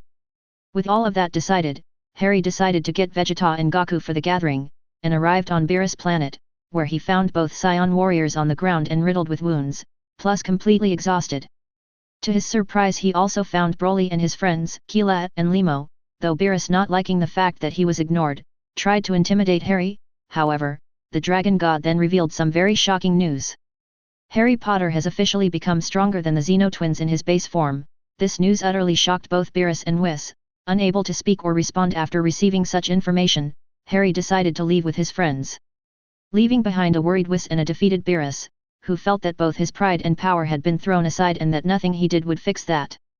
Now, the Saiyans and friends are on their way to Bulma's home, to meet with everyone and listen to whatever Harry has to tell them. Bulma's house, a few minutes after Harry left to go get Vegeta and Goku. Everyone hurried to gather all their friends and meet at Bulma's house. It didn't take them long to find everyone, since most of them had sensed the battle between everyone and Cell Max and were on high alert. When Cell Max was defeated, most of the Z warriors were already on their way to check things out and were found by Krillin, Goten, and Trunks. With the Z warriors found, the trio then took them to Bulma's house, while also picking up Puer and Chiaotzu for both Yamcha and Tien, since they left them behind not wanting them to be in danger. A few minutes later, everyone arrived at Bulma's home. Bulma, who had gone home to prepare everything, smiled when she saw her son, Goten, Krillin, Tien, Yamcha, Puer, and Chiaotzu arrive. Everyone smiled back at Bulma and waved at her in greeting while landing in front of her. Krillin then quickly walked over and said, "Okay. Here are the guys we found, so I'm going to go pick up Marone and 18. Bulma smiled and nodded, though she then decided to ask a question, "Didn't 18 go with you guys?" Krillin grinned and nodded. He then quickly explained, "Yeah, but she spilled up from us to get 17 and Marone. I'm going to go catch up with them." Bulma nodded and watched as Krillin took off flying at high speed. She then turned her head towards Tien and Yamcha. "Well, how have you guys been?" Yamcha grinned and shrugged, "Been okay, though we did panic a bit when we sensed what was happening. Is everyone okay?" Bulma nodded and sighed, "Yeah, everyone is okay. Luckily Harry and one of his girlfriends came for a visit, and both of them were able to help in taking down Cell Max." Tien frowned and asked a question, "Cell Max? So that's what was causing so much trouble? Was it like the Cell we knew?" Bulma shook her head, "No, not at all. This one seemed out of control and wild, plus it looked different from what I'd seen when the Cell we knew showed up on TV." Tien nodded but continued to frown. He knew just as everyone else how powerful and dangerous the original Cell was. The fact that there was another and far more powerful as well was something that unnerved Tien. Wanting to change the topic from something he much rather forget, Tien decided to ask another question. "You mentioned Harry brought one of his girlfriends. Is she one of the ones he mentioned before?" Bulma shook her head and then said, "No, she wasn't Jessica, Milim, or Fu. In fact, her name is Offais and she's a dragon god like Harry. She even transformed into her dragon form and fought Cell Max. I've never seen anything like it." Tien nodded, understanding the situation. "Another dragon god, hey? Interesting. I wonder if she is as strong as Harry." Bulma smiled and shrugged. She honestly didn't know the answer to that question. Yamcha grinned and then said, "Forget that. Is this Offais beautiful? That's what you should be asking Tien." Tien's sweat dropped, not knowing what to say in response to what Yamcha said, while Bulma sighed and shook her head. "You never change. Yamcha, and Offais is, well, she's cute, that's for sure, but she's not human, and who knows why she looks the way she does." Now that intrigued Yamcha and Tien quite a bit and were now wondering just how Offais looks for Bulma to have said all that. Goten looked around and then decided to interrupt the conversation, "Where's my brother Gohan?" Bulma moved her attention to Goten and gave him an answer, "He and Piccolo went to go get your mother and Videl, they won't be long." Goten smiled and nodded, while Trunks grinned and asked a question, "Well, are father, Goku, and Harry here yet?" "I don't sense them." Bulma shook her head and then said, "Not yet, but I bet they won't be long either. I doubt Harry would like to stay around Beerus for long, so I expect him to arrive with them soon. So let's all get comfortable and wait for everyone to show up, I bet they will gather before we know it."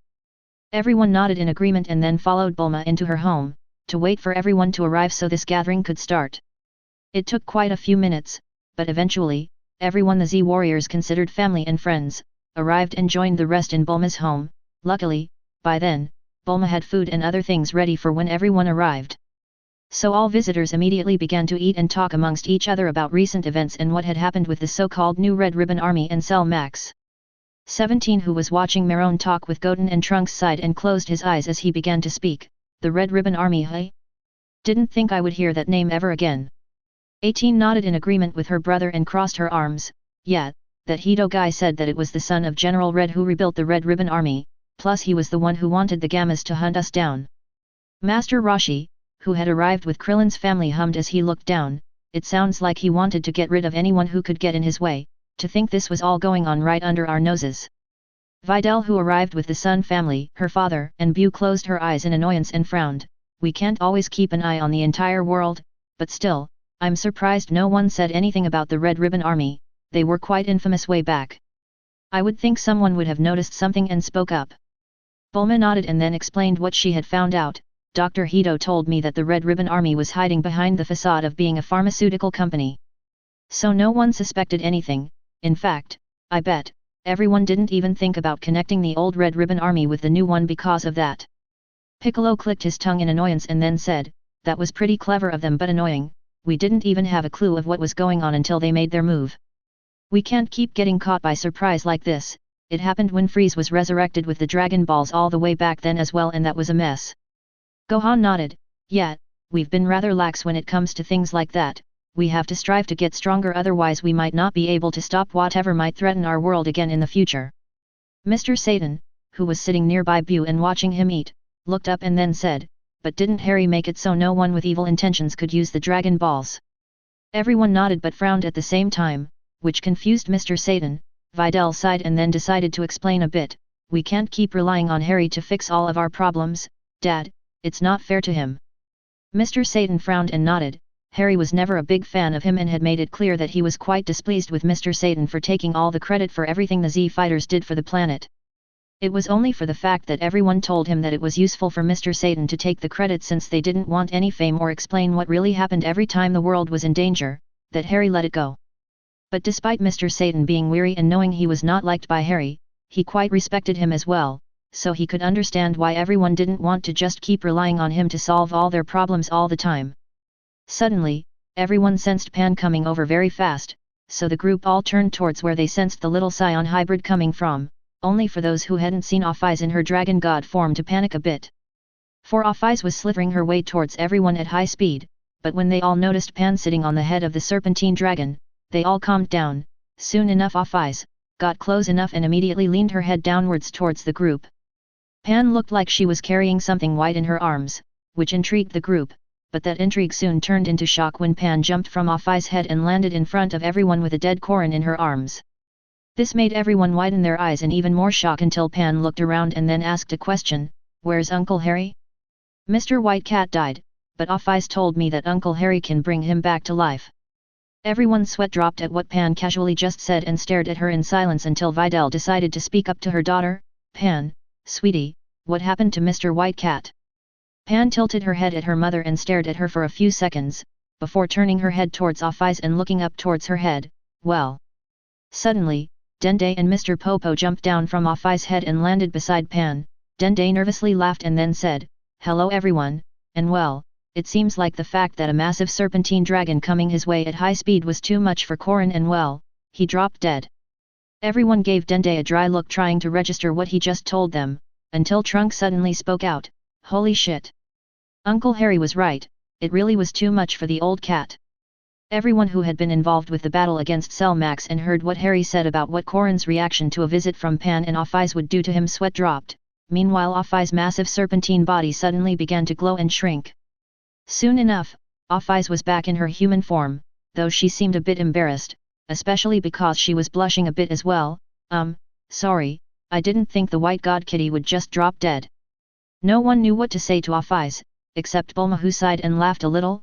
Well, old Corrin has seen a lot, to think this would be the one thing to get to him. Then again, a massive dragon god coming his way at high speed must scare the 9 lives out of him. Everyone soon shared a laugh, though Ophis tilted her head in confusion, not knowing what to say or do in this situation. However, everyone quieted down when a dark corridor opened up nearby.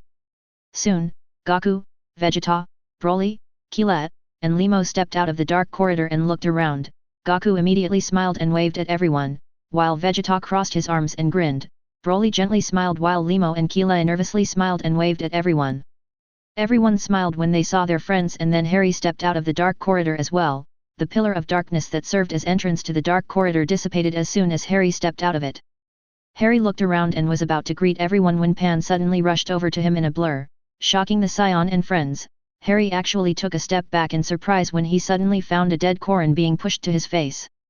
Pan then wasted no time in requesting something. Uncle Harry, can you bring Mr. White Cat back to life? We accidentally killed him, but we didn't mean to. I swear. Harry's sweat dropped and stared at the dead Corrin in confusion. He then stared at a grinning Pan and finally, stared at Ophis, who looked embarrassed and was blushing. The poor dragon god couldn't help but utter a simple, "What?" After a bit, Harry recovered from his surprise and asked for an explanation. Ophis and Pan then explained how Ophis, in her dragon god form, had arrived at Corrin's place and wrapped herself onto the tower. She then decided to look for the white cat that Pan mentioned by sticking her head into Corrin's platform, shocking the already panicking Corrin. Having Ophis' face right in front of his nose, proved to be too much for Corrin and he collapsed onto the ground dead. Which made Ophis and Pan panic a bit. Pan quickly jumped down from Ophis' head and grabbed the poor dead Corrin and shook him to try and wake him up, but when that didn't work, both Pan and Ophis panicked even more. Pan immediately jumped back onto Ophis' head and the dragon god quickly let go of the tower and was about to take off to ask for help from someone. Luckily for the poor panicking girls, Dende talked to them via telepathy and calmed down by explaining that Harry could bring Corrin back to life. This calmed Ophis and Pan quite a bit, though Ophis felt a bit embarrassed that she forgot Harry could do that in her panic. Dende, seeing that the girls had calmed down, asked them for a favor, and that favor was a ride to Bulma's place, which Ophis agreed to do, and so, Ophis slithered her way up towards Kami's lookout and picked both Dende and Mr. Popo up. With everyone, plus a dead white cat on board, the group immediately set out to go find Harry and join everyone else at Bulma's place for the gathering. And thus, that's how things ended up as they are. Harry sighed and then chuckled at the craziness that both Ophis and Pan just went through. He then smiled at Pan and gave her a head pat. Okay, I understand the situation now. Don't worry, I'll bring Corrin back to life, but make sure to apologize to him for scaring the 9 lives out of him, okay? Pan immediately nodded. She was planning to apologize anyway. She never meant to scare the poor white cat that much. Harry smiled and then pointed a hand towards the collapsed Corrin. He then began to chant, "Bring back this soul from purgatory." Resurrection. A magic circle spread from under Corrin and then a pillar of light engulfed his body. A moment later, both the magic circle and pillar of light dissipated, leaving a breathing Corrin on the floor. A second later, Corrin awoke with a start and began to wildly look around, only to relax when he noticed all the familiar faces around him. Hey? What happened? Where I am? Harry bent on one knee and then spoke to Corrin. Hey there, Master Corrin, you were dead but I brought you back to life. Corrin looked up towards Harry and stared at him in silence for a bit. Suddenly, he jumped up to his feet and sighed, I see. I remember sensing a ridiculous amount of energy coming my way and then a massive black snake in the sky, then nothing. Harry nodded and stood up. Then Pan walked over to Corrin and presented him with his staff, which she picked up and brought with her. Corrin raised an eyebrow at Pan but grabbed his staff. Thank you, you're Gohan's daughter, correct? Pan, I believe. Pan smiled and nodded, but then she sadly frowned and nervously began to speak. I'm sorry Mr. Cat, Ophis, and I didn't mean to scare you that much. I just wanted to show you to my new friend. Corrin was now very much confused, but then Ophis walked up and also bowed in apology. This confused the cat hermit quite a bit, but luckily for him, Harry decided to explain. That massive black snake with the enormous energy signature was Off-Eyes here. Harry pointed at Off-Eyes and then went on, like me, she's a dragon god, so her energy must have hit you pretty hard, unlike almost everyone here, you can sense divinity and Off-Eyes being the dragon god of infinity must have been way too much for you. Please forgive her, she's not used to having to hide her energy, and everyone back at home is used to her power as well, so we don't even register it anymore. Corin now understood the situation, so he put his arms behind his back and nodded, I see, it was an accident so there is nothing to forgive, so don't worry, though it seems I have to train my senses even more now. I can't believe, I was so overwhelmed that I died, especially with everything that has happened on Earth so far. Harry smiled happy that Corin wasn't upset, meanwhile, both Pan and Off-Eyes seemed relieved, to which Corin smiled at them. Krillin chuckled and then spoke up, man, I wished you could use that kind of magic back when everything was going on Harry. Harry nodded in agreement, yeah, me too, things would have been easier back then for sure, it's really too bad my connection with death was cut off when arrived on this world, that practically made any spells and items I have that can revive the dead useless. The Z-Warriors and those who had gone on adventures with Harry and Gaku when they were kids, frowned and nodded. Harry's soul magic, skills, and abilities had been weakened so much when he arrived in this world, that they had become utterly useless. It had made his abilities that much harder to use as well, which is why he had to polish his martial arts skills. He was forced to rely on his hand-to-hand combat for quite a while, but at least he learned how to fight with martial arts like a master and learned how to use ki in exchange to his weakened abilities. Bulma smiled and then looked up. Still, his healing magic and all those useful spells sure came in handy. Sure he was weakened but he could still pull off some crazy stuff. Everyone nodded. Despite being weakened, Harry could still pull off amazing things with what he had available and his healing magic was especially useful for everyone, especially during hard and very dangerous battles. Gaku, Gohan, and Vegeta benefited the most from Harry's healing abilities, since when healing from very bad injuries increases their power levels by a lot, thanks to the Senkai boost all Scions get due to their racial skills. As everyone reminisced about the past, a voice called out to Bulma, Mom. Bulma turned around and faced her daughter, who was walking towards her, while sleepily rubbing her eyes. Bra, you done with your nap? Bra nodded and then stopped mid-step when she finally noticed everyone who had gathered for the gathering. Hey! The young Scion hybrid, daughter of Vegeta, scowled and glared at everyone in confusion before speaking up. What's with all these people being in my house? Who are they, Mom? Everyone's sweat dropped at the way Bra just spoke about them, well except Vegeta. He just crossed his arms and proudly smiled. Bra glared at everyone for a few seconds until Harry suddenly laughed and then spoke up.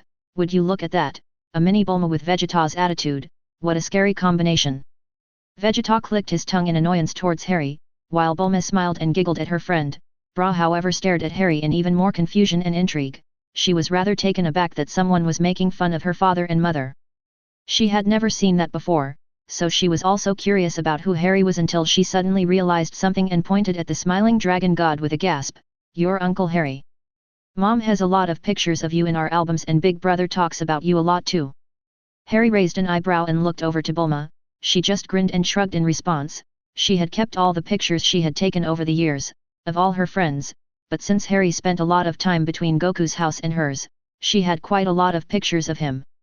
So, it was only natural that Bra knew who he was. Harry then turned his gaze towards Trunks, but he just nervously chuckled and scratched his cheek in a bit of embarrassment. To Trunks and Goten, Harry was and is more of an older brother than an uncle. After all, he would often play and train with them, to the point of sometimes going around and pulling pranks on their friends. Like super gluing Krillin's police patrol helmet to his head, Krillin had to shave his head again because of that, or painting Piccolo blue, which the Namekian was both pissed off and impressed at that they had pulled that off somehow. He suspected that Harry used magic or something, but could never prove it, so Trunks often spoke to Bra about Harry and the little Scion princess had wanted to meet the so-called cool and powerful dragon god for a long time. Harry chuckled at both Bulma and Trunks, not at all minding that they would talk about him to Bra. Meanwhile, Bra began to walk around Harry and inspect him all over with a curious look on her face.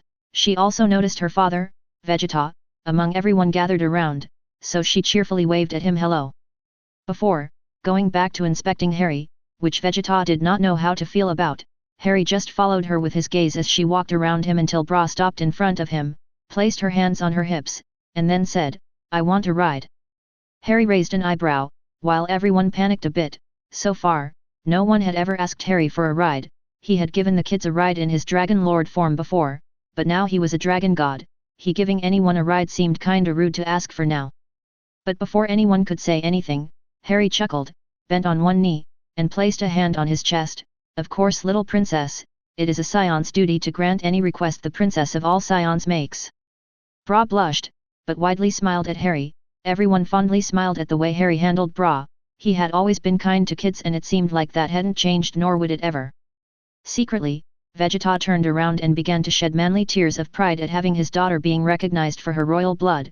No one noticed this though, as Harry suddenly began to glow and grow. Everyone around him immediately ran to get away to give him some space, except Bra, who was picked up by Off-Eyes by the armpits. Off-Eyes then flew high above Harry, with Pan flying besides her. Bra was surprised at the sudden lift she got and looked up. Only to see the soft smiling Off-Eyes looking at her. Bra looked to Off-Eyes' side and noticed Pan, who she knew really well. She had played with Pan often whenever Gohan or Videl came to visit. So when Pan cheerful waved at her, Bra returned a wave of greeting on her own, though with a small smirk on her face instead. Suddenly Harry roared, having taken his dragon god form, which left everyone gaping. As always, Harry's dragon god form is as impressive as ever. Off-Eyes, seeing that Harry was done transforming, quickly flew down and put Bra on his head, and took a seat behind her. Pan immediately sat beside Bra and looked super excited right now. Even though she had ridden Off-Eyes on her head, she also wanted a ride on her uncle Harry. Harry chuckled when he felt that both small scion hybrids were practically vibrating in their seats. Until he suddenly felt a few more people sitting on his head as well. Confused, he looked up and sensed Goten, Trunks, Marone, Bulma, Videl, Gohan, and even Chi-Chi on his head, along with Pan, Off-Eyes, and Bra. This made Harry sweat dropped a bit, since these guys were already too old to be given rides, but they also looked as excited as Pan and Bra, so the dragon god deadpanned and accepted his fate. The rest of their friends laughed and smiled at the scene, well except Piccolo and Vegeta. Piccolo, because, once again, everyone keeps forgetting the fact that Harry is a deity now, a dragon god capable of destroying universes with ease, and they were treating him like a horse. The poor Namekian was just about done with everything and regretted becoming one of the good guys now. Vegeta, on his part, sweat dropped at the fact that both Trunks and Bulma had jumped onto Harry's head so fast. For one, his son is now too old for such things, or at least Vegeta thinks so, and Bulma? Well, she's not supposed to be that excited about taking a ride on a massive universe-destroying dragon god. But in the end, Vegeta sighed and then quietly chuckled. His wife will forever be as wild as she is, and their son seemed to have inherited that from her. Bra was one thing, she was young, but Trunks, even Vegeta was surprised with how excited he looked right now. But everyone forgot all the small details when Harry took off flying and began to fly around the city with sounds of laughter coming from on top of his head. All that mattered was that everyone had fun after all, and Harry was the best at bringing that to anyone. Chapter 236. After Harry gave quite a few people a ride around the world on his back while being in his dragon god form, he eventually arrived back at Bulma's home and quickly landed to rejoin everyone else who were also waiting on him to come back. Most of the Z fighters had decided to start eating, while the rest of the family and friends just waited for the dragon god. So when everyone made it back, they found the scions demolishing food at high speeds, while the rest of the group watched on in horror and fascination the never-ending horror show that is the scions eating. Harry and the rest immediately joined in eating and hanging out with friends and family. It was a very mellow and calm gathering between friends, where everyone enjoyed good food and catching up with each other. Eventually the group finished eating and Harry took the opportunity to explain the situation and why he was back in this world to begin with. The war against the Reapers, the preparation going on in Neo-Kyoto, the emergence of new technology and weapons, and of course the biggest and most interesting news, Harry had found a way for all his friends to be able to visit his world without risk. Or at least, for those belonging to the Dragon Ball world, there were other worlds that Harry did not want to connect his world to at all, and for good reasons, but for now, his friends of this world can now visit his own safely. Goku hummed a bit as he processed everything that Harry just talked about, until he decided to voice his opinion. Things seem rather dire in that world you mentioned, Harry, the Reapers. Hey. Harry nodded in agreement with Goku's statements. Vegeta crossed his arms and asked a question, are these Reapers strong? Harry shook his head and explained, not really, in fact Krillin could easily destroy one in a single blast, so no, they're not that powerful. Rather, they're a threat because of the nature of their being and their annoying abilities. Vegeta nodded, understanding the problem, like Guldo from the Jinya Force, right? He was weak, but his ability to stop time was what made him dangerous. Harry frowned, remembering how annoying fighting someone like that green annoying midget was. Yes, That's actually a perfect comparison. 17 rested his head on his hand as he leaned his body forward against the table he was sitting on. They're also artificial in nature, so like 18 and me, you can't detect their energy signature, right? Harry sighed and nodded, confirming 17 guess, that's right, I can sense their digital energy signature but only when they actually connect with it. It's why I wasn't able to find them, plus their universe is massive and they seem to be hiding on the edge of known space. Yamcha frowned and decided to add his thoughts to the conversation. Those guys sound extremely annoying to face. Fighting the androids back then was already pretty dangerous as it is, but these Reapers sound even more dangerous. Piccolo narrowed his eyes and then said, well, given that they can brainwash people into doing their bidding, I said they're a threat of a high order. Now, that was something everyone could agree to. The ability to brainwash people into their fold made the Reapers a very dangerous threat, far much more than what they already were. Bulma, who had been listening to everything in silence, suddenly spoke up, I'm more concerned about what we don't know about them. You said that these Reapers go through this massive cleaning of the universe every millennium or so and whatnot. That raises the question as to just how old they are and what sort of things they have learned and gained from all the civilizations they have destroyed.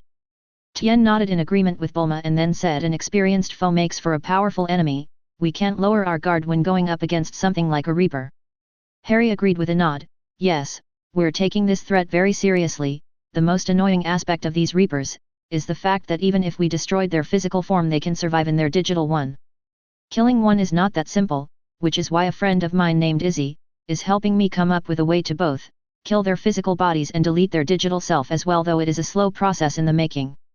Meanwhile, we're working on making things that will help our friends in that world to not only survive what's to come but to be also able to fight off the Reapers until we come up with a solution as to how to really kill them off, permanently. Trunks suddenly spoke up from behind where he was sparring against Pan, while Bra cheered for him, oh? Is that why you came for Mom? Harry nodded but winced when Pan suddenly elbowed Trunks below the belt. When he got distracted, Trunks gasped in pain and dropped to the ground face first in defeat. The male members of the Z Warriors all winced in pain and prayed for their fellow fallen male member, while Pan cheered in victory. Harry, wanting to change the subject away from such a painful scene, explained a bit more, yes, Bulma will be a great help to us with this, of course. But I also came to get her because of her experience in reverse engineering alien technology. I came across a massive space station capable of destroying planets and we want to learn as much as possible about it. But none of us can figure out the language and the way it works, so Bulma came into mind when we were wondering what to do, since the technology in the space station might be very useful with what we want when we face the Reapers. Gohan nodded in understanding and then spoke up, I see, since Bulma was able to reverse engineer Namekian, Science, and the Frisia Force technology, she would be perfect to work with to find more about that space station you just mentioned. Bulma nodded, sounds like a fun project actually, I can't wait to get started. Harry smiled and then said, sure, we'll go there later, of course. For your help in this, you're welcome to learn and get any materials and technology from Neo Kyoto. We have a lot of variety when it comes to technology, we even have quite a few alien races living in Neo Kyoto, I'm sure you can learn a lot from them as well. Bulma now looked very much excited about the project she was going to be getting involved in. Harry then turned his head towards Gohan. You can join the Research and Study Guild in Neo Kyoto, you're quite accomplished as a scholar, so I'm sure you will learn a lot there and gain lots of useful knowledge. Gohan smiled and seemed excited as well. Videl saw the spark in her husband's eyes and couldn't help but smile fondly at him. Harry smiled as well and then continued speaking, the children can also go to school in Neo Kyoto, we have some very good ones in there, they don't have to hide their powers or abilities. They can finally stop hiding and be who they are without any fear of rejection or of property damage, since all of Neo Kyoto is heavily warded with all sorts of enchantments that protect citizens and even automatically fix any damages as well. Goten and Pan looked very interested. To them school was boring and tedious, they rather train and fight, but the way Harry described Neo Kyoto's school, it seemed like a very fun place, where they could do what they wanted without worrying about anything else. Trunks also liked the idea and he showed it by raising a shaking hand and giving everyone a thumbs up, while he continued to groan in pain from the attack he received on his groin by Pan. Bra tilted her head and seemed to be thinking about something. After a few seconds she decided to ask a question, does that mean I can blow stuff up and not get into trouble? Everyone, especially Vegeta and Bulma, turned around to stare at Bra in confusion and a bit of apprehension. Bulma, curious as to what her daughter meant, decided to ask her about it. Bra? What do you mean blowing stuff up? Bra, instead of giving her mother an answer, raised her hand and opened her palm wide. everyone was curious about what she was doing while Vegeta raised an eyebrow finding the pose familiar. A few seconds later he realized what his daughter was going to do, but it was too late for him to do anything about it, for a massive blue key ball materialized on Bra's hand and then released it. Everyone panicked as they saw the key technique fly off forward. Harry and Goku immediately reacted and teleported to intercept the key blast. Both instantly kicked it upwards and sent the key blast flying off high into the sky, where it exploded a few seconds later. Everyone gaped at the explosion that went off above them. It wasn't as powerful as one of the adults, but it was still shocking to see, especially since it was Bra who fired off the key blast with such ease in the first place. Goku sighed in relief, while Harry nervously chuckled happy that both he and Goku were able to reflect the key attack before it hit something or someone. Bulma's sweat dropped at what her daughter just pulled off, and all the while, Vegeta was caught between feeling proud and concerned that his daughter was able to fire off Big Bang attacks with ease. Pan however pouted and pointed at Bra while turning her head towards Gohan and Piccolo. Hey! How come she can do key attack and I can't? She's younger than me. Piccolo's sweat dropped not knowing how to respond to his student's question, while Gohan scratched his head and nervously chuckled. Videl watched with an amused smile at how her daughter demanded answers from both Piccolo and her father, such powerful fighters and both of them are afraid of Pan. After Piccolo and Gohan were able to appease Pan a bit by promising to teach her some key techniques later, everyone was then able to continue the conversation Harry is having with them. Harry of course was more than happy to keep going. Okay, so besides the kids being able to go to school in Neo Kyoto, there's also the natural dungeon. There you can grow stronger, get paid for whatever you sell that you get from the dungeon, and even get skill scrolls that can teach you all sorts of abilities, skills, spells, and techniques. Everyone, especially Goku and Vegeta, were very interested in the dungeon, especially after having heard about it the last time Harry had visited them. Chi-Chi was particularly happy that Goku could get money by doing something he loves. She knew that Goku didn't enjoy being a radish farmer, but they did need money for the family, especially because Goten needed to go to a good school like Gohan. So Goku getting paid for training and getting stronger in the dungeon sounded like a wonderful thing for everyone in the family. Others like Piccolo, Tien, and Bu, weren't really interested in money, but rather, liked the idea of being able to grow stronger and learn new techniques, skills, and even spells, something Krillin had to say something about. Hey Harry, do you think it's possible for someone to teach us magic? You gave us the ability to use it, but no one in this world can use magic like you do, much less knows spells that would be useful in battle or everyday life, well except that clothes beam Piccolo can use. Piccolo nodded and then said his opinion on the matter. I know of some magic spells and techniques thanks to my fusion with Kami. He knew quite a bit of magic, it's how he created the Dragon Balls after all. But nothing too useful really, mostly stuff like cleaning and repairing things with mana, basic stuff really.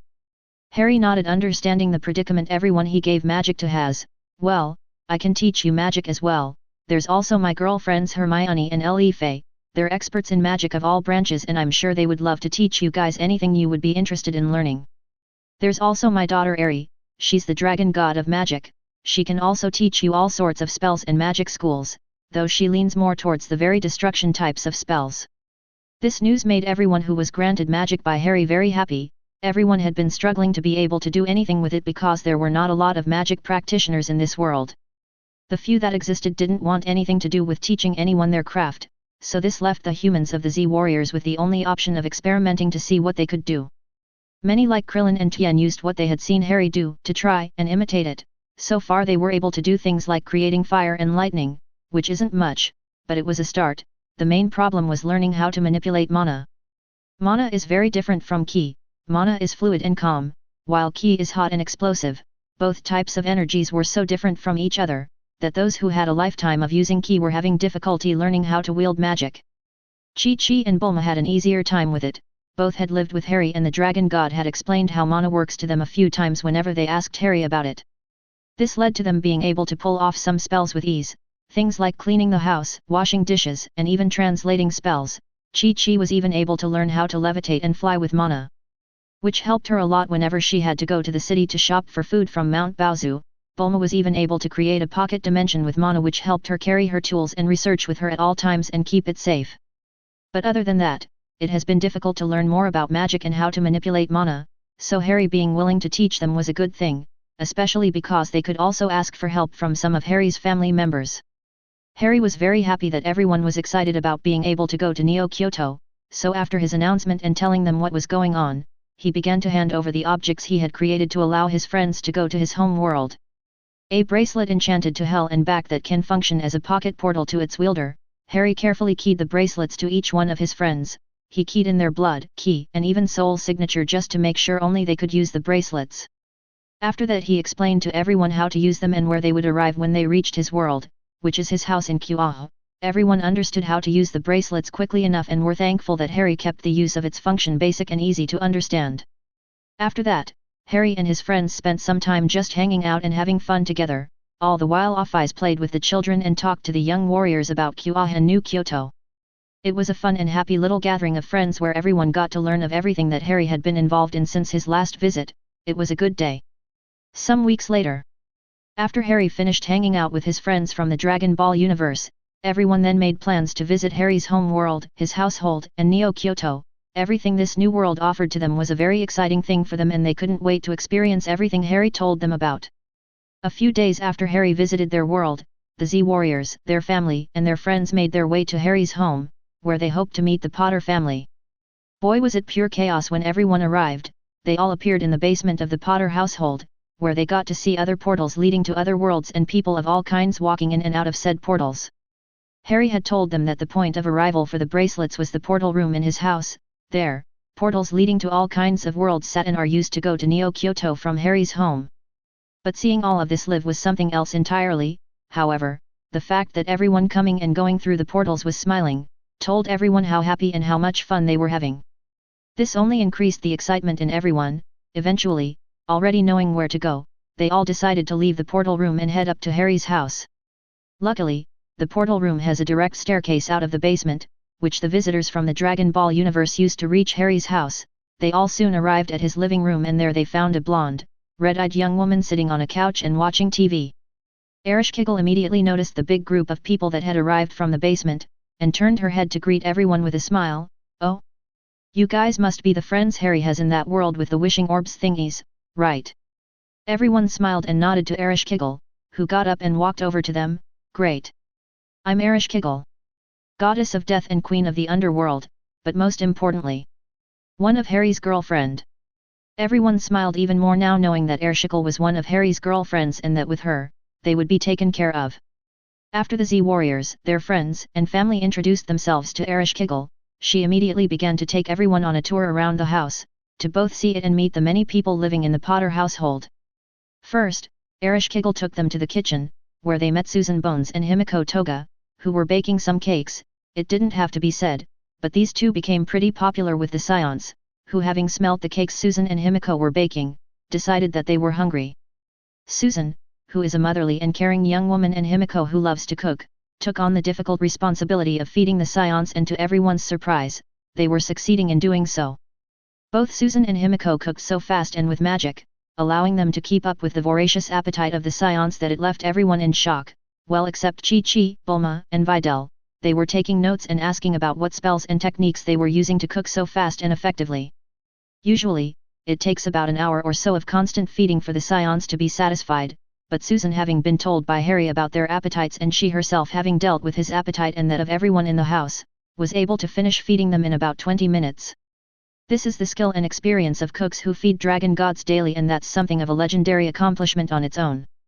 A Scion's appetite is nothing compared to that, really. After that, Ereshkigal took everyone to the gardens. There they found Jessica, Rei, and Luna tending the garden, which was pretty impressive to see. There were all kinds of trees, flowers, and plants that no one recognized. Gohan, being the scholar that he is, grew excited about these new plants and their biology, which got Videl to smile from seeing him so excited and happy. It was here that Luna noticed them and immediately greeted everyone with a smile and a wave. Ereshkigal wasted no time in walking over to her with everyone and introduced them. Luna Lovegood, Jessica Albert, and Rei Himura, three kind, tough, but sweet girls who are also Harry's girlfriends. Luna, to everyone in the group, seemed like sweet and caring girls, very popular with the kids, since both Pan and Bra immediately got along with her. But Goku, Vegeta, and Piccolo sensed that there was something else going on with her. Something in Luna was just dark in nature, but it wasn't evil. It was dark for sure, but it had a gentle hint to it. It confused them, and furthermore, it intrigued them enough that they wanted to fight her to see what she could do. Luna, of course, accepted the challenge with a soft smile on her face. and then proceeded to beat the ever-loving shit out of every Z-warrior, all while the women of the group sat on the grass with Jessica and Rei to have some tea and gossip about what's going on in this world. Luna didn't take long with the Z-warriors and left them all on the ground defeated and broken. She did all of that with a soft smile on her face, which had Pan and Bra have sparkles coming out of their eyes as they watched a very pretty lady kick the butt of everybody around. Which Luna noticed and giggled about. Gaku sat up and coughed up some blood. Ow! I think she shattered my ribs. Vegeta rolled on his belly and huffed in pain. Damn, even with your ultra instinct, we couldn't touch her. This was worse than Jiren. Piccolo dug himself out from a crater and coughed. Those darkness abilities and spells hurt a lot, plus she has a keyblade as well. We should know better than to challenge her like this. Gohan limped his way over to Krillin and pulled him out from the rocks he had been buried in. She is really strong and I think she was still holding back a lot. Krillin groaned in pain and nodded while hanging from his foot, which was being held by Gohan. At least she didn't go for the kill. That was scary. Tien and Yamcha limped towards everyone and sighed when they reached them. Tien stood up straight but winced in pain. What skill! Her form with the keyblade and her martial arts are top-notch. Yamcha nodded while he cleaned some blood dripping from his lips with his sleeves. Yeah, and those dark spells are no joke. Every time she used one, my skin crawled. Luna must have heard everyone, because she smiled and turned around to face them. I'm one of the few people in the family who can use the dark element and pure darkness itself. It's something that can't be ignored. Your instincts know that it's dangerous in nature, so your skin just crawls. As for your ultra instinct, Gaku, well, I can see into the future. It's a power of mine born from being a seer. So even if you react to my attacks and moves with ultra instincts, I can see what you're going to do way before you do it and hit you anyway. Plus I'm faster than you, so that helps. Gaku nodded understanding. I see, you're incredible, Luna. I have to fight you again. Luna giggled and shook her head. You're exactly how Harry described you to be, Gaku. Sure, I'll spar with you anytime you want. I'm usually not doing anything other than researching new monsters in the natural dungeon anyways. Gaku looked excited, though some of his friends looked at him like he was crazy, well except Vegeta and Piccolo. They both looked like they also wanted to fight Luna again too.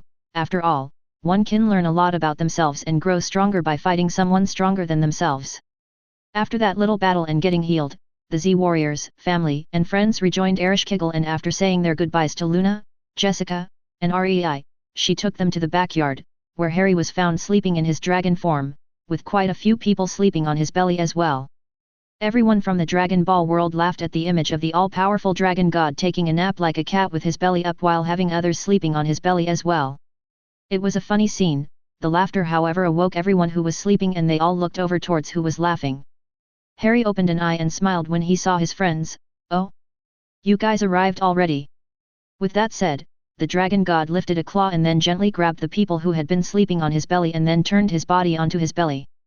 With that done, Harry then put his claw down and opened it, and then a couple of young women and little girls walked out of his claw. Pan and Bra widely smiled when they saw Off-Eyes and immediately took off running towards her. Meanwhile, Harry decided to introduce everyone who was sleeping on his belly. Alright. These are my friends from the Dragon Ball world, I told you about them.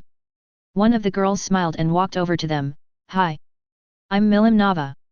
It's nice to meet more friends of Harry, especially strong ones. I hope you guys like fighting because we all do that here.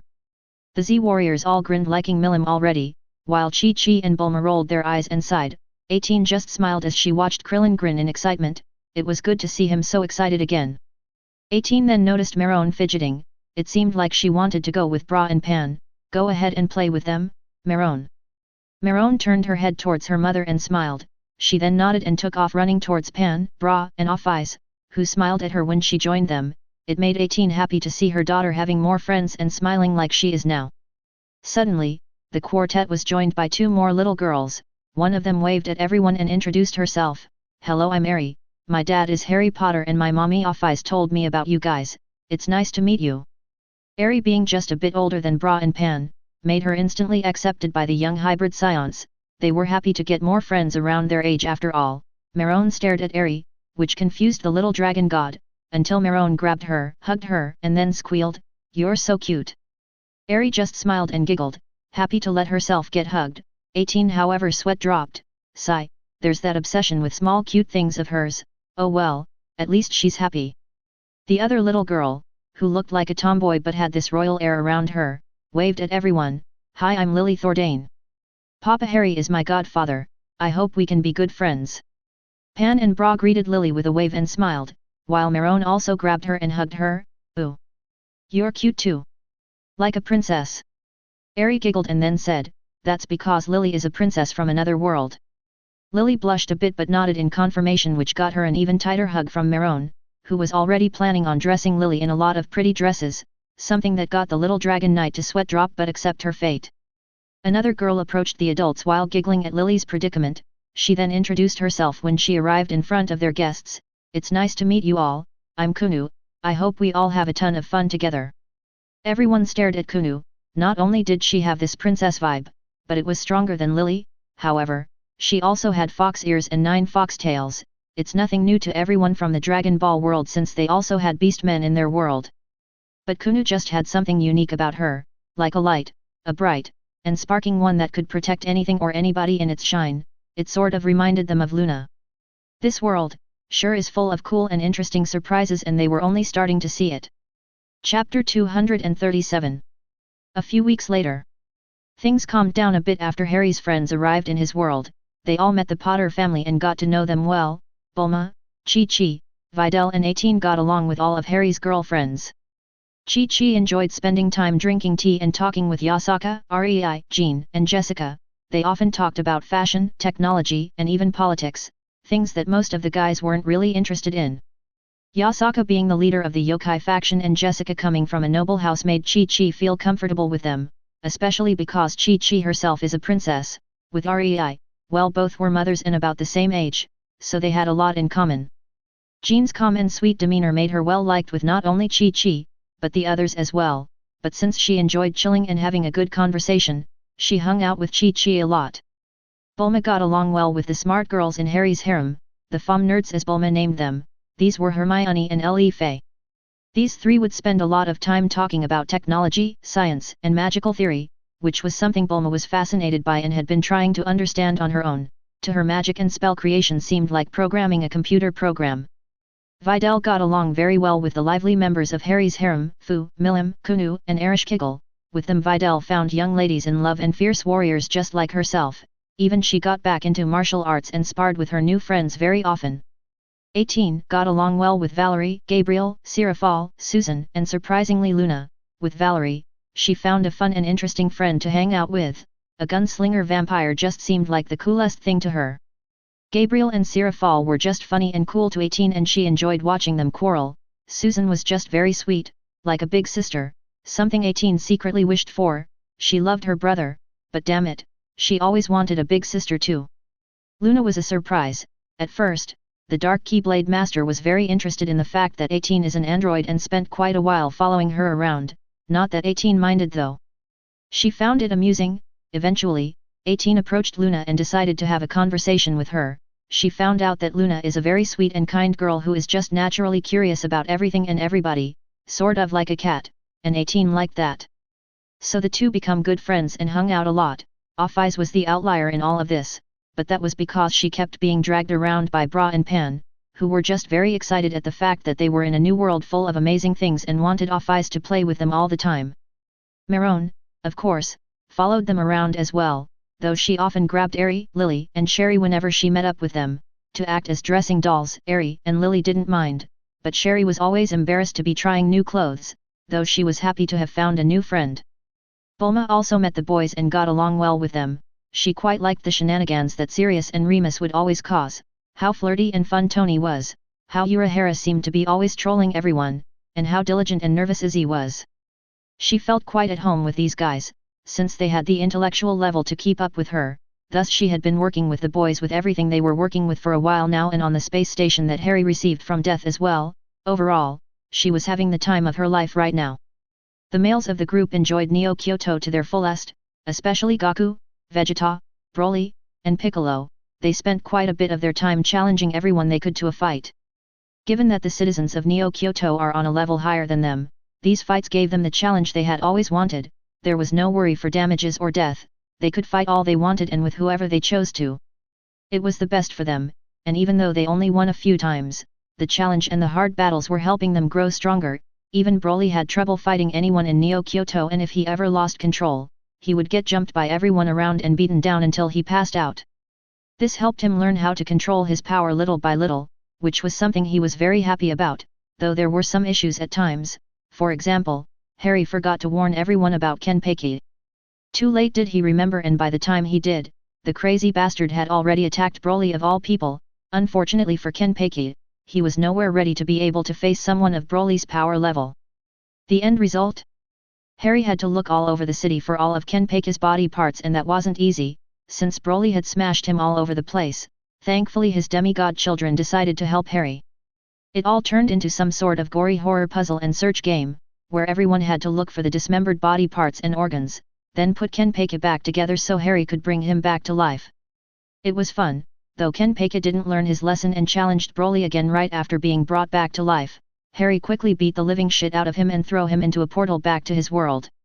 What a moron, he gets killed and the idiot wants to fight who had killed him not that long ago again. Harry had gotten really annoyed with him that day. Besides that, Goku and the others also enjoy going into the natural dungeon. The fact that the dungeon modifies the monsters and bosses it spawns to be the same power level as whoever is inside the floor meant that Goku and friends could fight enemies at their own level and get a good fight. This made everyone grow stronger. Even those like Krillin, Tien, and Yamcha were growing even more powerful as they continued to battle in the dungeon. They were really happy to be able to break through what seemed to be their limits after so long of feeling being left behind by the Scions and Namekian. Trunks and Goten got along with all of Harry's demigod children, especially because most of them were about their age. You can now find them training or hanging out in the camp with them. Gohan also enjoyed the natural dungeon, but besides that, he loved the many new things one can learn about in Neo Kyoto, from new alien races and technology to magical beasts and monsters. As a scholar, Gohan was very excited to learn about everything new he could find. The fact that he found friends and people like Neville was also something Gohan enjoyed. After all, he was never able to find friends with a similar mindset as his, especially because his younger years were filled with battle after battle. Others like Bu, Mr. Satan, and Dende, along with Keela and Limo, found interesting things to do in Neo Kyoto. Bu liked the food and enjoyed tasting the cuisine of many cultures and races. Surprisingly, he got along well with the Rachni known as Queenie, the Rachni Queen. Dende would often speak and hang out with one of the many deities who live in Neo Kyoto. He got to learn a lot from them, but he really liked spending time with Hestia, who also enjoyed having Dende around. It was adorable seeing them speak and learn about each other's culture. Keely and Limo joined the Thieves Guild and began to learn the craft Neo Kyoto style. Now they do jobs for Yasaka and gather information along with stealing things for the yokai faction. Mr. Satan took to touring other worlds, especially the more peaceful ones, like the Mushroom Kingdom, where he had become somewhat of a hero for saving toads from monsters. Harry did not know how to feel about this, to be honest.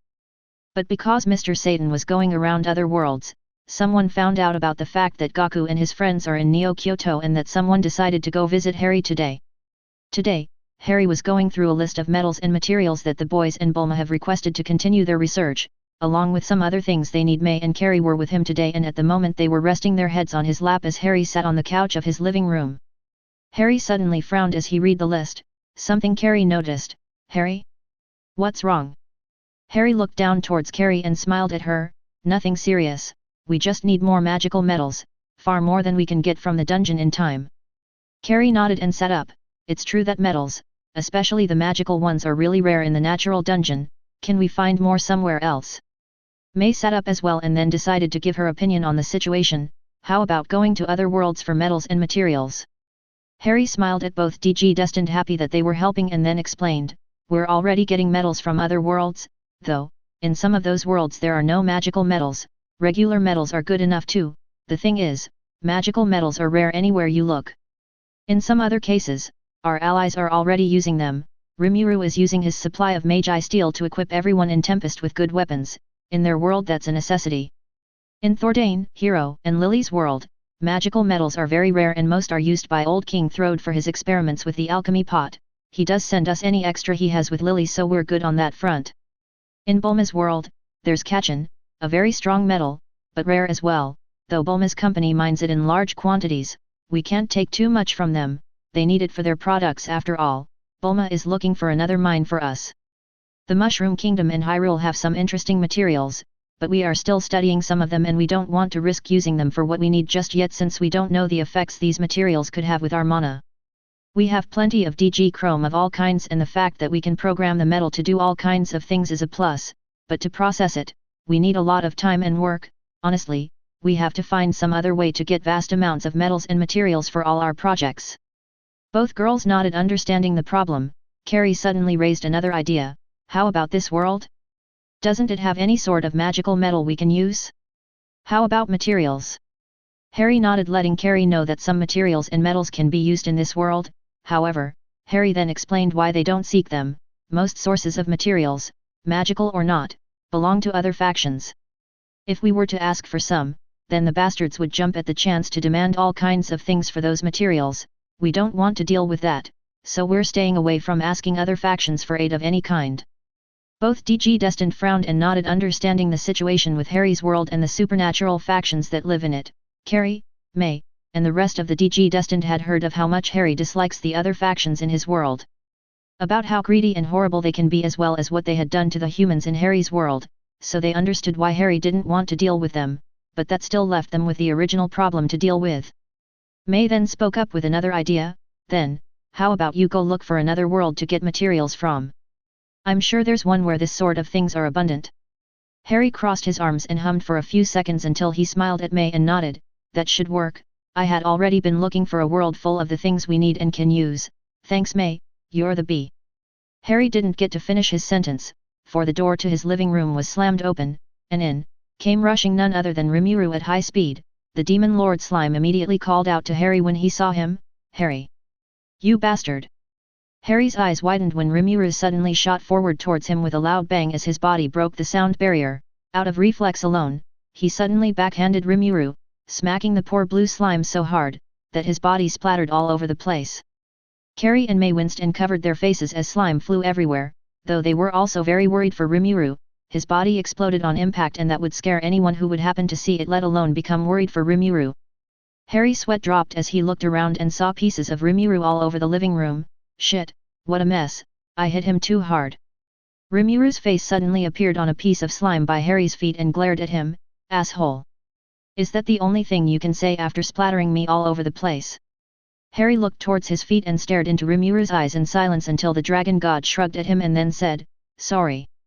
Rimuru glared at Harry and shakily raised what little slime he had in the piece of himself that was right in front of Harry's feet and angrily shook it at him, which only got Harry to grin at Rimuru and, for May and Carrie to sweat drop. A few minutes later, after Carrie and May helped Rimuru gather the pieces of his slime splattered all over the living room, Harry decided to ask why he was so angry and hyper right now.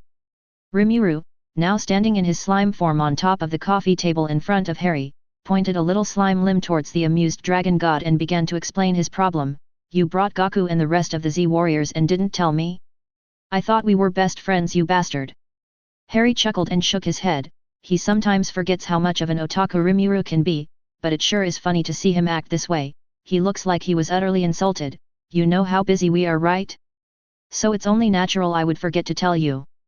Actually, I'm surprised Milim didn't go to Tempest to brag to you and Feldora about having met and fought both Gaku and Vegeta. Rimuru literally shook like a piece of jello and began to growl in jealousy and annoyance. How do you think I found out?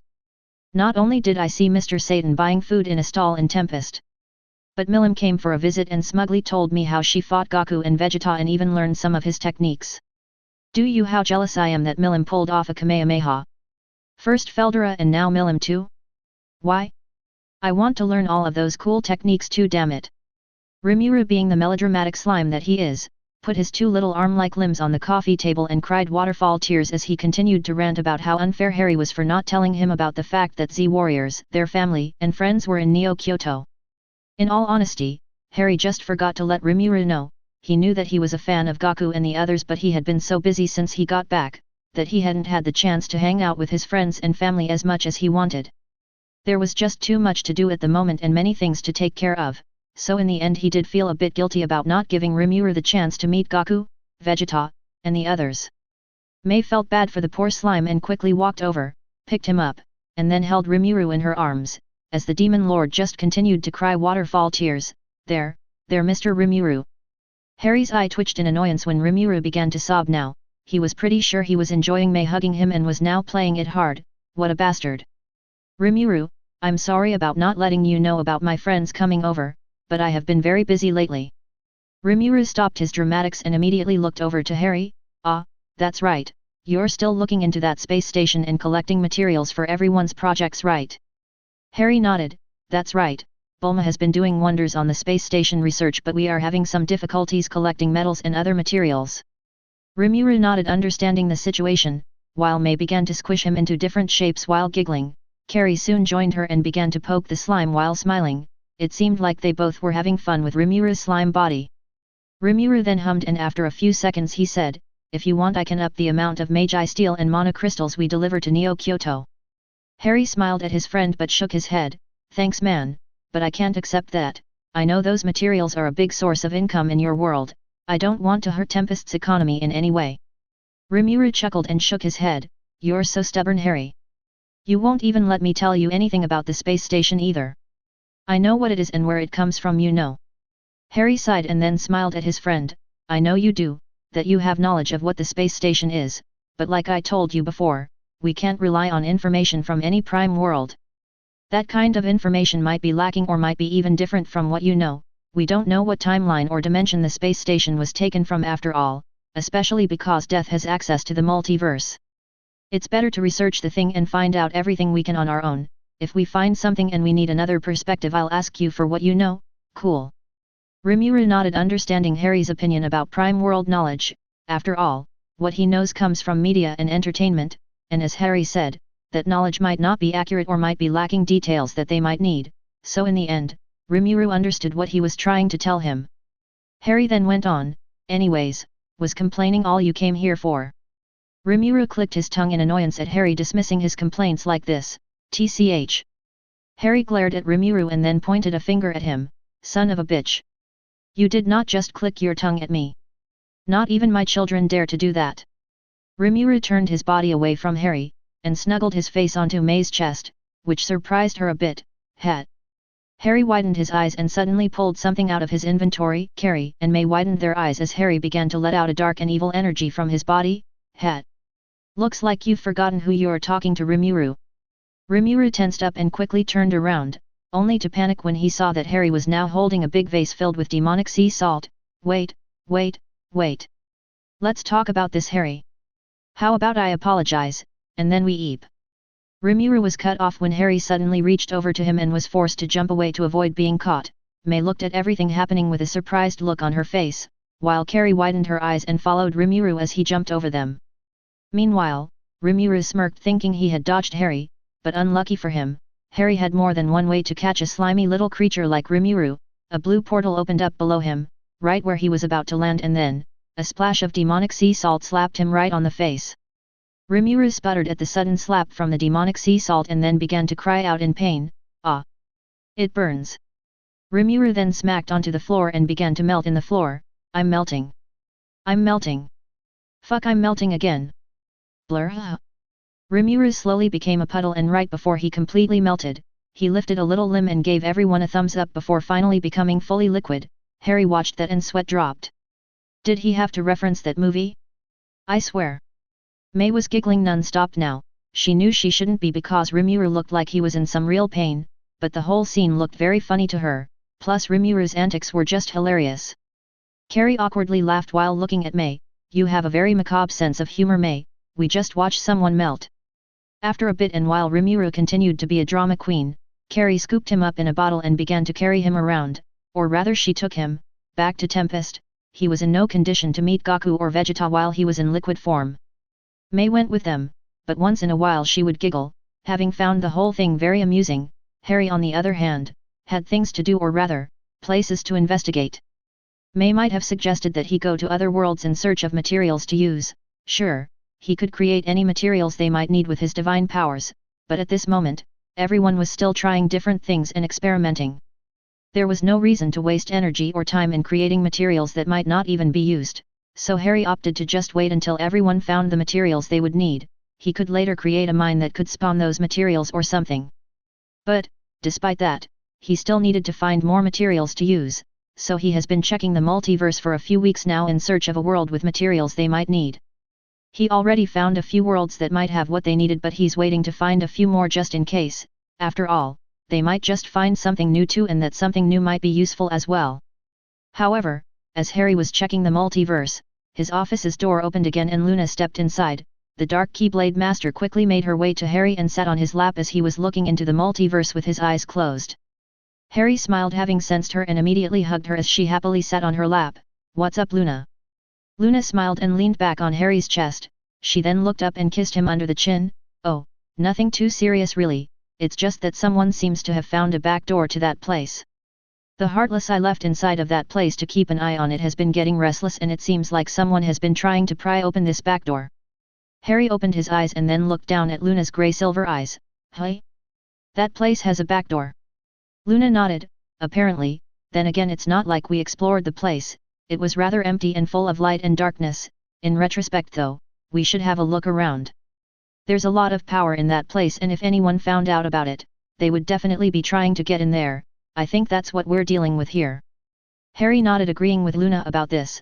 "I see, we really should have sealed the place up, though given that it has become my domain I never really thought anyone would be able to get to it, makes me wonder how they did it." Luna smiled and then jumped off Harry's lap. "Well, there's only one way to find out." Harry chuckled and nodded in agreement. "So we're having a bit of an adventure, hey? Sounds like fun and I needed a small distraction anyways, it's been nothing but work and business lately." Luna nodded and watched as Harry stood up, stretched, and then cracked his neck. The dragon god then spoke up. All right, you know where the guy who is trying to get into that place is? If so, why don't you take us there?" Luna nodded and then waved a hand. A dark corridor instantly sprouted from the ground soon after. "There, let's go, Harry." Harry nodded and watched as Luna skipped into the dark corridor she just created. The dragon god then followed after her a second later, and the dark corridor dissipated right after, leaving Harry's office empty and quiet. Meanwhile, in a black void within the borders of worlds, a dark corridor materialized high above the void. Luna soon skipped out of the dark corridor with a smile on her face. However, that smile soon turned into a confused frown as she looked down. "Hey!" Harry soon stepped out of the dark corridor and as the dark construct dissipated, Harry noticed that something had caught Luna's attention. Curious about what could have distracted Luna this much, he decided to take a look as well. So Harry looked down to see, only to raise an eyebrow at what was happening. "Is that a duck wearing a wizard hat?" Luna nodded, seemingly curious at the sight. "There's some kind of dog wielding a shield too, he looks rather silly really." Harry noticed the dog as well. He stared at both beings, quite perplexed at their shape and form. They seem humanoid, perhaps some kind of yokai. Luna shook her head. "I don't think so, I can sense some mana for the duck, but not the dog guy, plus they don't feel like yokai. There's also the guy they're fighting against." Harry nodded. He had noticed these two beings were fighting, but chose to ignore him because of how ridiculous the guy looked. "Right, so why is that oversized human attached to a ship of some kind? I've seen a lot of crazy things, but this is just silly. What's the point of such a form? You wouldn't really be able to hit anyone if they attacked you from underneath and the sides. What kind of idiot thinks such a form is a good idea?" Luna giggled as Harry ranted about the guy's giant ship form. She had to agree with Harry though, such a form made no sense, plus it looked ridiculous, though watching Harry rant about it was really funny. Suddenly, Luna noticed a third person fighting against the ship guy, a boy, but the gender of the third person fighting wasn't important, what he was holding was, Harry. "That boy. Look at what he's holding." Harry stopped ranting and looked down, only to gape a bit when he saw that the boy was holding a keyblade, a kingdom key to be exact. Another keyblade wielder. Well, this just became far more interesting. Though, why is he wearing such oversized shoes? He looks like a clown with those on. Those shoes can't be good for moving around. What's going on with these people? Luna snorted as Harry ranted once again. Leave it to Harry to not be that impressed that they found another keyblade wielder, but rather get annoyed at the quirky things that the boy was doing, like wearing clown shoes in a fight. Chapter 238. Harry and Luna watched the battle the young keyblade wielder and his odd friends waged on the massive enemy they were fighting. Secretly they helped the group of fighters by throwing items for them to find and use, but other than that, they decided to watch on.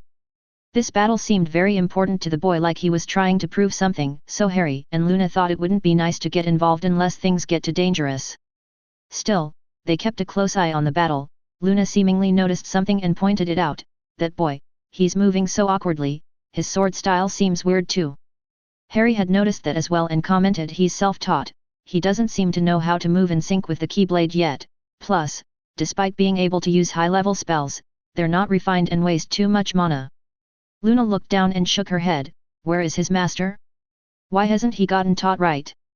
Harry narrowed his eyes towards the Keyblade-wielding boy and checked on his Keyblade. I see, that Keyblade wasn't originally his, it had chosen someone else.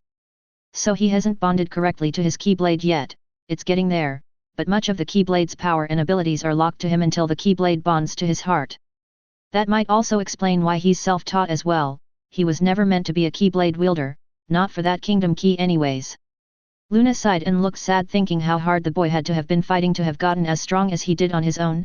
Still, he's not doing too bad.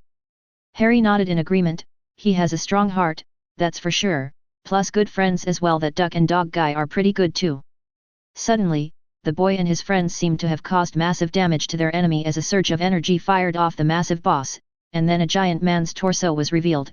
Behind the man a massive Heartless spread its arms and both immediately began to attack the boy and his friends.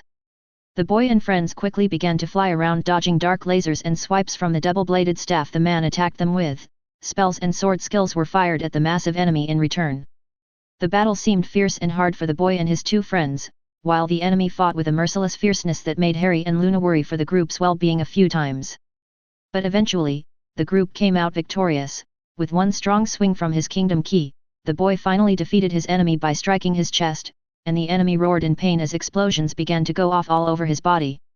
With his defeat, the enemy could no longer sustain his massive ship-like body, and thus, it began to break down as the enemy screamed in pain and defeat. This cannot be. A bright white light engulfed the enemy and the group, until an explosion went off, bathing the area with a bright white light for a few seconds, but Harry and Luna were unaffected by the light and watched on as the enemy shrunk down and took on a human form before the light went out. Harry raised an eyebrow as he sensed the energy and core within the enemy. Hey! That's a Heartless. Luna nodded. She had already noticed that and had not been happy about it yet, but he doesn't feel like my cute little shadows. This guy's darkness is arrogant and yucky. Harry's sweat dropped at the way Luna just called out the enemy and couldn't help but chuckle soon after. He had to admit, the guy did feel off for a Heartless. In fact, the guy just felt off altogether. But before Harry could look deeper into the enemy, the boy and the bad guy began to speak. The enemy squirmed a bit in pain before speaking up. It is futile, the Keyblade alone cannot seal the door to darkness. The enemy suddenly turned around towards a grey-colored platform that appeared out of nowhere and reached over towards it. Kingdom Hearts. Fill me with the power of darkness. Harry and Luna turned their attention to the grey-colored platform and noticed a big grey door on one end of it. Luna frowned and stared at it for a few seconds before speaking up. So that's the back door my Heartless told me about. Harry nodded but frowned when he looked at the door. It's more like punched-through hole with a nailed-on door to cover it. The enemy dramatically began to clench his fingers as the grey door opened and darkness began to seep out. Supreme darkness. The boy however shook his head and spoke up. You're wrong, I know now, without a doubt, Kingdom Hearts is light. It was at this time that Harry decided that he had enough, especially because these two were about to step into his domain uninvited. So he summoned Oathkeeper and swung it hard in the direction of the enemy. A beam of white light shot out of Harry's Oathkeeper and flew straight toward the enemy. The beam of white light traveled so fast that the enemy didn't even notice it until it crashed against his side and sent him flying away screaming in pain. The boy, the duck, and the dog guy gaped at the fact that their enemy had been attacked out of nowhere but immediately snapped out of it and looked up toward where the attack had come from. Only to gape once again when they finally noticed Harry standing in midair while holding a Keyblade in his hand. Something that utterly stunned the trio. Harry however grinned at them and then spoke up. Well, you're half right, kid. Kingdom Hearts is light but it's also darkness. Kingdom Hearts is the point of balance between darkness and light for the entire multiverse. It's where these two contrasting concepts are born and spread out, where twilight takes form. The trio stared at Harry in complete and utter shock for a few moments, until the duck suddenly shook his head and pointed a finger at Harry. Wah! A Keyblade. Goofy look. He also has a Keyblade. The dog guy, who now Harry knew was named Goofy, snapped out of it as well and nodded. Hyuk. But I thought Sora was the Keyblade chosen wielder. The boy, now revealed to be named Sora, raised his Keyblade and stared at it in confusion. How can there be more than one Keyblade? Luna and Harry both raised an eyebrow in confusion when they heard the trio's exclamation. Both shared a look and then Harry turned his head to speak with the trio one more time. You do know that there's more than one Keyblade, right? In fact, anyone with a strong light can forge a Keyblade within themselves. An already existing Keyblade choosing a wielder is what's rare, which I think is your situation.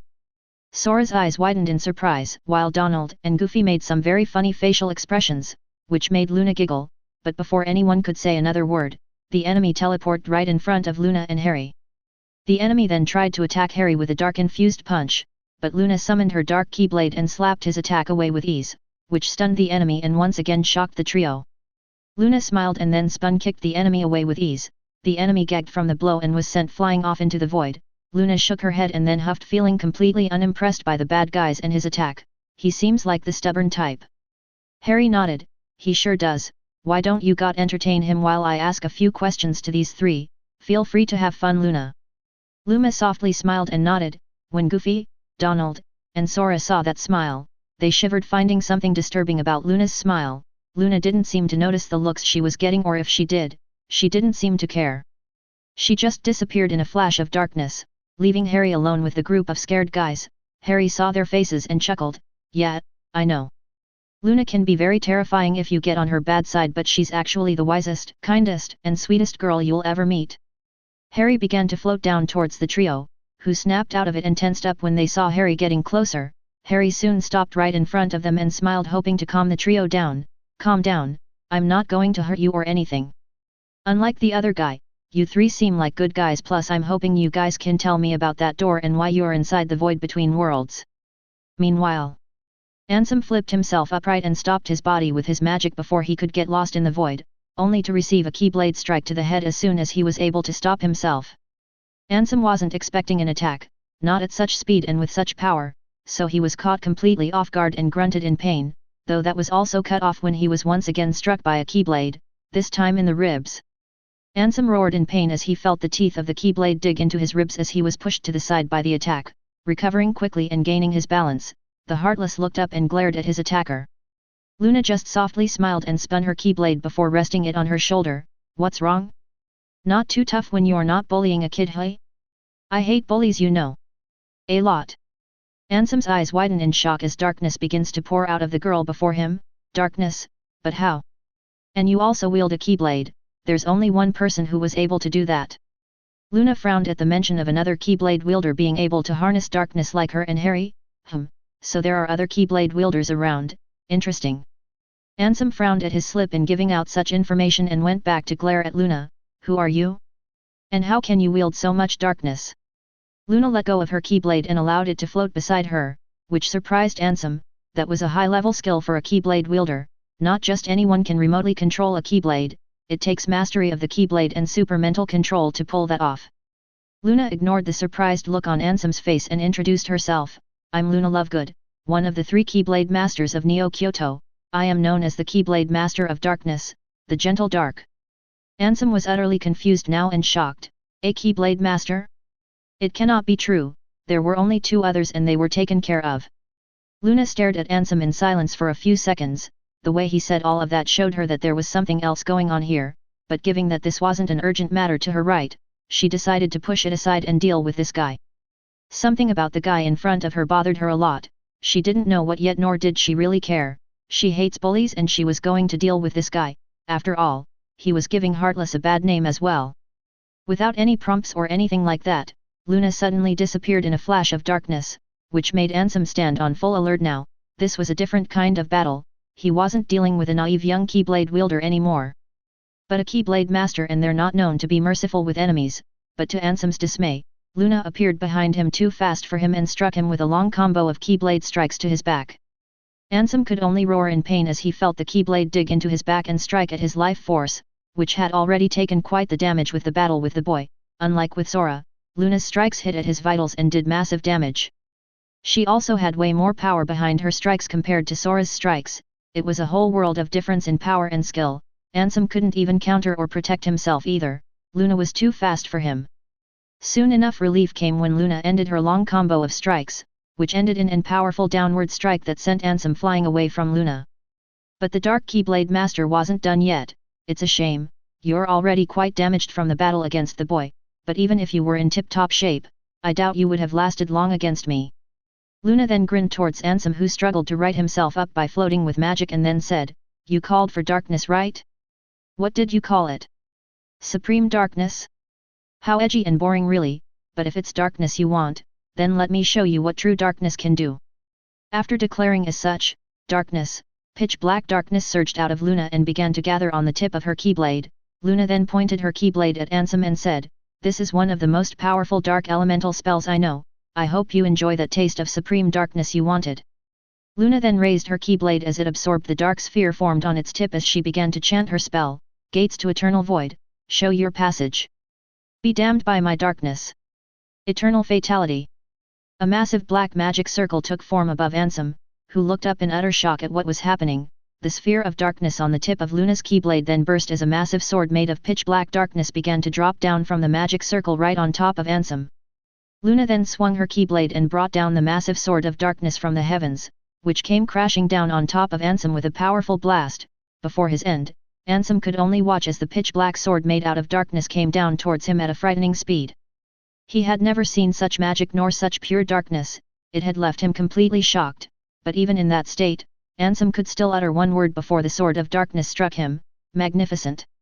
Luna watched as one of the most powerful dark elemental spells she knows, crashed against the bully and violently exploded into a storm of pitch black darkness that was so strong, it punched a hole in the void. Though the void soon repaired itself before anything else could happen, Luna spread her senses to see if the bully was really defeated, and once she couldn't sense him anymore she smiled and nodded to herself.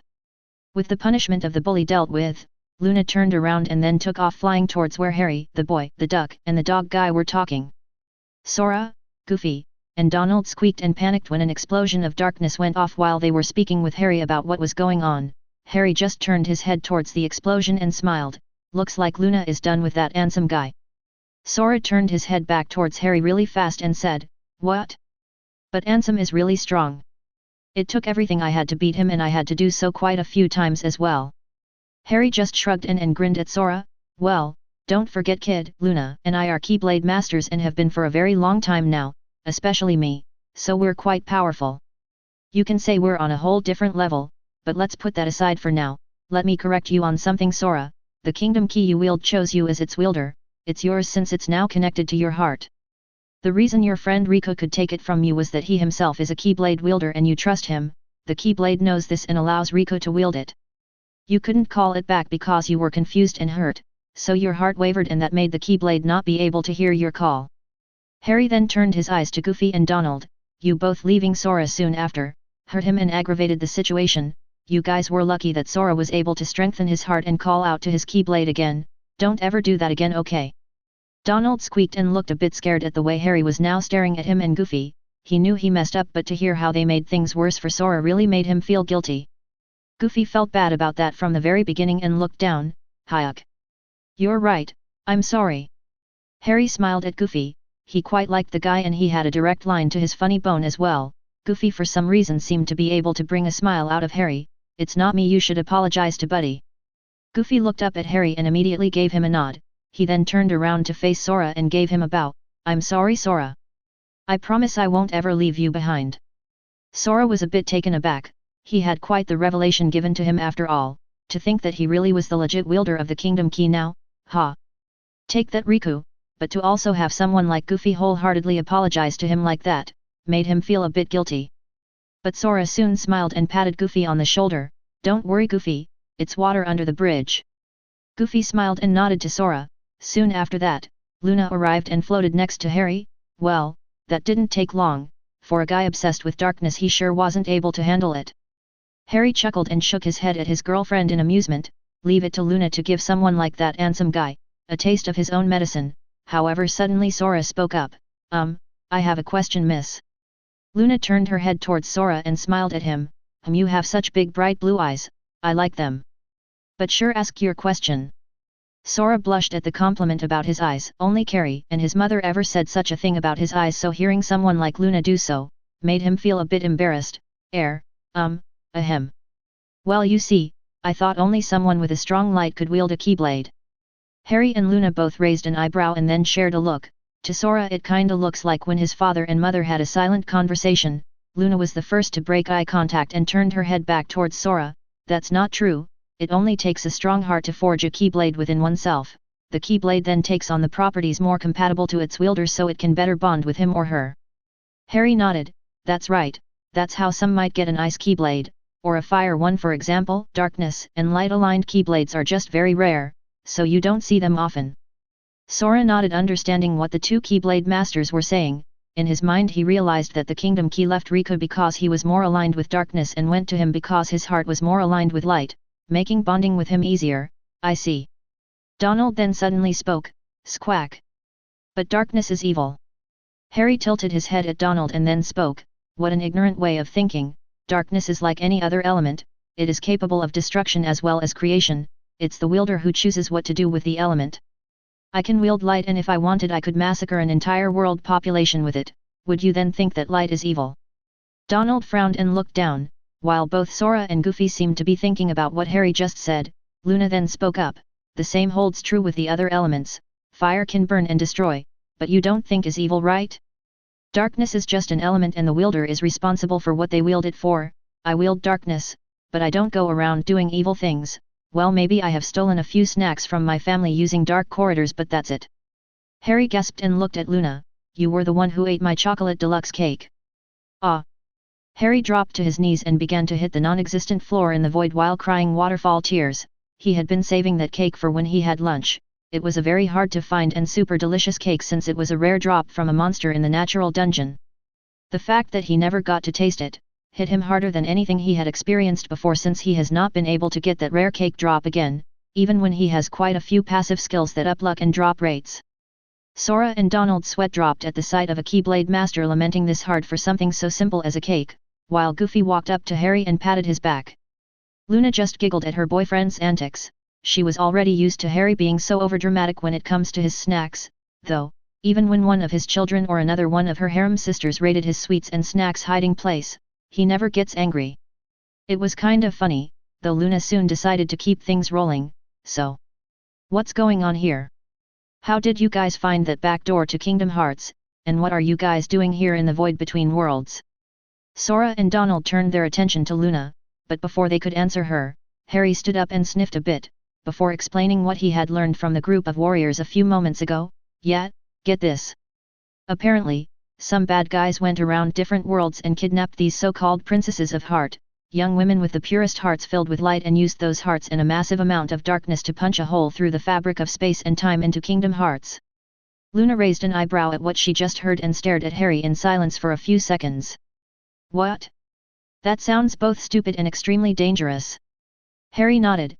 My words exactly. These three have been going to different worlds trying to prevent anyone from getting their hands on these princesses of heart, but failed at every turn. The bad guys were apparently very crafty, though Sora did close the door to the heart of these worlds. They seemed to think that this would stop the heartless from getting into these worlds, or at the very least, stopping them from getting to these worlds' hearts. Luna looked even more perplexed. Again, what? Harry chuckled and shrugged. I don't know, this all sounds so different from what we know from the heartless back at home. They have never behaved like this nor tried to get to our world's heart. Luna scratched her head in confusion. This all sounded so weird to her, so to find out what was going on here, she decided to do something to find out more. So Luna waved a hand and a black pool of shadows materialized in front of her. Soon after, a small shadow emerged from the pool of darkness and looked up to Luna, waiting for her commands. However, before Luna could give the shadow any orders, Donald yelled in shock, "Squawk! Heartless!" Out of instinct alone, Donald immediately pointed his staff at the shadow, while Sora and Goofy drew their weapons. Donald began to gather mana in preparation to let off a spell, but Luna pointed a hand towards Donald and cast a spell before he could even begin to gather the mana he needed. Silence. The spell immediately took effect and Donald found himself unable to gather mana or use magic, which made him panic. Sora and Goofy were about to attack the shadow, but Luna moved her gaze toward them and stared at them hard with her silver-grey eyes. This stopped Sora and Goofy in their tracks and made them flinch back. Luna, seeing that they weren't going to attack again, spoke up, "Don't attack him, he won't harm anyone." Sora and Goofy shivered at the hard and serious tone Luna just used on them, while Donald, who couldn't speak because he was under the silence spell's effect, began to thrash around and jump in anger. Harry shook his head and then decided to explain before someone did something to make Luna angry. That was never a good idea. Calm down, guys. Yes, that little guy is a heartless, but he's under Luna's control. She can make heartless with her own darkness, but they're docile and quite tame. They won't attack if you don't attack him first. Besides, you guys would die if you attack the little shadow. Despite being just a shadow, it's extremely powerful, far much more than that handsome guy. Luna just saved your lives. Sora and Goofy nodded, understanding Harry's words and warning. They then put their weapons away. To avoid making the shadow hostile, Donald just stood there gaping in shock at what he just heard. Luna smiled at Sora and Goofy and gave them a nod. Harry smiled as well, happy that he avoided Luna getting angry. So what's the plan, Luna? Luna grinned at Harry and then explained her plan. I'm going to send this little guy to find a group of Heartless and find out who is manipulating them and what's really going on. Heartless don't behave the way they have been behaving in this world, and I want to find out what's driving them to do all of that business of finding the world's heart and such. Harry nodded, understanding the plan. Great plan, keep me posted, and let me know what's happening with this little shadow. Luna nodded and then bent down towards the shadow, then she tied a bright yellow bow tie around its neck that she took out of her inventory. There we go, little guy, go and find out what's happening and inform me of everything you find out. The Heartless twitched a few times but soon nodded and then disappeared into the void around the group. All the while, Goofy, Donald, and Sora just stood there in complete shock at what they just saw. Harry then turned around and stared at the big grey door on top of the grey platform. Alright, now all we have to do is close that door and make sure it never opens again. If you enjoyed this video, please give it a like and subscribe to the channel so you're notified of future uploads. You can find the next parts in the playlist visible on the screen or on my channel. Thank you for watching, and I'll see you in the next one.